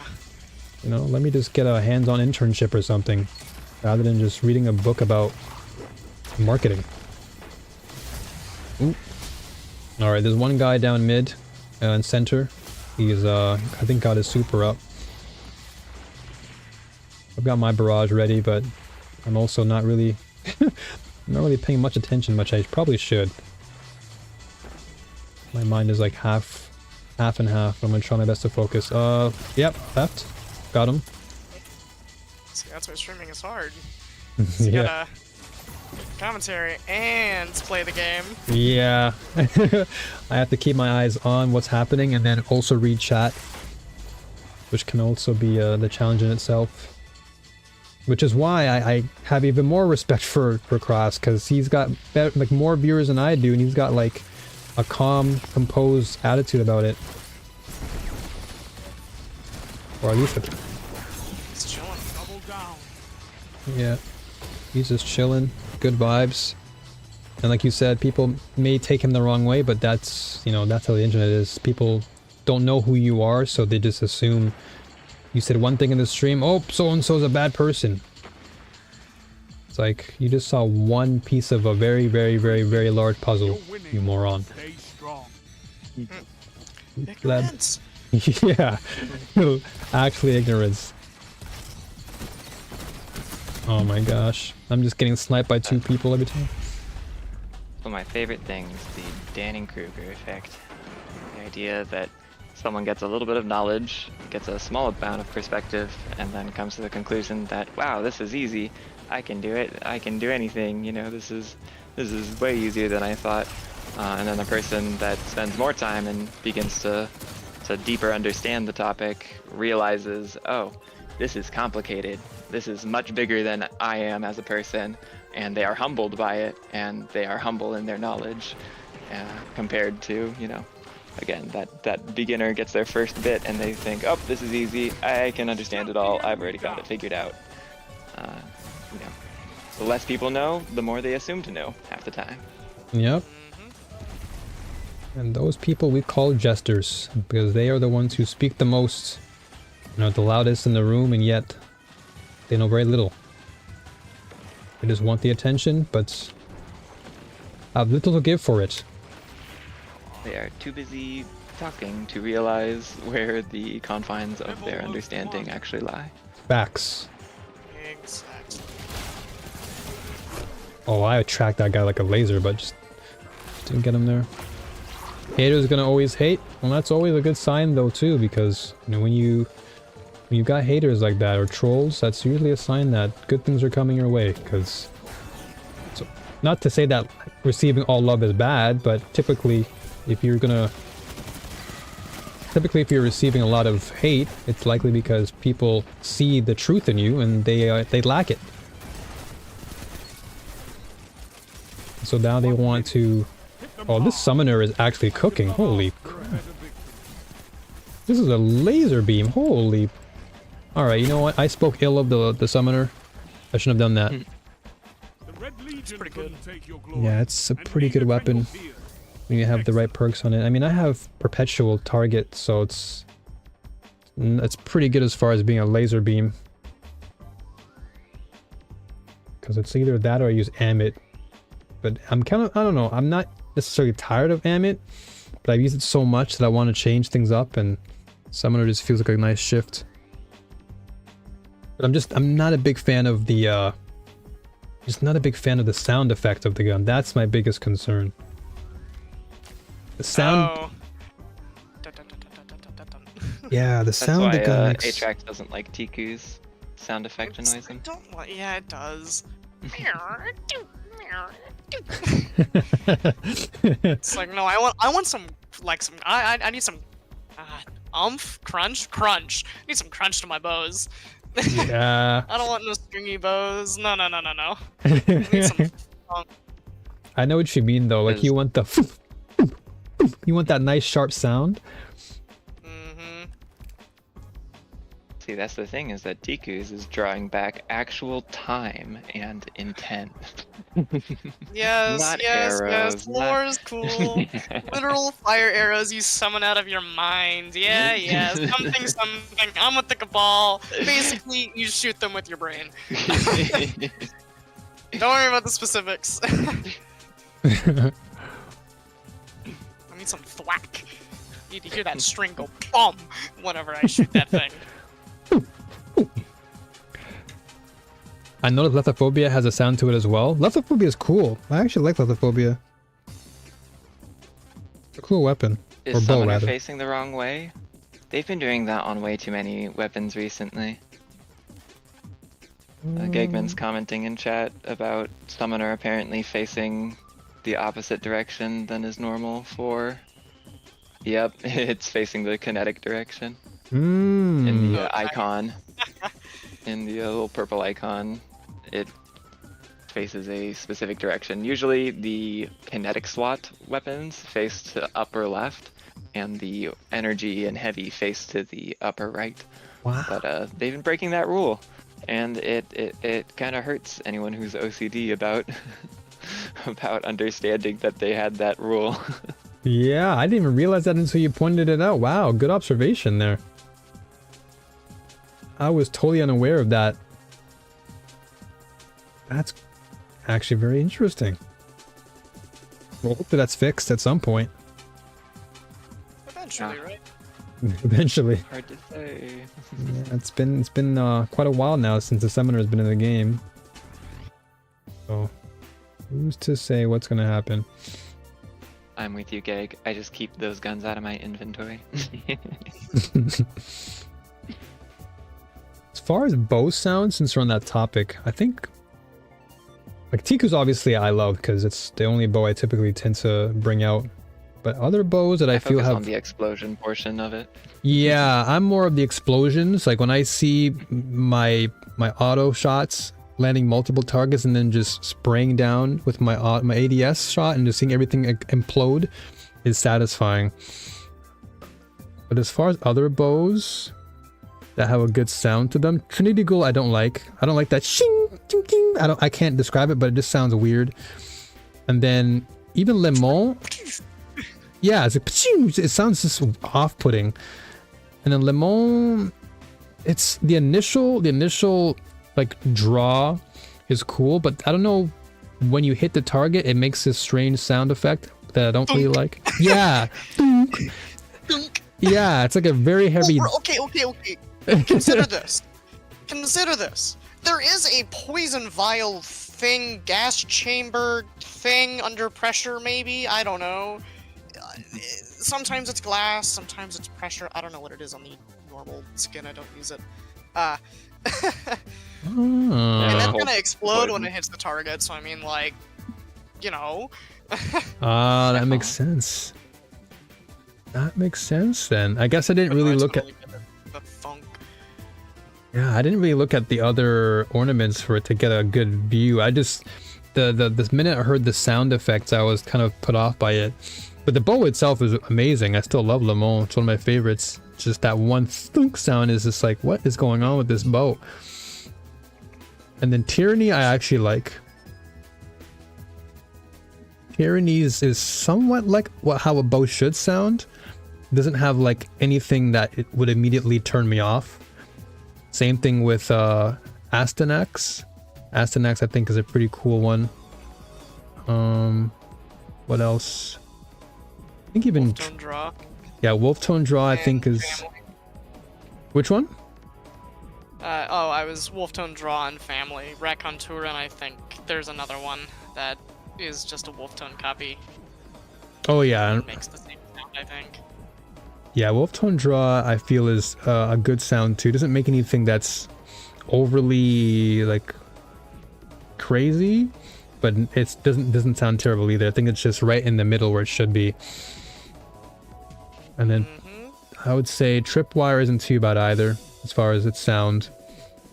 Like there are a lot of good sounding bows. It's just the ones that I actually love to use just have a very strange sound to them. I mean, again, exception of Tiku's because I like seeing the explosions go off. But like Le Mans just has that oomph, and then Trinity Gold just has, I don't know what to even say about that.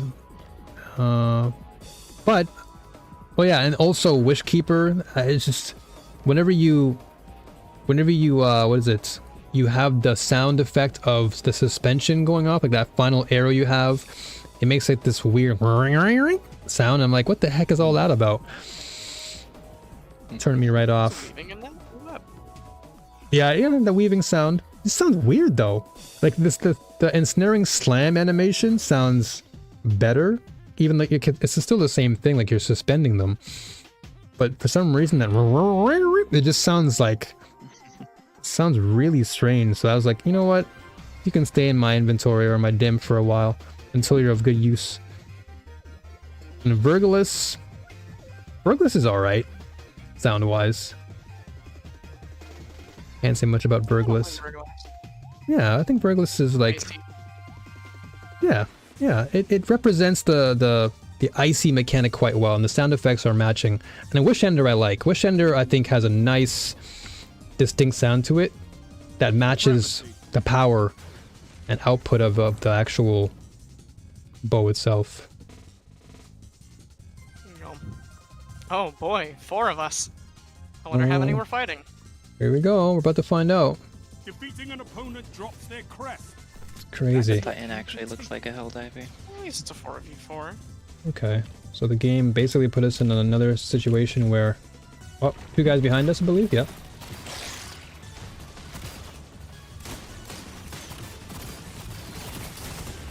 Oh yeah, 3 guys are up on me.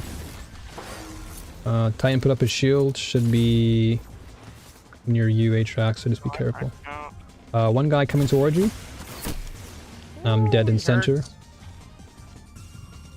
1 guy in mid.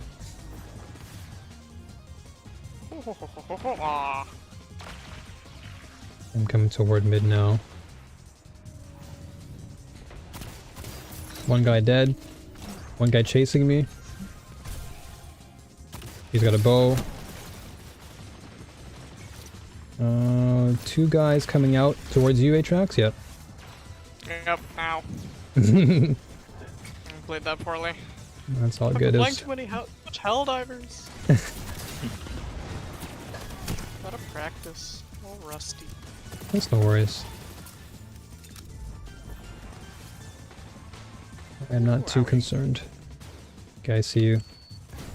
Oops. That was my tripwire. Hey, Or there's a knife right there. Help me, help me, help me, help me, Yep, help me. got you. Oof. I just missed his head. Damn. Yeah, I was right there with you too, and I just missed his head. My bad.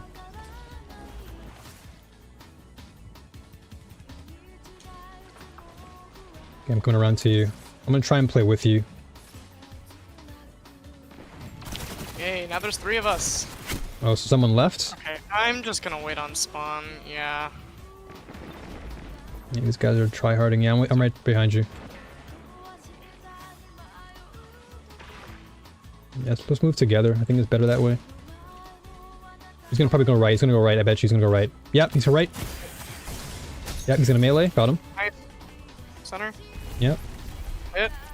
Mid. Yep. Right side. Yep. Right. He's one shot. Die. Ooh, he was one shot there. Just yaw. Yeah, he was one shot there, but Yeah, when he's one shot, don't be afraid to push in. yeah, teammate came from Especially behind. Yep. Yeah, No, he got me and then moved on. yeah, that's fine. It's no worries. Okay, I'm right behind you. Okay. Not a Moving in. corpse. To the right. I had a ping. Yeah, I know, right? That's what it's like. It would make this so much easier. Oh, he's one. Yeah, he's super low. Just push, push, push, push, Yeah, push. I'm pushing him. Yeah. Hit, very low. Dead. Got Got him. him, fuck him up. Hell yeah. Behind us. Swapping. Oof, man. His teammate just was right next to me. Someone's got a wee ran. Okay. Coming back to you again. One guy coming down center. 2 guys on center, and one just sniped me in the face. Yikes. Yeah. They put the bubble up there. Does Burgless have a sound? It's very distinct. It's not like a loud sound like other bows tend to make. They're coming down mid. Yep. Wait. Well, they were down mid. Who got him? Who got him? Nice. Who got him? I'm not too Who got sure him? there. Who got him? Who got him? I didn't see. I'm not Oh, too I want to sure. know who got him. Yeah, I'm not too sure there. He's using rocket launcher. You didn't happen to get a medal that says Crown Stealer or something, did you? No, I did not. Did you? Okay. I died right as it happened. I think it was I think it was the 3rd one. Oh, I didn't even get that This one. guy. He's good at that thing. Yeah. He does not like me. See, I'm trying to get a close eye on things. Oof. Every time it's a duel, there's always one of their guys right behind me just waiting. Nope, not taking that. F those. I'm out of here. got Now one I'm guy? not. One guy is gone. I'm gonna go out. Of course, the moment I go to collect my treasures. Right there. Have I tried Last Word? Not yet. I haven't actually bought it yet. I was still on the fence of whether I wanted to grab it because I have so many hand cannons that I'm already like pretty set. Ow. Two to my right. One's pretty low. They're everywhere. Yeah, they're everywhere there. Yeah, they might mercy this game because there's only 3 of us here. Yeah, they're all coming down mid. Got him. Oh, I'm dead. Hi. Oh. Okay, I got one guy. Got 2 guys, 2 dead.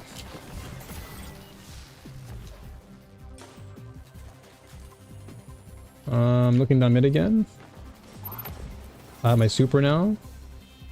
So I'm coming with you to back you up. Please do. It's about to get a little hairy over here. Okay, yeah, I'm wrapping around. Just stay alive if you can. Nice. Good headshot. Where are you here? Okay, good. Yeah, let's just play together as a trio, so I might as well just play our life here. Yeah, it's kind of play like a little bit like Trials. Exactly. Huddle up so much. Don't bunch up. First rule, don't bunch up. One guy here on my body. Or not my body, but next to me. Ooh, one guy behind me. 2 guys behind me. And I guess everyone disappeared when I needed the help. Oh, It's all good. bring him to me! Bring him to me! Yeah, it's all good. It's all good. Oh, gonna yep. get him. One guy coming I don't towards die you. first. One guy's right there. Ooh, he had his ult or his super. Just be careful. Where He's is he? chasing. Where is he? Where is he? Ah! I think he's coming in left. Yeah, For left. this? I'm just gonna hide here. I'm just gonna do this. I'm not real. I'm not real. Wow, I really wasn't real. It's crazy. Crazy. One guy put his bubble up. These guys are playing like it's actual trials. I mean, it's basically a 3v3 right now. They just get a bonus Yeah. player. Yeah, that's true. Yeah, Yeah, they just have an additional player. very true. Oh. I'm coming towards y'all. I kind of want to look at the match Elo's after this, just to We got a see, 'cause gla- I've heard some real chicanery has been happening. I'm calling this one. Yeah, there's Might be actually a lot of. connection since news in Japan. Yeah, we are getting some Yeah. Asian players, that's for sure. The names are Korean and Japanese. This time. Yeah, I don't What's see the any. Japanese one say? Let me see. Does it say? Everyone loses. Not Let me wait till the everyone pop-up fights to take happens, because the their Korean one I gold. can't read for my life, but... Mhm. Japanese one, full results, let's see this. Ksogagi, or Ksogaki. Well, Kso in Japanese means shitty. And then I guess it's like shitty guy. Ah, Yeah.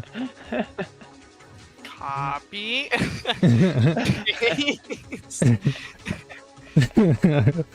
Yeah. Because usually when people say Kso in Japanese, it's kind of like the equivalent of us saying like F or shit, depending on the context. But Mm. most of the time, yeah, it's like usually shitty. Oops. There you go. I'll just double check on my part, make sure.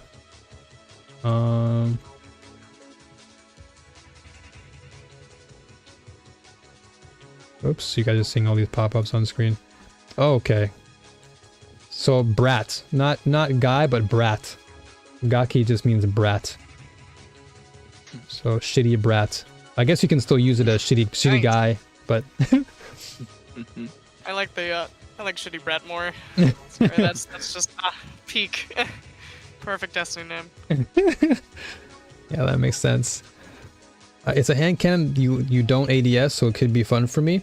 Yeah, I believe Decide also brought that up to me as well, where it's kind of like I can just not have to worry about ADSing with the hand cannon. I can just aim. I can just hip fire it because it gets the value of being a hip fire hand cannon. Yeah. So I can definitely try it. Maybe that's what I'll grab tomorrow with Jur's Cypher. Wouldn't be against my ruling to try it. It was either that or I get Mida, but now that I'm happy with Prophet and I mean I have Polaris and I've got Symmetry, and those three have been cooking in every category. Like my three strongest weapons for the month based on my stats. AR is number 1, Scout's number 2, and then hand cannons are third for me as far as my most proficient. So I want to kind of get my proficiency up with hand cannons more. You got it, I believe. Oh yeah.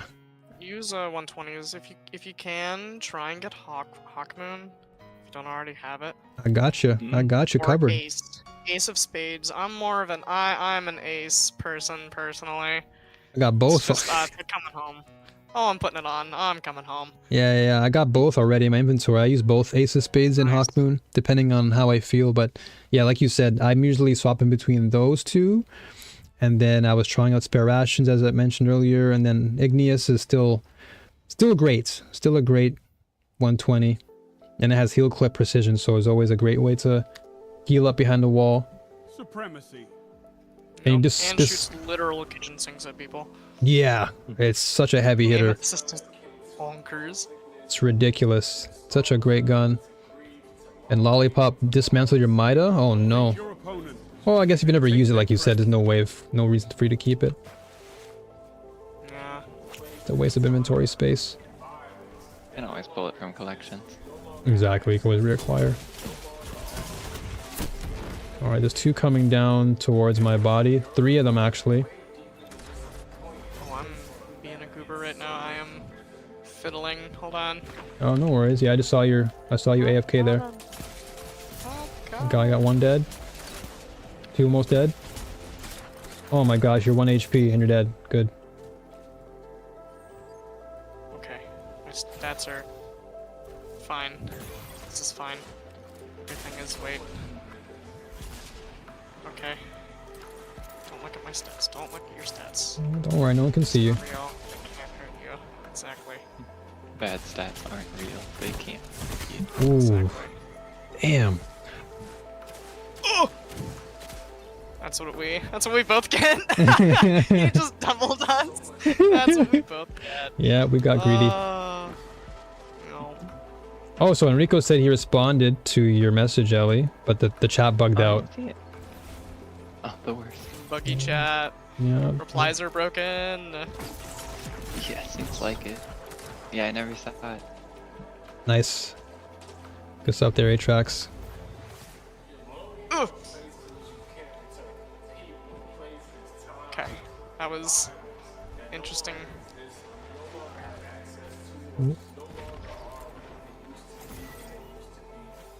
I know someone's there waiting.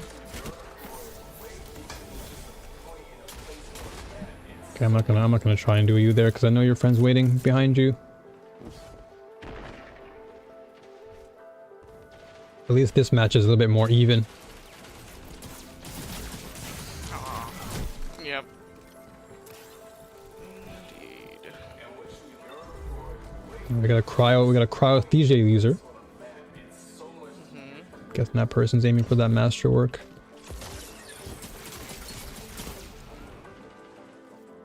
If this shit, I'm out. Oh, I gotta always remind myself, don't reload these weapons. Don't reload the Hawk Moon. Hey, come here! Come here! Come here! Have that!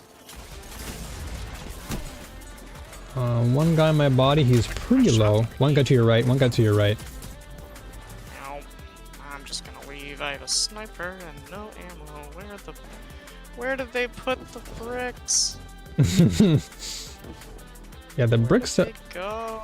Well, I think bricks are gone now from special ammo because you have to earn it through special, through primary. Remember? Yes, but no, there should be. I thought there were boxes, unless it's only in Supremacy, like on the walls, like a heavy box. Yeah, there's a heavy box. Yeah, I saw it in mid. Well, yeah, there's the heavy box, but no, there's like special ammo boxes in Supremacy. I think you can like go pick up special ammo in the fields. Really, I don't recall that. I could be. I mean, you could be right. I didn't see anything. I think it's because you just have that. You have to earn them even in Supremacy, but I think. I don't know. Maybe you're right. Maybe in Trials, was what I'm thinking of, where they don't exist. You have to earn them through a meter. Because whenever you swap to a special weapon, it does say special something or other on the flaps, right? Yes. It's like Yeah, the indicator on the left. Yeah. The bar. Yeah, the bar. It Yeah. might be a mixture. Like both of what you're talking about, I think could be true. I think that they might have Yeah. occasional special ammo crates, and then also you're working towards it with getting kills with the primary. Yeah, makes sense. Oh, of course. My aim is all over today. That's all good. All over today. Goodness. Is there anything you're working on in particular, Atrax, or is it just more or less you feel off in general? Oh, I'm rusty. I just changed my sense to try and match my Helldiver's sense because I'm a believer of low sense is actually better. And I am still overcorrecting things, so I'm thinking of bumping it down one. I've just been fiddling with this the whole time, and it's the constant in and out of menus that's making it a little. It all adds together, and plus I'm rusty right now too. That makes sense. This is all I'm good. rusty, and I'm using a gun I haven't used in a long time, so it all works together. Oh, they're coming to the choke point here. Of course, they all have them. Well. Yep, of course. Who's gonna camp there? Oh, I'm sorry. Oh. Ah, I'm sorry. I killed you. I'm sorry. Oh. Yeah, I saw the body come out. I'm like, well, it was nice knowing all of you. There's one guy at the choke. This should be solo now. Nope, just all three of them there. Yep, they're all coming towards spawn point now. All 4 of them, all 5 of them are just rushing towards spawn to get one orb. Singular. They need it. Gotta cycle. Gotta cycle. It's like a vulture. Jeez. Nice, good barrage. Shut the enemy down. Yeah, 1 for 1.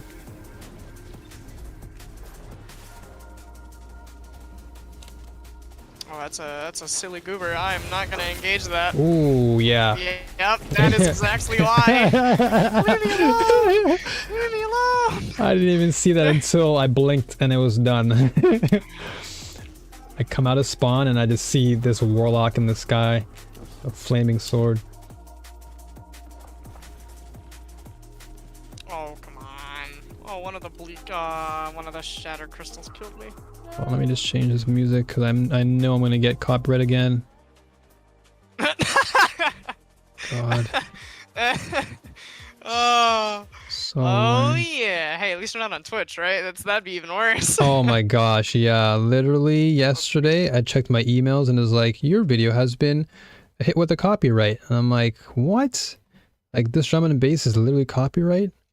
And it's like, oh, your video is not being monetized, so you're okay, but just be careful next time. It's like, come on, man. So I have to just literally run. Warning. Yeah, I have to literally run all video game music from now on then, because I'm just not taking any chances. Oh. One That's guy's lovely. chasing me. 2 guys on me, 3 guys on me, the whole team is on me. The whole brigade just came through. A little far. Alright, it's all good. Oh. Wow, that guy got slammed. Nice, good trade there. Guys, collect the orbs. I see so many people who just get killed and they just like leave the orb on the floor.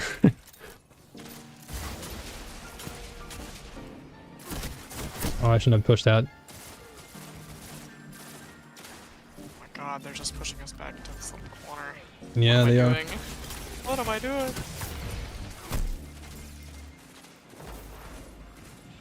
Or are they like an actual Spawn swap team? yet?